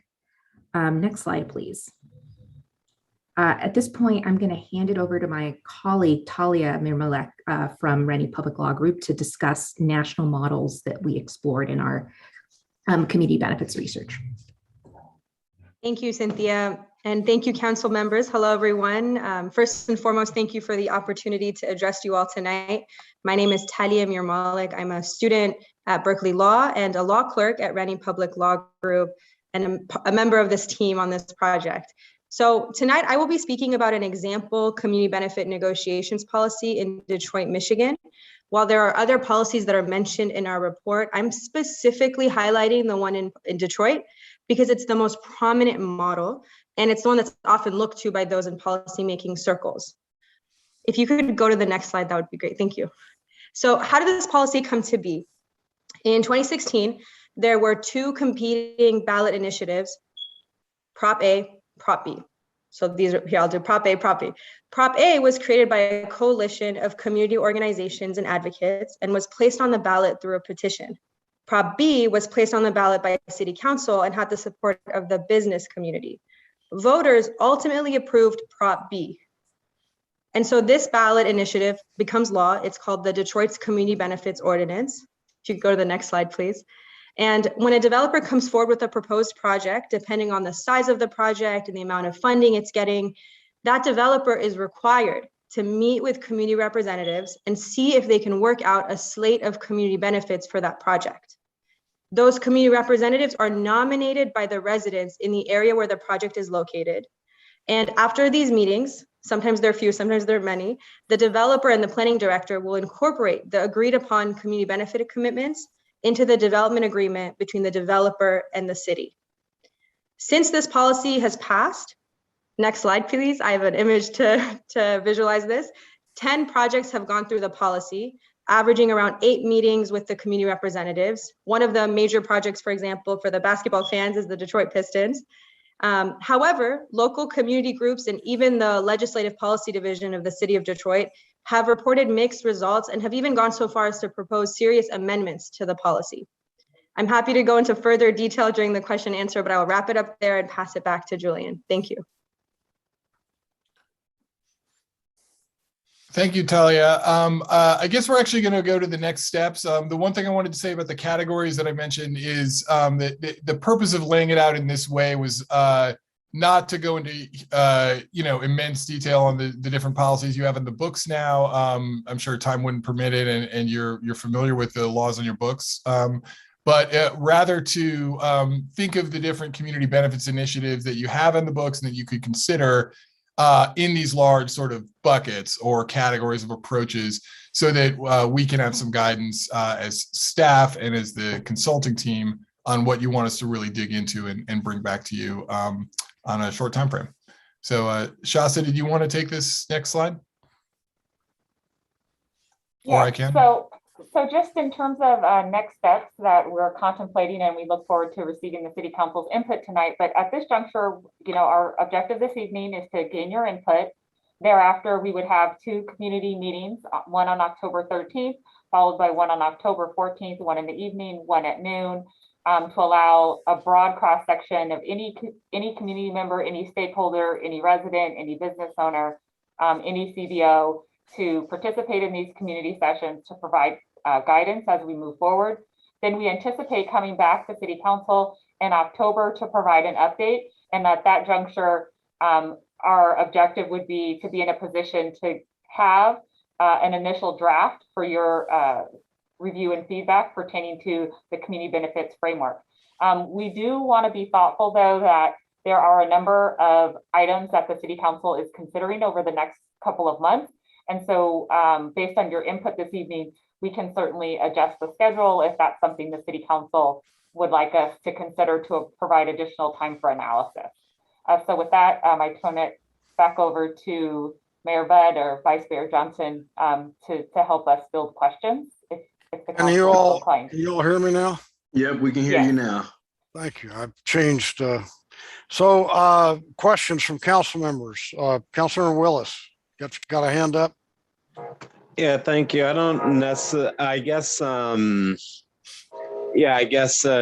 only question and followed by some comments would be reiterating, like, when do we plan on having the first community meeting and what the outreach is going to look like.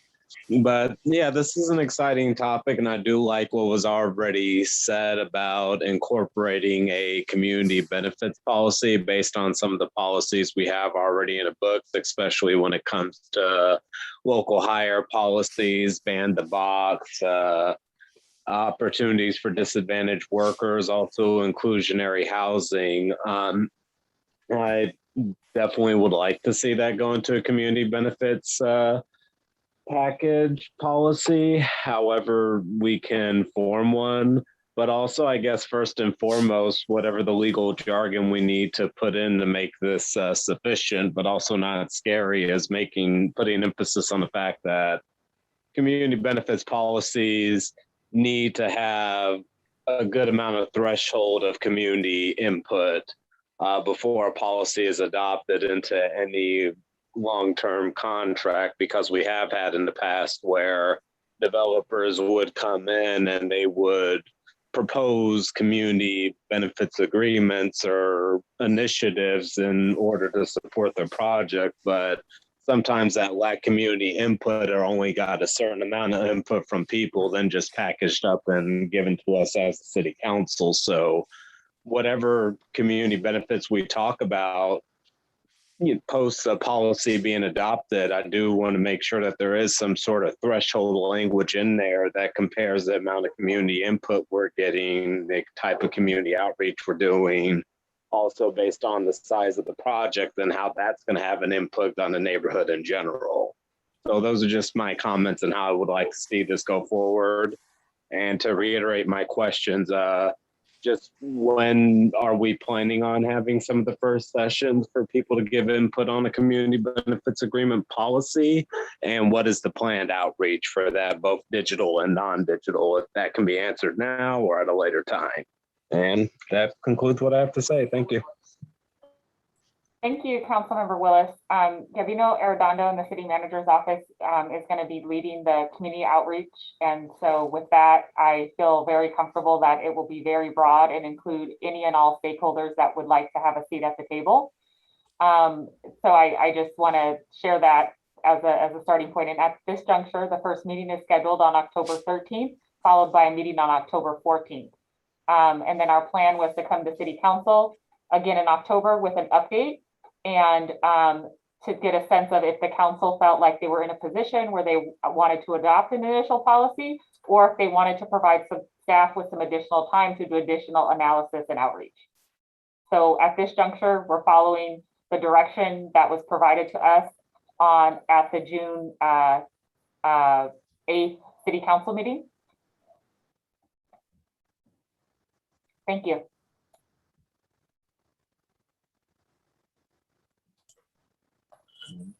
Mr. Mayor.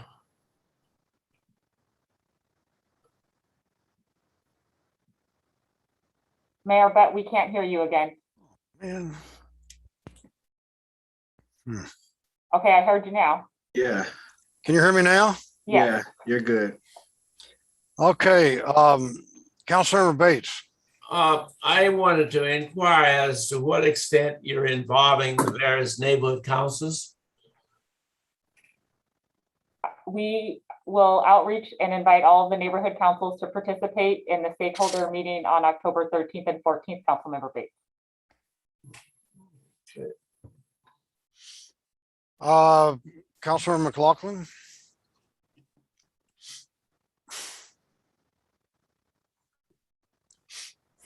Oops, I think Councilmember Jimenez had her hand up first.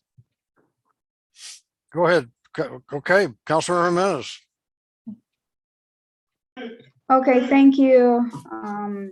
So thank you so much for the presentation. This is really exciting. I think we put this because we want to make sure that as Julian Gross commented, we want to have a base floor for everybody for major developers to have a base that we can start having some community benefit agreements.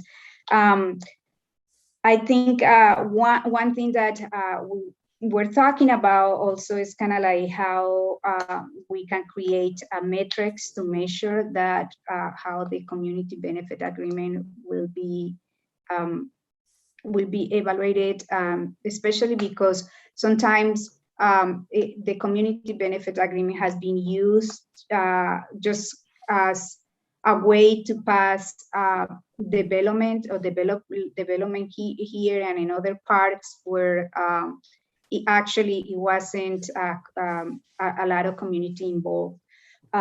So I like that we have already some language around the process that actually allows the more participation, but is slowing down the process. So these 14 days to we have to be able to get all the information, all the things that we need, and will allow more participation for the public to know what really is going on in a development agreement and what are the benefits that it will bring. And I think like the three I like to see like at least the three first categories to be worked out, because it's also, I like the idea of that is procurement or contractor and land use part of that as well. So thank you. Councilor McLaughlin. Yes, thank you very much for the presentation, and it was great to have an opportunity to have a one-on-one with Julian and the others earlier last week, I think. The comment that I have is, I think our council pretty much as a whole wants to see, and I've stated this in our one-on-one meeting or our individualized meeting, that affordable housing is very much key. And affordable to many of us means low income and very low income in Richmond, to provide housing for such families. And in terms of the in lieu fee versus a certain percentage of affordable housing, I know I think it's a state law that puts into effect what the requirement is for the percentage of affordable housing in a project. Is there any way, and in a policy that we work out, that part of a community benefit policy would be to expand we would give, more preference to those developers that would expand the percentage of low and very low income. I mean, of course, mixed use development is something that's very much desired, but to have more than is required by the state of these truly affordable units that our community needs. And also not have them constantly go for the in lieu fee, because we need the housing built now. So I don't know if there's any policy that could be worked out such that favored or not necessarily. I mean, I don't know how we implement this policy, if it's a question of how we, maybe you could answer this question. Would it be implemented by, we would choose a developer based on all the project aspects as well as a community benefit policy, or would the community benefit agreement come after we chose a developer? And if it came before and it had some influence on us in choosing a developer, would we then be able to give, just have that as a carrot, if you will, for those developers that would build more low and very low income units as part of the overall development? Julian, do you want me to go ahead and take the first pass at answering that? Sure. I'm happy to chime in after. Okay, thank you. So Councilmember McLaughlin, thank you so much. I think that's an excellent question regarding the sequence and the timing. And so what I would say is we also want to be very thoughtful about SB 330. And I think what would be helpful is if we put this on our bike rack in terms of input that you're providing us this evening, and we can go back and confer with Lena Velasco, our Community Development Director, and with Julian and Estelano Advisors, and we can utilize the framework and the guidance you've provided here with your recommendation to help inform our additional next steps in research. That would be my initial thought. Julian, do you want to chime in? But I do want to be very thoughtful about SB 330 and other state requirements that we need to adhere to. But I also think the notion of incorporating it into the RFP or RFQ selection process, so it's more proactive versus reactionary, is really innovative. Yeah, I agree with that. I don't want to speak to the legal issues on this for a very general hypothetical, but you certainly, I think, in an RFQ for a project where you're disposing of land that you're choosing, you can keep it, you can lease it, you can sell it. It's your land essentially. My view is generally you have a lot of discretion to set the policy goals that you want in that process. And I think any developer will tell you, and probably community advocates will tell you, that the best way to do that in a process is early in that process. So you're setting expectations so the developers don't come in and feel like you're surprising them with twists later about what you're expecting out of the project. But they should know what you're expecting out of the project early, and then within whatever parameters and priorities you set out, they can respond, they can not respond, they can work back and forth with you from the outset, I think is a good approach. Thank you both. I appreciate that. Okay, other questions from council members?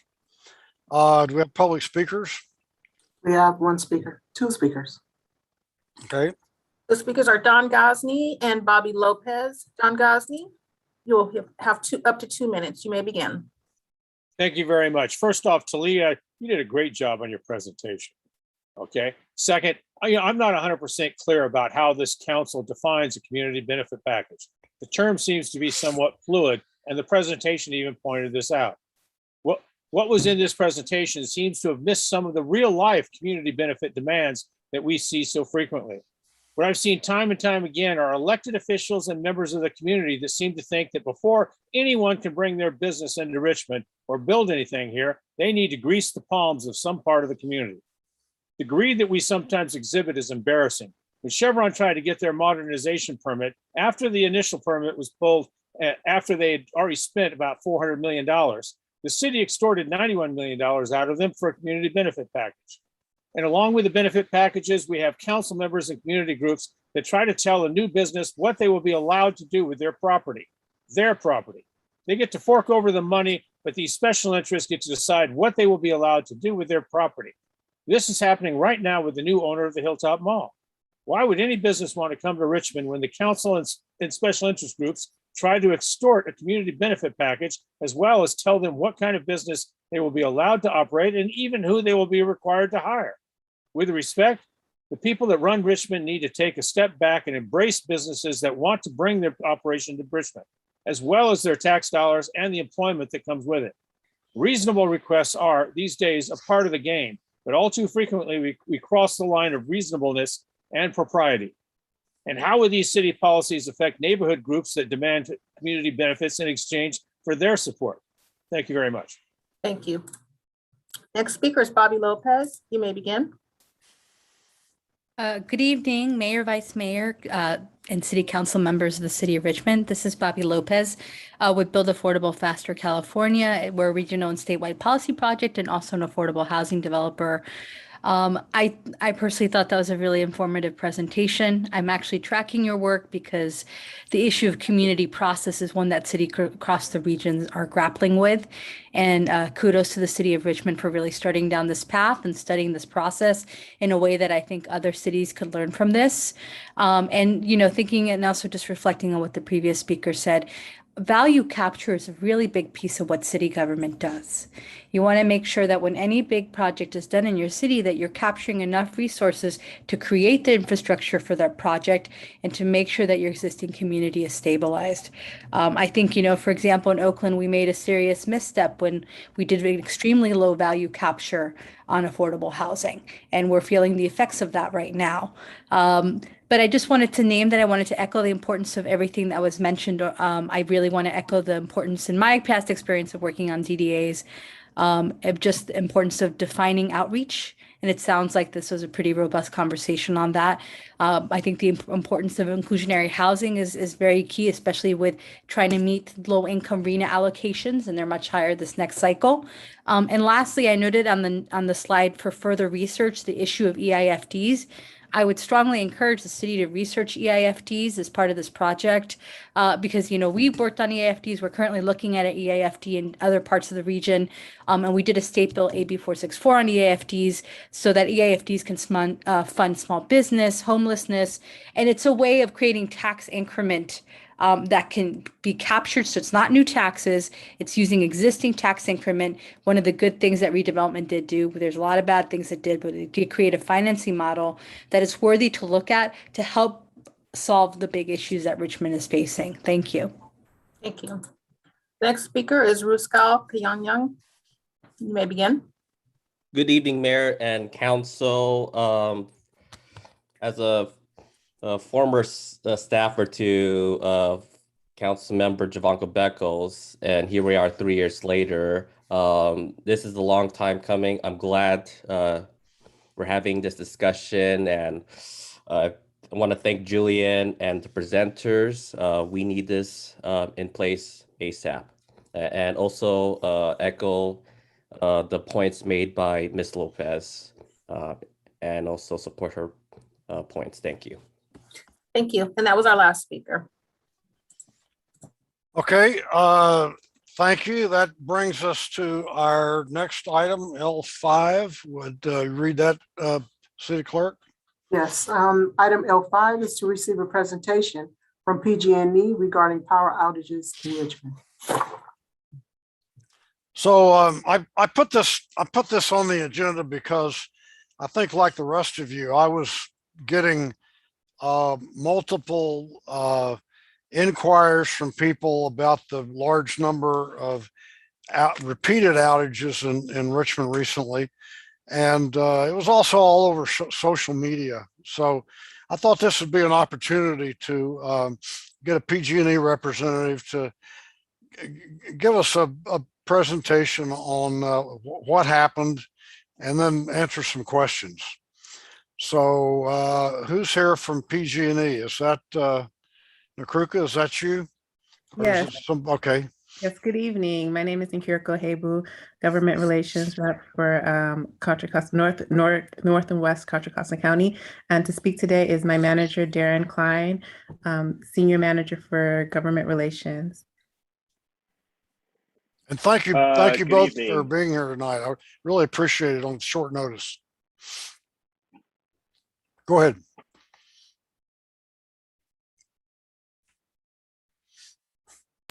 Go ahead. Oh, Darren, go ahead. Good evening. Can you hear me? Yes. Is it working? Okay. So I am going to share my screen. Come on, share. That we'll have our presentation. We're here to talk about the issues with the outages. We've had outages the last 2 weekends, and what we have been able to determine is it has to deal with insulators that are on the poles. And we wanted to just come here this evening to tell you the problems we've had in the last couple of weeks, what we're doing to fix the problem, and how this is a unique year that has brought this problem to us in a really not a very good situation. So with the outages that we've had, we have decided to increase our insulator washing program. That is the issue that you have seen, which created these outages. I do want to quickly note that PG&E, we do want you to make sure that you're safe where you are. I know we're all virtual, but if there's an earthquake, please drop, cover, and hold, notify emergency services, or put something into the chat. So what's going on right now is we are working with a situation that we need to wash the insulators more because the environment that we're in, as it has been changing, and the unique things that we have faced this year is we need to make sure that we're washing these insulators on a more regular basis. There are contaminants that come into contact with certain insulators, or with all of the insulators in all of our poles throughout your area and throughout our service territory. We have little contaminants that get into contact with them, and as fog or light rain comes in to moisturize that, it does create some arcing issues, which could result in a fire, which results in your outage. And then we come in and have to repair that situation. Not every insulator incident results in an actual fire. It is being referred to as a fire because sometimes you'll see arcing, sometimes it's an actual fire. Usually rainfall can clean these contaminants. We've had some dry winters, and drought conditions have increased some of the contaminant buildup, but we're also seeing that there are some issues as things have changed, that we need to do some things differently, which really is making sure that we do the right thing, and that is make sure that these poles are washed. So essentially, what you have are agricultural dust and chemicals, automobile exhaust, bird excrement, those kinds of things happen. We have a situation where in the Richmond area, you have salt that also comes in that is a little bit of a more effective conductor. We have the same problems in San Francisco, down in Monterey. This problem is actually throughout our territory. I know it feels like you're being picked on, especially right now. You in Monterey and San Francisco have had this phenomena right now. We know as we get later into the season, that phenomena will actually move to the southern part of our territory, and we're going to be doing pole washing and things like that. Traditionally, a heavy rain will be able to clean the insulators off. The insulators are glass round kind of bulbs that keep the wires from touching the wood. Unfortunately, sometimes when you get that gunk, the contaminants, refinery issues, all of that kind of stuff, as it gets moisturized but not necessarily washed off, it creates that problem. So if we do run into this issue where we have this built up issue, it hasn't rained as much as it should, or as the time between rain increases, so does the possibility of ignition. So this is where we've run into this problem, and we decided to put this slide in, and I know it's late and not everybody's gonna want to kind of dive into what's going on with rain. What I can tell you is we have had the driest year in the Bay Area since 1977. And we didn't see that effect. You know, we had the observed, as you see from this top level, where there hasn't been any moisture at all in May, June, July, August. We usually see the kind of normal rain pattern here, and that is usually enough to keep these insulators clear of contaminants and those kinds of things. And we do washing on a somewhat regular basis, once or twice a year, to make sure that this phenomena doesn't hit us. Well, we have now had what I would call a super problem, and that is when you look at the lowest level here, our departure from normal. In 2018, we didn't have a lot of rain. We were washing poles. In 2019, we had a whole bunch of rain, and that gave us confidence coming into this year that our insulators were not as contaminated as they usually would be, except as the months went by, we saw that this ended up being the worst drought situation in a long time. And it's the biggest flip of drought that I have seen.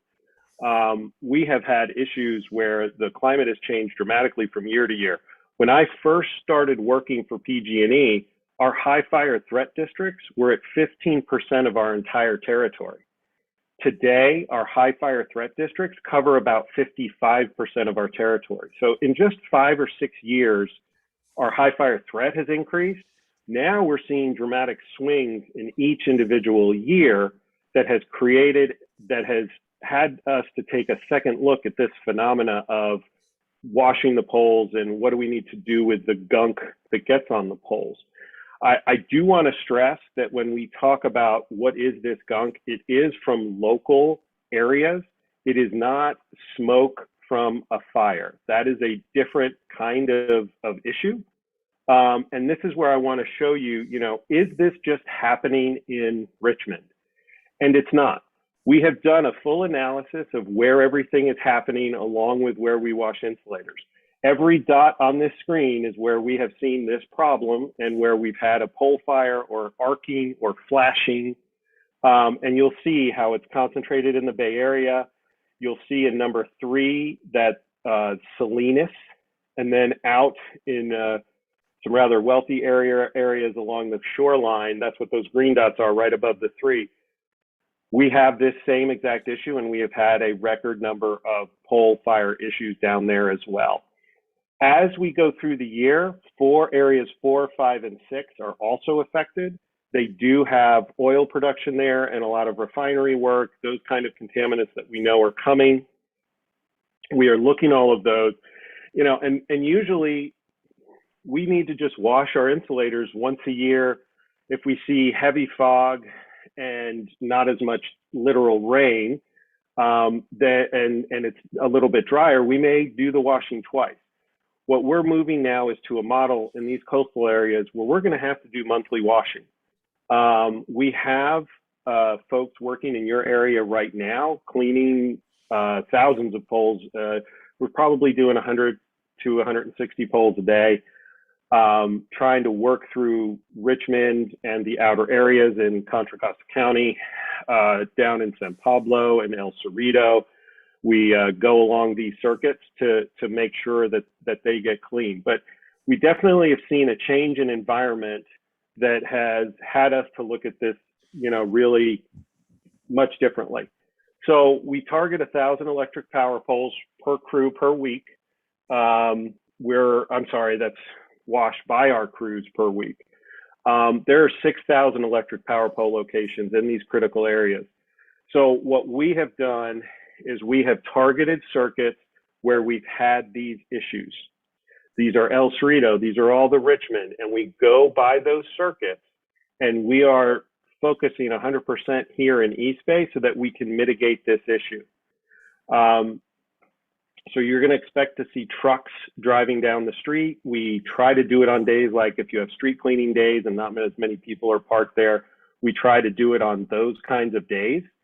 And here, as we have been taking all of our analyzing, and I mentioned before about how our high fire threat districts have increased. We have also instituted a 24-hour HAWK, which is our Hazard Awareness Warning Center. That is for fires, that is for earthquakes, all of that kind of stuff. That is based out of San Ramon, and they actually keep track of every ignition. So as we have been looking at the fire data and what has happened where a pole has had an actual fire on it, you'll see that's where your red dot is. But we also see other areas where you've had the arcing, those kinds of things. Now, one of the things you would say is, can't you make insulators that are better? Can't you make insulators that are different, that would not have this problem? We are in the process, and we've been doing this for a number of years. New technology has come where we are able to get insulators that are shaped a little differently, they're larger, and they're not as susceptible as they are right now. Now, we have thousands upon thousands of these insulators. When you look at a pole, you're gonna see, and I'll show you, here's what our insulator washing crews are, but when you look at the poles in the background here, there's a dozen insulators on just one pole. We also know that as the wooden pole arms that hold up those insulators, they will get wet and be kind of conductive. So we are using, now we're starting to change our cross arms with fiberglass. And so we are looking at ways of mitigating this problem. So even if this gunk gets on these insulators, that we have a more hardy system to deal with it. But we're talking thousands upon thousands. So what we have been doing is washing those poles that are susceptible and seeking those out that are most critical. And we're also in the process of changing insulators as we maintain our system. We're on a regular 5-year program for maintaining systems and all of that. I know that you have asked for us to come back and talk about how do we maintain the system in your city in the future, which we're more than happy to do. But we wanted to come tonight and just focus 100% on what is it you need to see right now so that you don't have the last 2 weekends that we had with the outages. So you're gonna see water insulator washing crews driving down your streets. It's gonna look like this with a water tank. There's no chemicals in that water, it's just water. You can use, as long as the water is hard enough, it does wipe off the gunk. We do run into some problems. I want everybody to know that as we wipe off the gunk falls on the ground, and sometimes it falls onto cars. So you will see us putting some complimentary car wash coupons with those cars. And that's our presentation in a nutshell. So I'm free to take any questions or go back to any slides if you would like to look at them. Okay, thank you. First of all, questions from council members. Councilmember McLaughlin. You're muted. Thank you for the presentation. I do want to share a few thoughts, and there may be a question or two in here. First of all, it wasn't just the last 2 weeks. I mean, in my district, I started getting calls about this. I think it was the last weekend in July. So it has been a couple of months. There has been 260 outages in Richmond, from what I understand, in just the last 1 month. And some of these outages have went on really long, like 36 hours. Our residents have really been inconvenienced to a great extent. Let me give you an example. Someone has a catering business and she lost that one job she had because she needed power to prepare the food.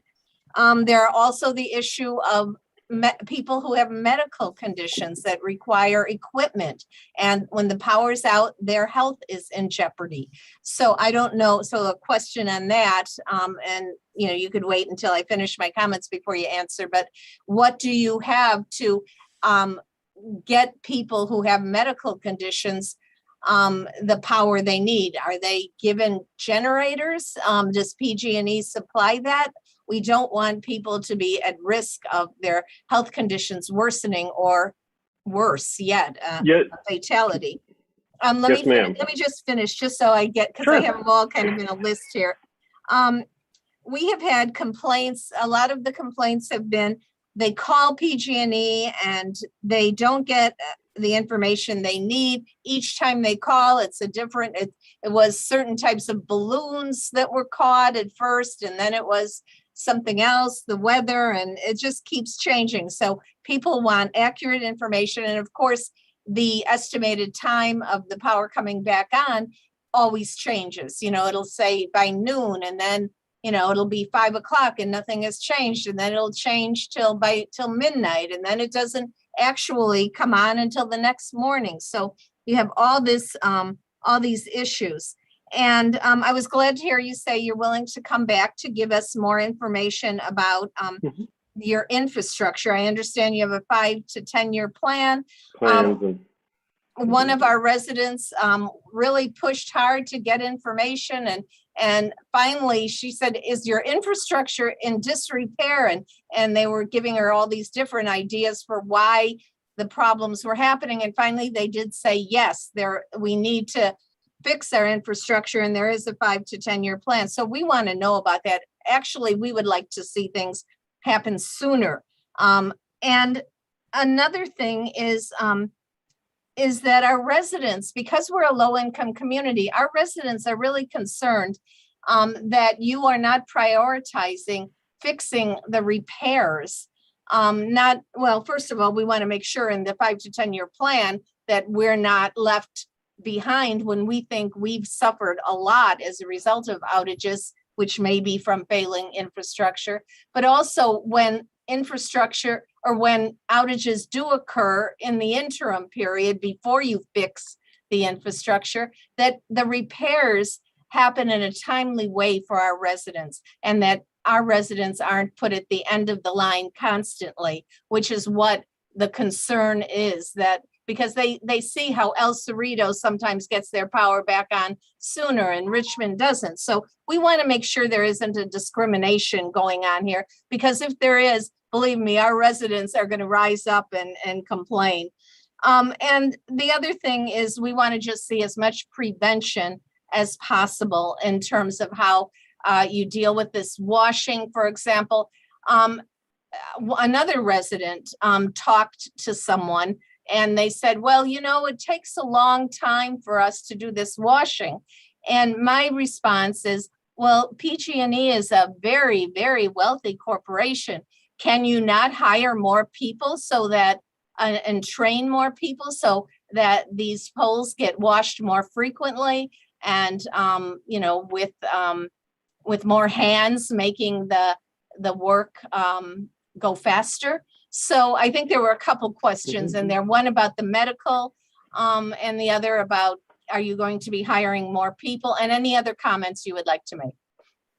Yeah, sure. So I've gone back to this slide showing you in the territory how widespread this problem is. So we have all of the pole washing going over, and it really is where the environment has been affected. It has a certain effect with the air quality as well as the salt air and some other issues that create the contaminant. So you are not alone, is what I'm trying to say. I understand you had, like you said, 266 outages in the last month. Down on Section 3, there are probably about 300 outages that happened with this issue now. This is a problem that we are addressing, and it has happened because the drought conditions came on so quickly from last year as we were monitoring these things. And we have better technology now to monitor this than we have had in the past, but we're also facing a new reality when it comes to these issues. So I can assure you, we are not doing work down in Section 3 or 2 here. You know, we're doing this in all 6 of these places at the same time because the risk is happening at roughly the same time. You have had some outages before the last month, and sometimes it is a Mylar balloon. I got to tell you, when Party City starts selling Mylar balloons when it comes to Valentine's Day and everything else, all of our outages go up. And so The Mylar balloons create the same problem that you have when it comes to this mist.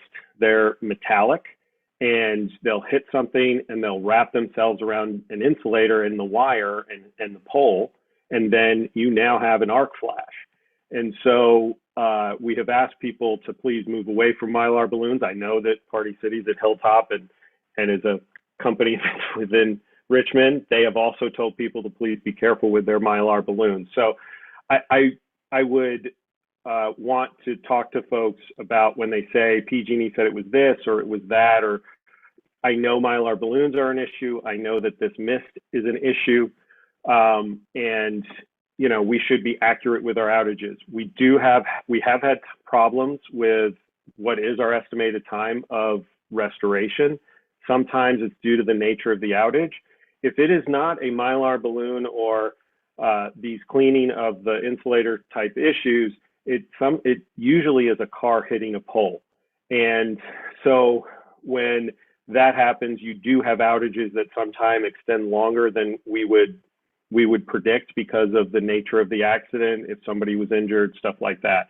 I know you've suffered the 36-hour kind of outages, and those we would have to look into on an individual basis. But when you have a 36-hour outage, we also have a claims department that your businesses can file claims with, and we do our best to work with them to prove the claim and go through that process. So I do know that it's frustrating to have to answer folks on so many different issues like this. This is, you know, and we want to make sure that we're getting all the right information to you, which is why we responded the way that we have. Now, the other big question you had was what we refer to as medical baseline customers. We have a program where we work with our medical baseline customers. It has been improved, especially because we have the power safety power shutoffs.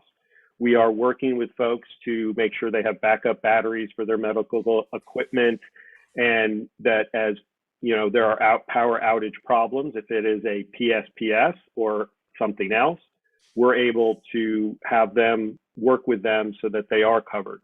We have that list that's produced when we do have that outage for that circuit. And we will contact not only some of those medical baseline customers as we do it, because we do IVRs, which are auto calls to people telling them that the line is off, that we know there's a problem, if they can't get on a computer or something, so that they know what's going on, and then they can call into our customer service operations and work with them to get the right services that they need.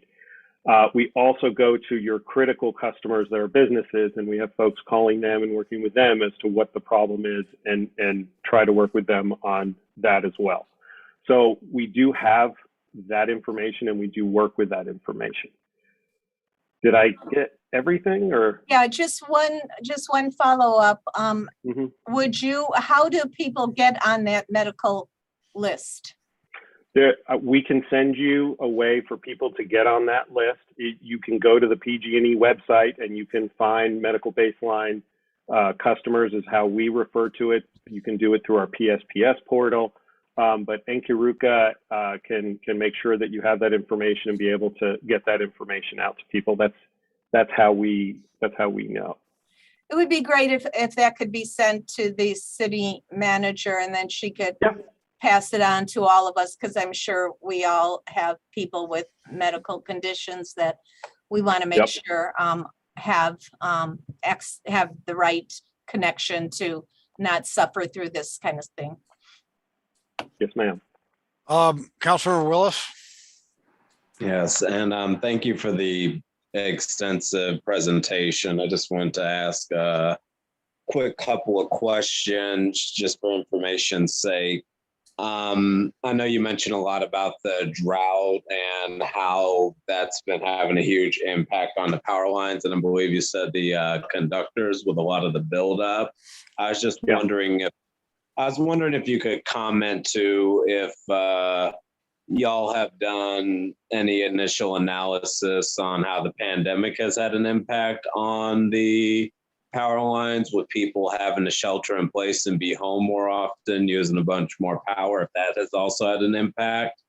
And also, I know since some of the fires in 2018, every now and then the county will send out notices about potential PG&E outages based on weather conditions. So I was wondering if you could comment, give a summary on what else could trigger an outage other than some of this buildup and faulty conductors on the power line. So when it comes to COVID, there is not a greater impact on our equipment. Yes, the equipment has been used differently since people are working from home.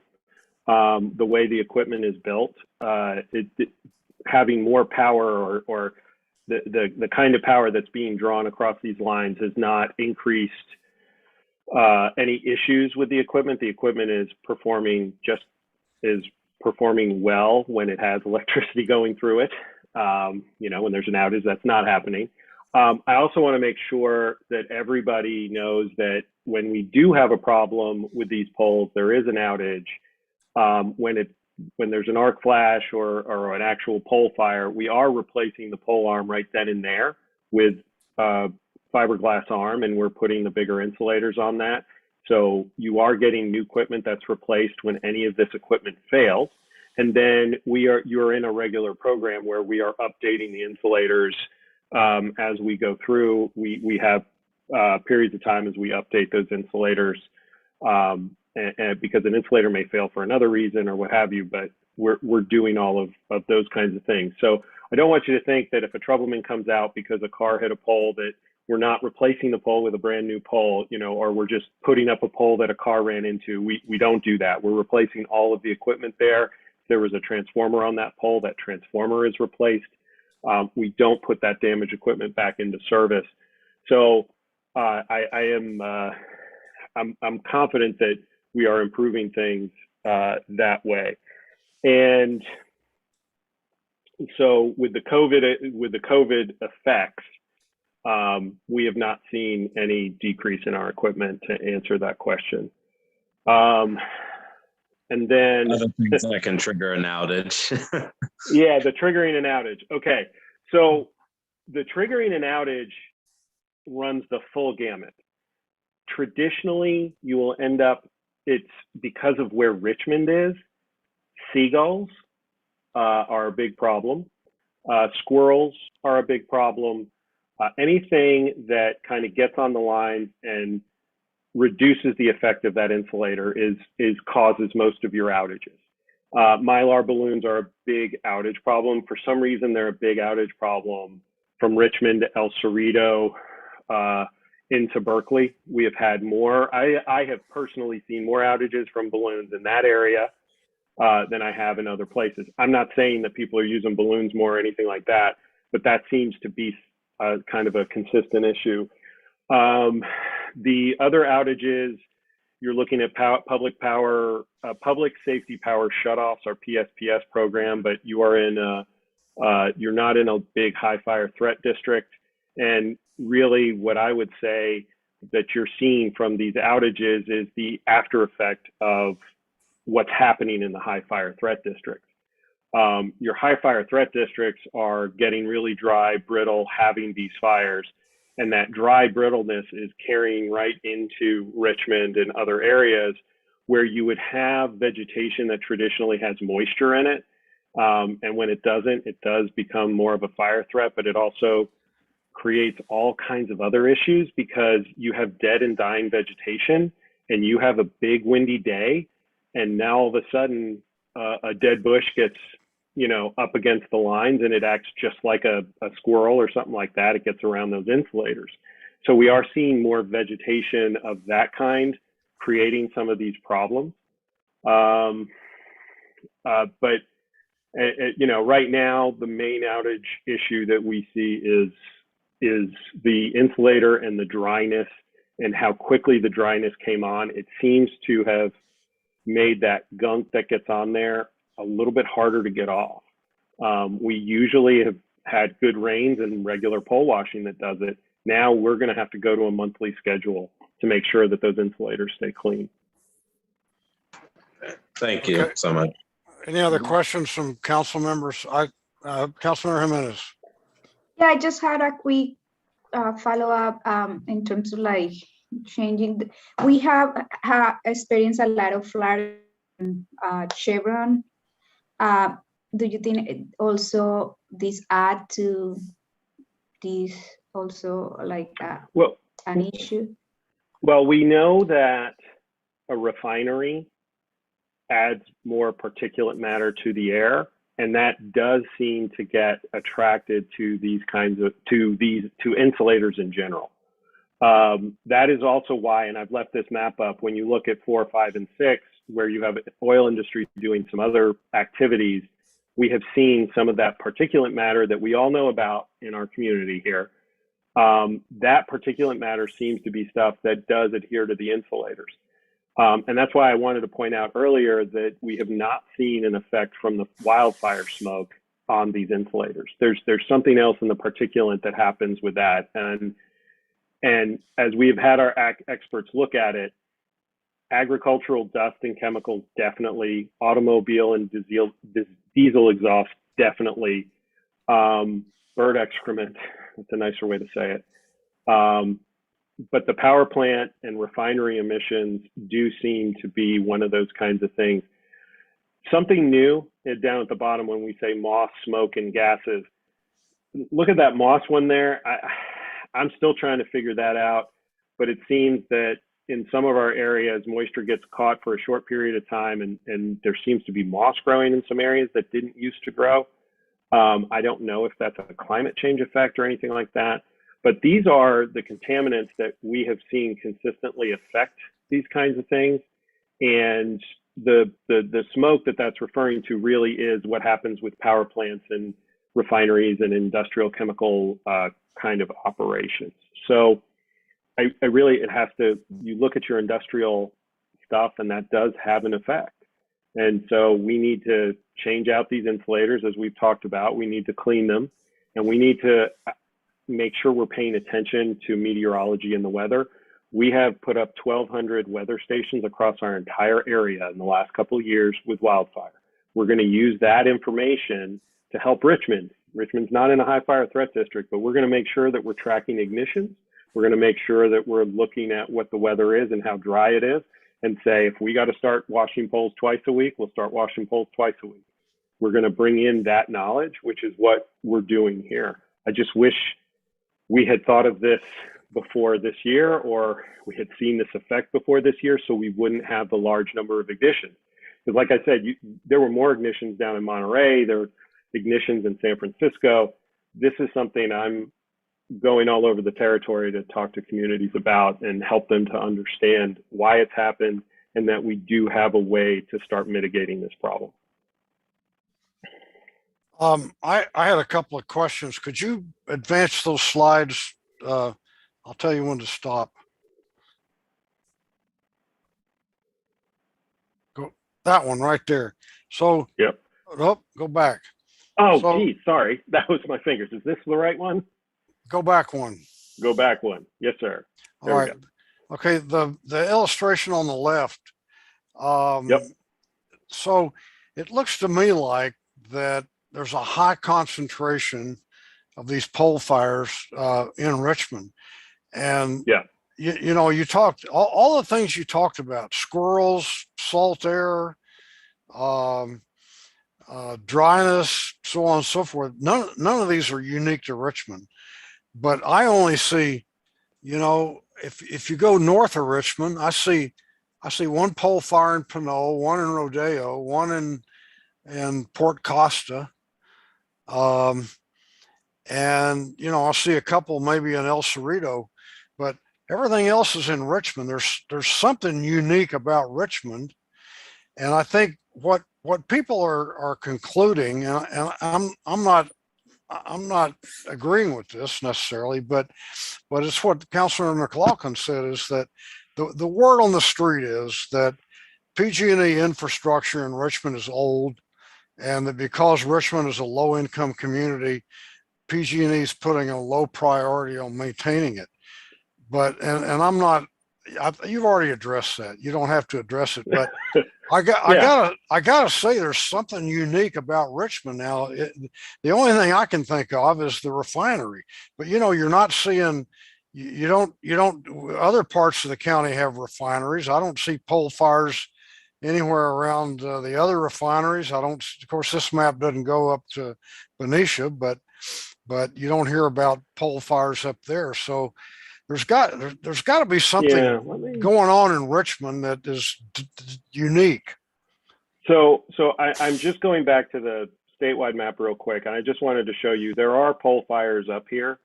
They may not be as numerous or as well reported, but we do have an abundance of pole fires all along East Bay. And part of what I've been wondering with all of this is one of the things that I see in San Francisco that has an impact area like this here and down towards Hayward is there seem to be some saltier earth and marshes next to it, and maybe the salt gets blown into that area and gets trapped there, and it has a different effect. I have been asking these questions of our meteorologists as to, what are those kind of effects that would bring contaminants in. Now, nobody has come to a conclusion for that. This is my own speculation, because the salt from the air does have a difference in how conductive things are. And that's what necessitates us washing poles more in Richmond. When you look at, when I showed you the areas in Bakersfield and Fresno, we don't wash the poles as much and they're drier. But here we do wash them on a more regular basis and have over time, but we need to change our approach. But that's my speculation. Okay. So the other question I had is just curiosity. I had the opportunity to drive over Highway 50 twice the last couple of days, and all along Highway 50, there are literally hundreds of PG&E trucks up there, and if there's hundreds of trucks, there's got to be several hundreds of PG&E crews and employees, and I just wonder if they're having to replace. We think we got problems. They're having to rebuild all that infrastructure from scratch. They're having to replace every power pole for miles, new wires, new poles, new everything. So new everything, insulators. Yeah, and so I'm wondering if because of PG&E's necessity to serve these fire areas, and it's got to be the same for the other fire areas, if it's pulled crews out of places like Richmond that ordinarily might be available to do things like pole washing. So how PG&E is set up is we have people that do all of our work on a regular basis. And if we have an emergency, there are people that will drop what they're doing throughout the territory and go towards where that emergency is. That is absolutely true. We have people that do emergency work. I am based in the Bay Area, but I have been up north to help with fires. We do this to help the system and to try to keep rates low by using the minimum amount of labor possible. So you may see a slowdown in some things for a few weeks, but this is not causing a situation where you're not having the investment in your community because you have all of these folks out there doing that. When you look at things like our general rate case and how money is spent, the Bay Area gets a large amount of money and which means a large amount of employees doing work here on a regular basis. So we are not starving one area for another area. You will see crews doing work when they respond to an emergency.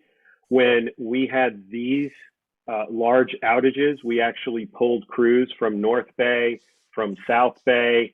And so there were people that were not getting as much service as they could because they were in Richmond and El Cerrito fixing these poles, putting new insulators on, everything else. So we are built to be a company that goes and helps people that need help in an emergency. And we do our blue sky work, as we call it, when there isn't an emergency, and making sure that everybody is getting what they need to be successful with getting power to them. This pole washing issue you know, like I said, I've had to do this in San Francisco, and people have asked me the same questions. You've got everybody building everything everywhere, but this is not pulling away from those crews. And this particular incident brought more crews in to make sure that we were repairing the poles and doing it right. Okay, so I got to pause for a minute. We have, if we're going to continue this meeting, we're going to need a motion.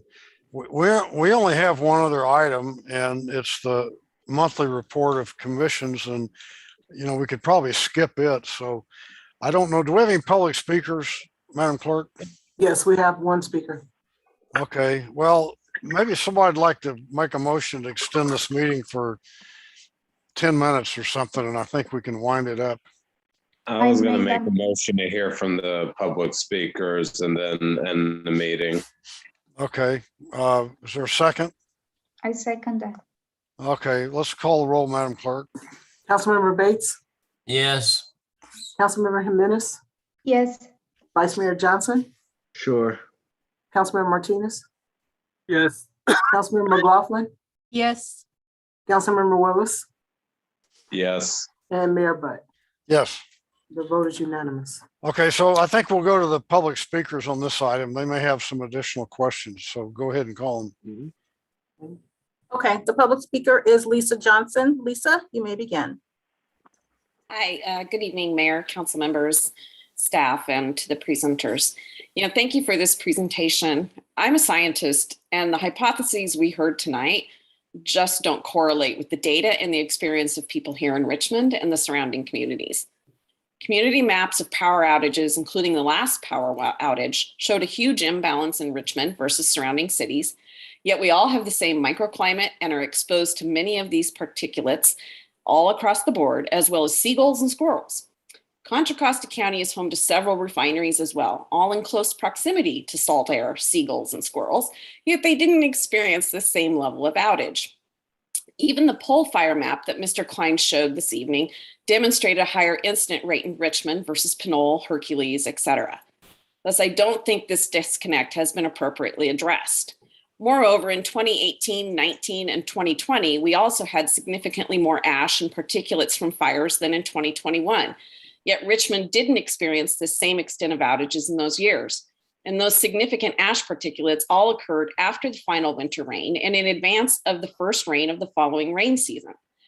Mr. Klein stated that smoke is not a contributing factor, yet particulates are contributing to this problem. So what is the data to support his claim and why ash isn't a factor? How about the previous 4-year drought as well? Again, this issue is nowhere near the magnitude we are currently experiencing. We have also been told that when the first rain happens, this is when a lot of fires happen due to the accumulated particulates on the insulators. That being said, is PG&E shutting the power off to these poles before they wash them? Or how does the act of washing the pole, not in and of itself, spark a fire and an outage? At this point, I'm waiting to tune into the next episode of John Oliver, to see if they can explain this phenomenon, including the dreadful seagulls and squirrels. It's not a laughing matter, but it's just, there's a huge disconnect here. Thank you. You know, one thing you forgot are turkeys. Most of the power outages around my neighborhood were caused by turkeys. Okay, you know, unless you want to respond to that, I think we're done with this item. And once again, I appreciate you all coming and ask you to do whatever you can to provide as much attention to Richmond as you can so that we don't become the poster child of power outages for California. Okay. Yes, sir. These slides will be available. They do contain that data. And like I said, we're more than happy to come back and discuss this issue more. So thanks. Okay. I think in the interest of time, I will skip item L7, and all the information is in the packet. And item M, are there any reports of officers, AB 1234 reports, anything? Anybody have anything like that?